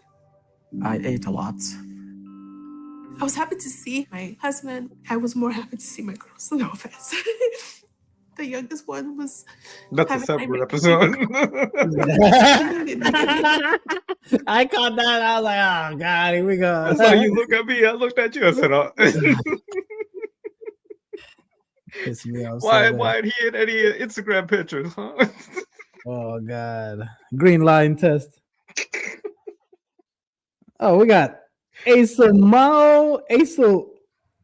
Hey, what's going on? Asa Maui. Man, who's Twitch this? viewer. Asa Maui, what's going down? What is your opinion about the whole ICE situation and what do you think about ICE and how they're doing immigration? Big fan, gang. Huh? F ICE. Damn. What part of the U.S. do you live in? Have you seen ICE out there? There's one. They're doing one in every city, right? I wonder if this person is in the U.S. or they could be out of the U.S. too. Who knows? I have science practical exam. I'm from Europe.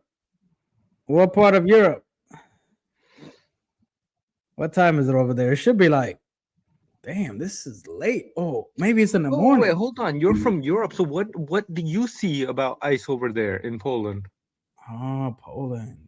What do you see about like ICE? Like, where are you getting your information from? Like, what do you see? What do you know? Oh, 6:30 morning and 6:30 in the morning over there.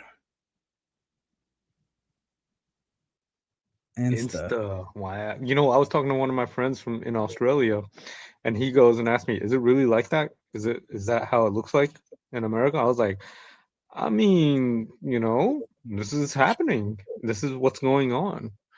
You know. Do you have any questions for us? Like it's wrong if they are deporting legal immigrants, or to denaturalize. It's crazy, bro. When somebody says to you, "You are not an American," how old? I wonder how old this person is. Might be in high school or university. What city in Poland? There's I know there's a huge U.S. military presence in Poland. Oh, 16. Shout out to you, yeah. man. Living at your mama house. You got a hot meal waiting for you. What's for breakfast? I wonder what do Polish eat for breakfast, actually. What do you guys eat for breakfast? Are you guys a tea people? Is it tea and toast? Or is it Nah, beans? I think they're sausage type. I'm I'm half half Indian. Indian. Get out of here. Oh. He's out there. Wait, North India, South India. You're from Kerala. You're Oh, from. did you migrate to Poland or were you born in Poland? Actually, my He's cousin half, lives in bro. In Poland. America, he'd be in trouble.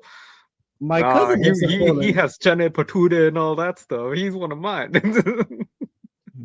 Is it chutney? Hmm? Born? Oh, born. Really? I didn't know like Poland allowed immigration actually from India and stuff. I wonder if it's India through like the UK or straight up from the motherland. Man, he I don't know if it's a he or a she, but they got a test, man. They gotta eat a good healthy breakfast, the one that the farmers eat back home, you know. Yeah, I You gotta want to have know the what's potatoes. breakfast. You gotta have the fried bread. You gotta do all that. I know it's cold as shit over there right now, straight up from the motherland. That's what's Okay. up. That's what's up. Born, Shout out to this one. but he was born.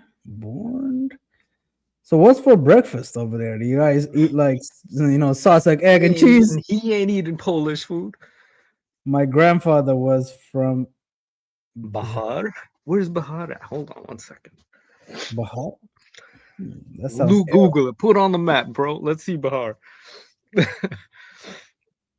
But we want to know what you eat for breakfast.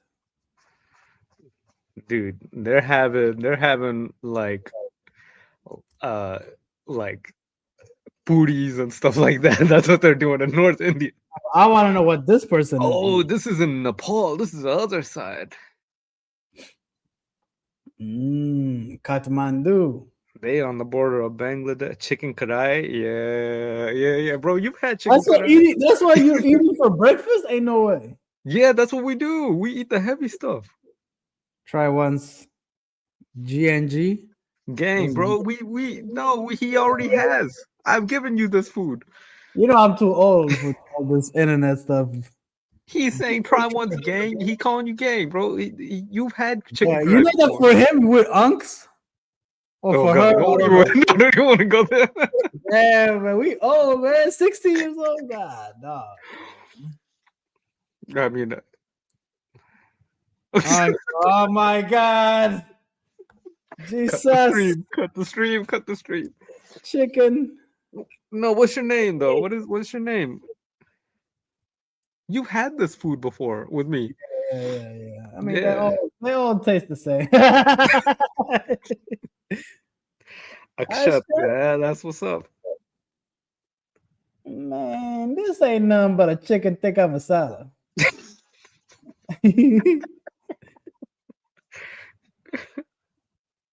Dang. No, this is the food that we eat in the breakfast. For breakfast? Y'all going protein first? Look up like a Pakistan Indian breakfast. Like it's super heavy. This is for us working on the farms, bro. Of course, I know Akshat, bro. I'm from Pakistan. Of course. Bro, you pronounced it correctly. I'm impressed. That's all you, man. Damn. Wait, how you know how to say all this American stuff? I'm talking about this guy. Damn. Scott. Hey, Instagram. Look, this is literally globalization. Yeah. This is globalization. This is what we're trying to say is not cool. This is totally all right. Poland weather. They cold out there right now. Woo! You better bundle up, my boy. It's cold out there for a pimp. that chicken kadai is frozen kadai, bro. That's a frozen meal. Dog. You say he's in northern Poland? Search UK national food. You'll be surprised. Come on, give us some names.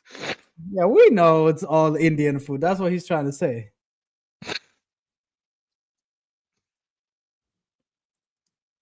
Let's see. He's all the way on the other side of the world. I had a chance to go to Poland to work. Oh yeah. Warsaw. Where are you at? Warsaw. Warsaw is where there's a lot of military and Poznan too. Krakow. I've heard of Krakow. UK national food. UK national food is all like India and all that. So yeah, right there. So wait, you're there 16 years old by yourself, or are you with family? He said he was born there. Oh, he said he was born there? I see them sometimes. Oh, he's talking about the military people. Yeah, man. They're out there in Poznan. Even this one. Yeah. Yeah, they can get good jobs, family. That's what's So up, man. is this kid in bed right now, like just scrolling? ND people are protesting against immigration in UK. How ironic. Yeah, no, it's a. This is almost like Vivek in a way. You know what I mean? Again, anti-immigration. UK. What?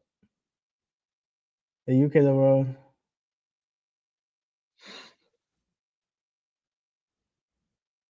Yeah, bro, this is what happened. They were protesting it, and yet they would go back to the the Indian food stalls. It's like, wait, you're protesting these people to go back home, but yeah, you're eating the food. It's the same thing that we were talking about. You will fight all day, like, oh, Mexicans need to go back, but then you'll go get Tex-Mex. I'm from Ethiopia, but I live in the States. I live in the great state of Texas and Louisiana. I was laughing. Man, Poland, huh? Hey, Poland is all right. This is what George Bush was saying. You forgot about Poland? You remember that line? Let me see, man. Do y'all got acai bowls out there? Hold on. Do they got Tex-Mex out there? Look it up. Let me see. Mexican food. They got brisket? Hold on. This kid said brisket. About that? Oh shit, they do. Look at me. Oh crap! Wait, they got Mexican food. Senor Lucas Taqueria. Oh, that's all right.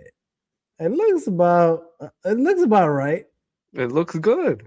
It looks that looks like a Chipotle. Look at that.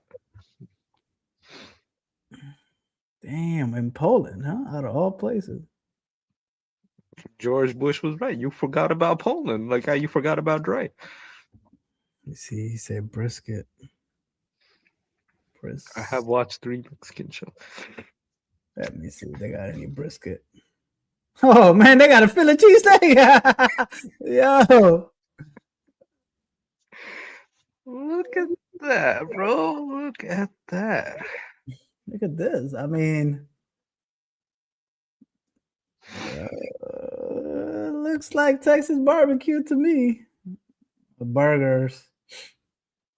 Damn, Poland is cool, bro. It's all right.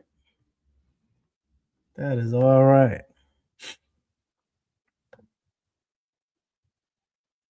Damn. Oh man, they got hookah? Oh man, that's all. Oh my god. Yeah, you know, Polish girls, man, they look all right. Another note.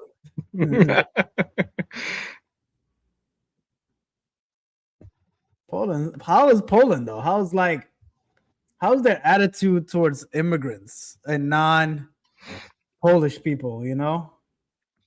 Like, can you get like residency, or I wonder how that works.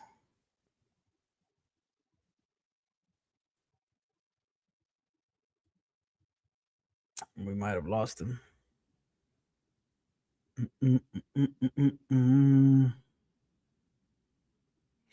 Anyways, man, thanks for being here, man. Bro, Polish girls are 100. Yeah. I'm telling you, man. Poland, bro. That's top tier. Top tier. Do you drink? I know like vodka and shit must be like really 16 is, I think a 16 is legal out there, isn't it? I'm sure there's no age limit. You just go get the thing. Polish people are cool. How's the economy and everything though? Literally, Polish people are cool. There's only 5 degrees out there. No, man, that's such an uncle joke.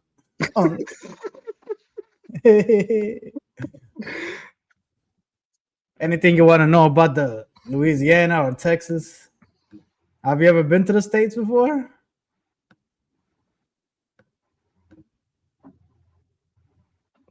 $16 is legal. You was looking forward to that. 16 is a big number. What's going on in Poznan? Let's see. Let's see if they got a acai bowl. That's how you test to see if the place is really. They got a acai bowl. That's a cool part of town. Watch. They got a acai bowl. See, they got a Thai place. Look, there's a club right there. Yeah, a lot of graffiti, eh?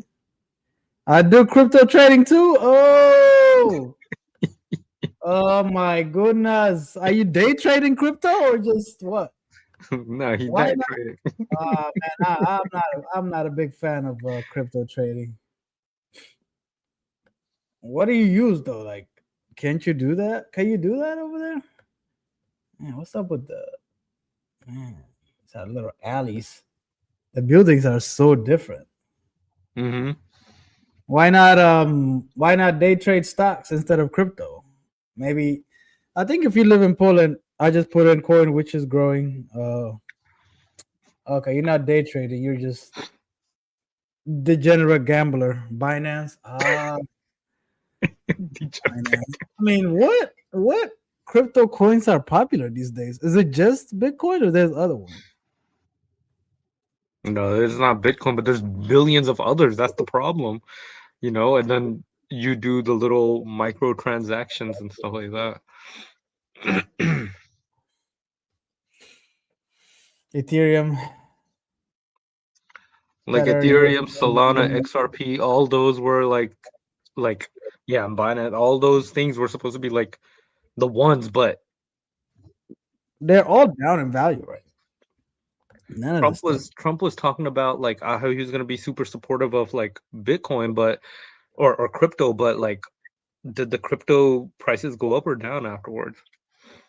LTC. But the thing is, doesn't he have his own Trump coin?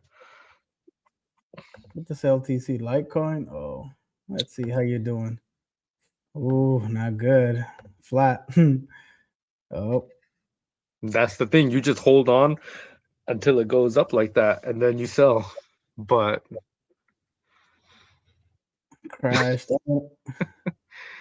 Something with Trump is dealing with Pakistan on crypto. I wanted to know more about that. Dang, like last 5 years.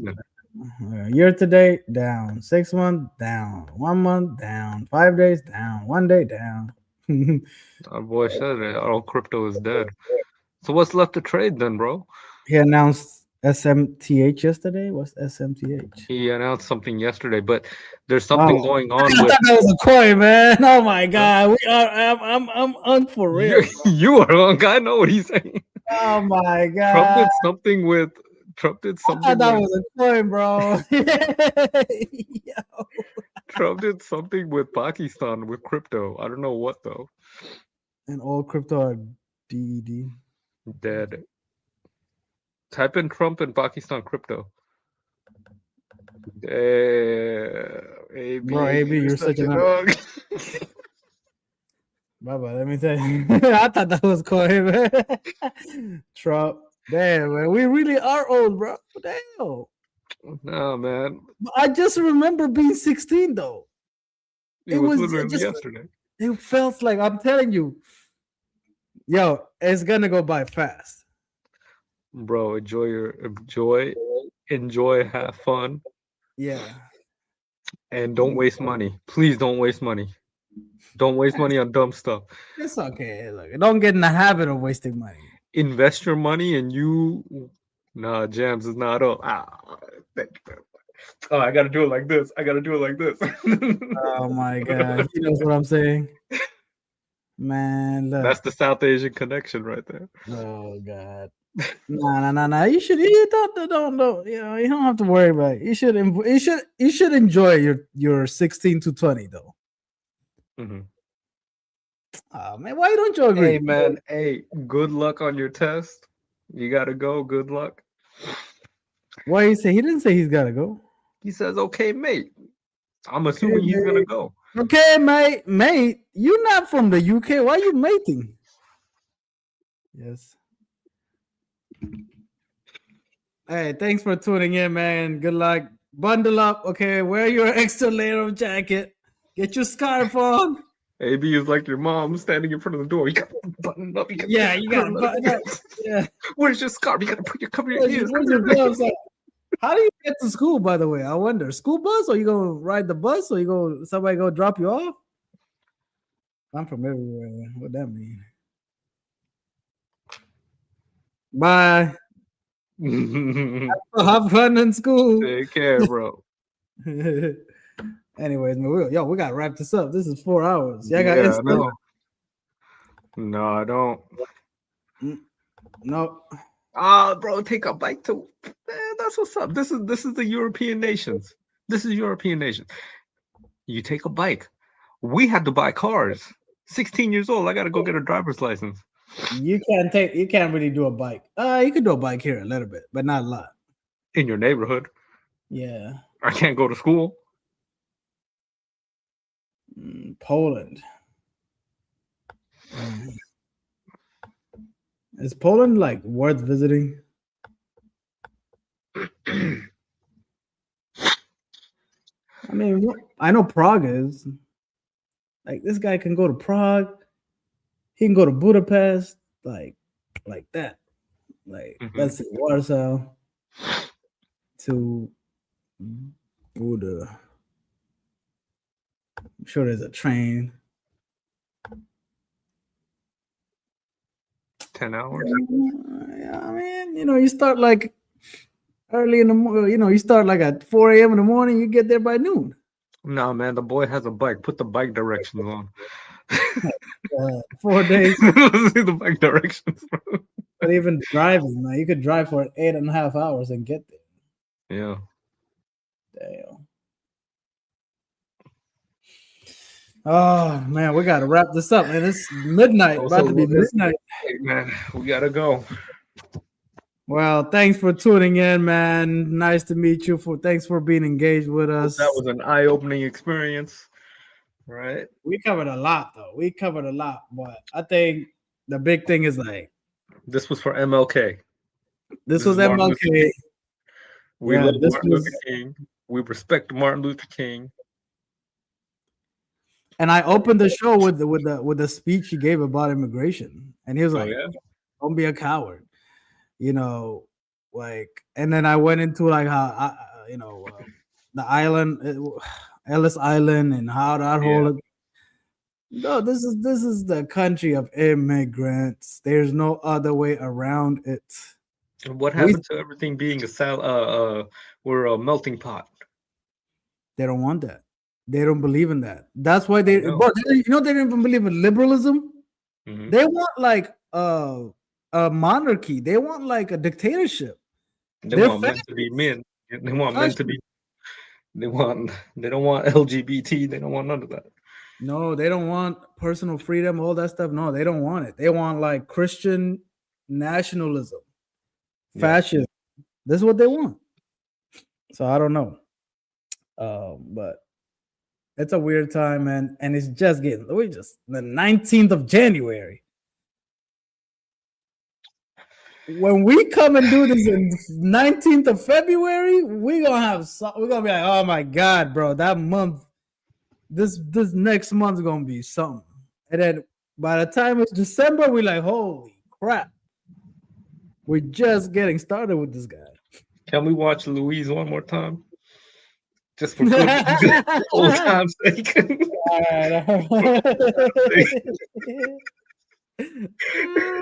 We gotta end MLK Day right. I think we're like the only people who are actually celebrating MLK Day right. With like if MLK was here to see this would be an amazing thing. I think he would love this, right? Like, oh man. Shout out to these guys. Beyonce strip club.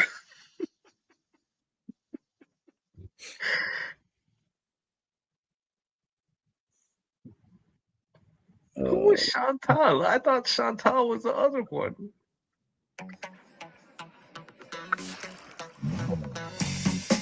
Which one was Chantal, bro? Are you gonna be on my side or are you gonna tattletale? Because we don't do that in America. No, I don't need to tell your mom nothing, you know, about you and the math. No, Thank you, that's so because I like Louise, bro. Oh, come on. Where is that?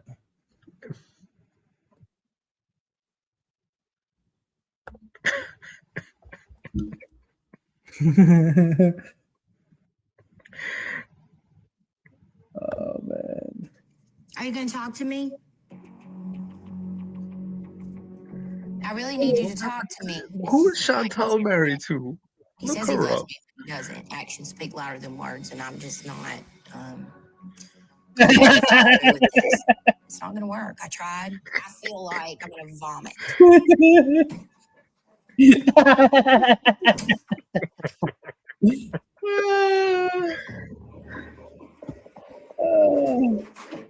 Shout out to Louise, bro. This is good enough. Hold on. Louise. Bachelor.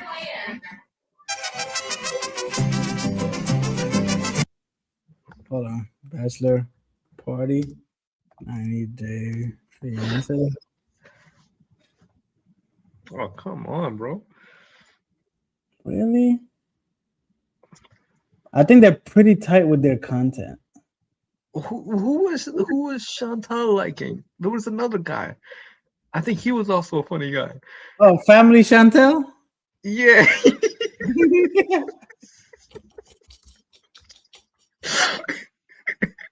Yo, this show had a hold on us back. This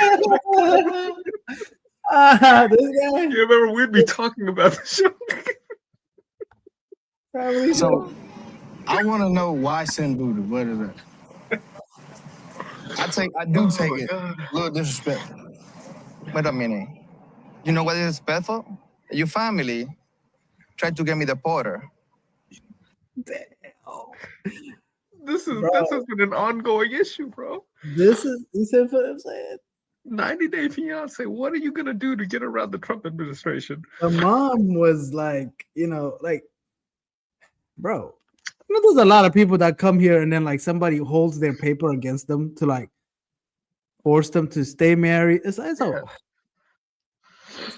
What about those who marry just to get like the like, oh yeah, I'm married an American citizen, and then you gotta fake the marriage? That's a little disrespectful. Coming to America wouldn't even exist. The greatest movie of all time, Coming to America, would be having a problem nowadays. How did he just got to America? You can't just come to America. He got a job. He did everything. Greatest movie You're ever. gonna do it yourself. You're gonna get yourself deported. I don't need to do anything. You think you're going to get myself deported? Oh yeah. Everything that you did scammed me. You preyed on me. I don't think so, Ray. Okay. I don't think so. Oh, for sure. They will not be able to come. I don't think so. Yeah. Yeah. Huh? That's No. his sister. Yeah. They're not going to be able to have a citizenship. I'm sure of it. You don't know I'm about sure that, of Chantel. it. Preying on Americans. Keep up the Preying on Americans. This is the problem. This is the thing. family I'm business. telling you right now. Family shut up. You deserve. Don't you know, mixing up, playing with your little voodoo, playing with your little voodoo. You are close now. Everything that you want to happen to me, it's going to happen to you because that's how it I don't works. respect that. Karma's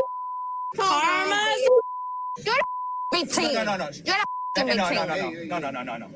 I came here and I sat with your family, talked to them, meet your friends, and in their presence, they're talking in my face because I don't understand the language at the time.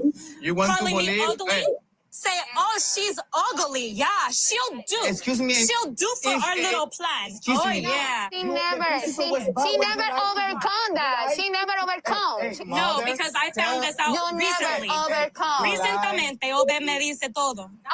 She learns Spanish, bro. She got that Duolingo. Yo, you know, they have their own show. Family Chantel is a big thing. Oh, for real? Yeah, Family Chantel. That's the whole show. The Family Chantel. They literally took the phrase and made a whole show about it. At least he's the one who came up with it. Yeah. Family Chantel. Yeah, this is season 5. I did not know. Wow. Bro, there's a whole crew. I got Luis and this guy confused. Pedro. You need to ask AI what's gonna happen to 90 Day Fiance, bro. This is a big problem. Bro, Chantel, bro. Pedro, Karen. This boy named River Knight.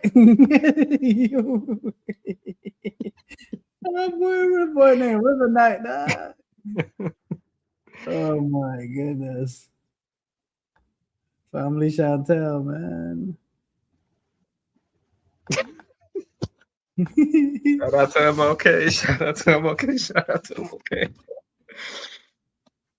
Oh God, this guy married like a Vietnamese lady and shit. They didn't, bro. This family is a fucking mess.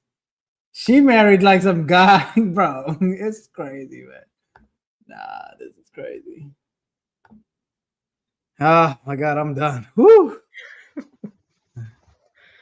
Anyways, man, shout out to everybody watching, man. This is I feel like I have to cover this. I know this ain't, but when it comes to the economics, like you cannot do economics and not talk about immigrants. Like there's no way this whole economy will collapse because it's not even possible. It's not. Yeah, it's all into. It's just that's it. That's the answer. Like there's no America without immigration. There's zero. Never has been. Never been. Never, ever, Taking out such an important part of it is going to. It's like taking the structural beam out of a house. It's going to collapse. You can't, we need bro. them. We need each Integrated. other. It's too integrated. I mean, I don't care how far you go back. You can go to the 80s and forward even if you want to. And that ain't going to work. This whole thing is going to fall apart. Yeah. We need each other. I'm not even talking about illegal immigrants. Even just the illegal immigrants, if they really get deported for real, it's going to be a big change in this country. Even the illegal immigrants who get paid under the table are necessary. If that wasn't existing, then the business owner couldn't even afford to pay them legally. You know what I mean? Like you have to resort to illegal. I know for a fact, the lady that's cleaning my apartments, not for a fact. You know, we all know, like cleaning ladies all in your office buildings. Mm-hmm. Come on, we know, we all know. We all just turn a blind eye, like just Anyways, that's it, guys. Shout out to MLK. We love MLK. Like this. This was the stream on MLK. We'll be back on Wednesday. We might get into more stuff like this. We might look at other things, but shout out to Mr. Jams for coming on. Man. Appreciate you. No problem. Basically, thank you. A part-time co-host nowadays. Yeah, it's 12 o'clock. You know what that means? It's time to have a dream, just like MLK. Ah, there it is. Peace out from the Profit Report. This your boy AV. We got AJ in the house. Peace, baby. Let's go.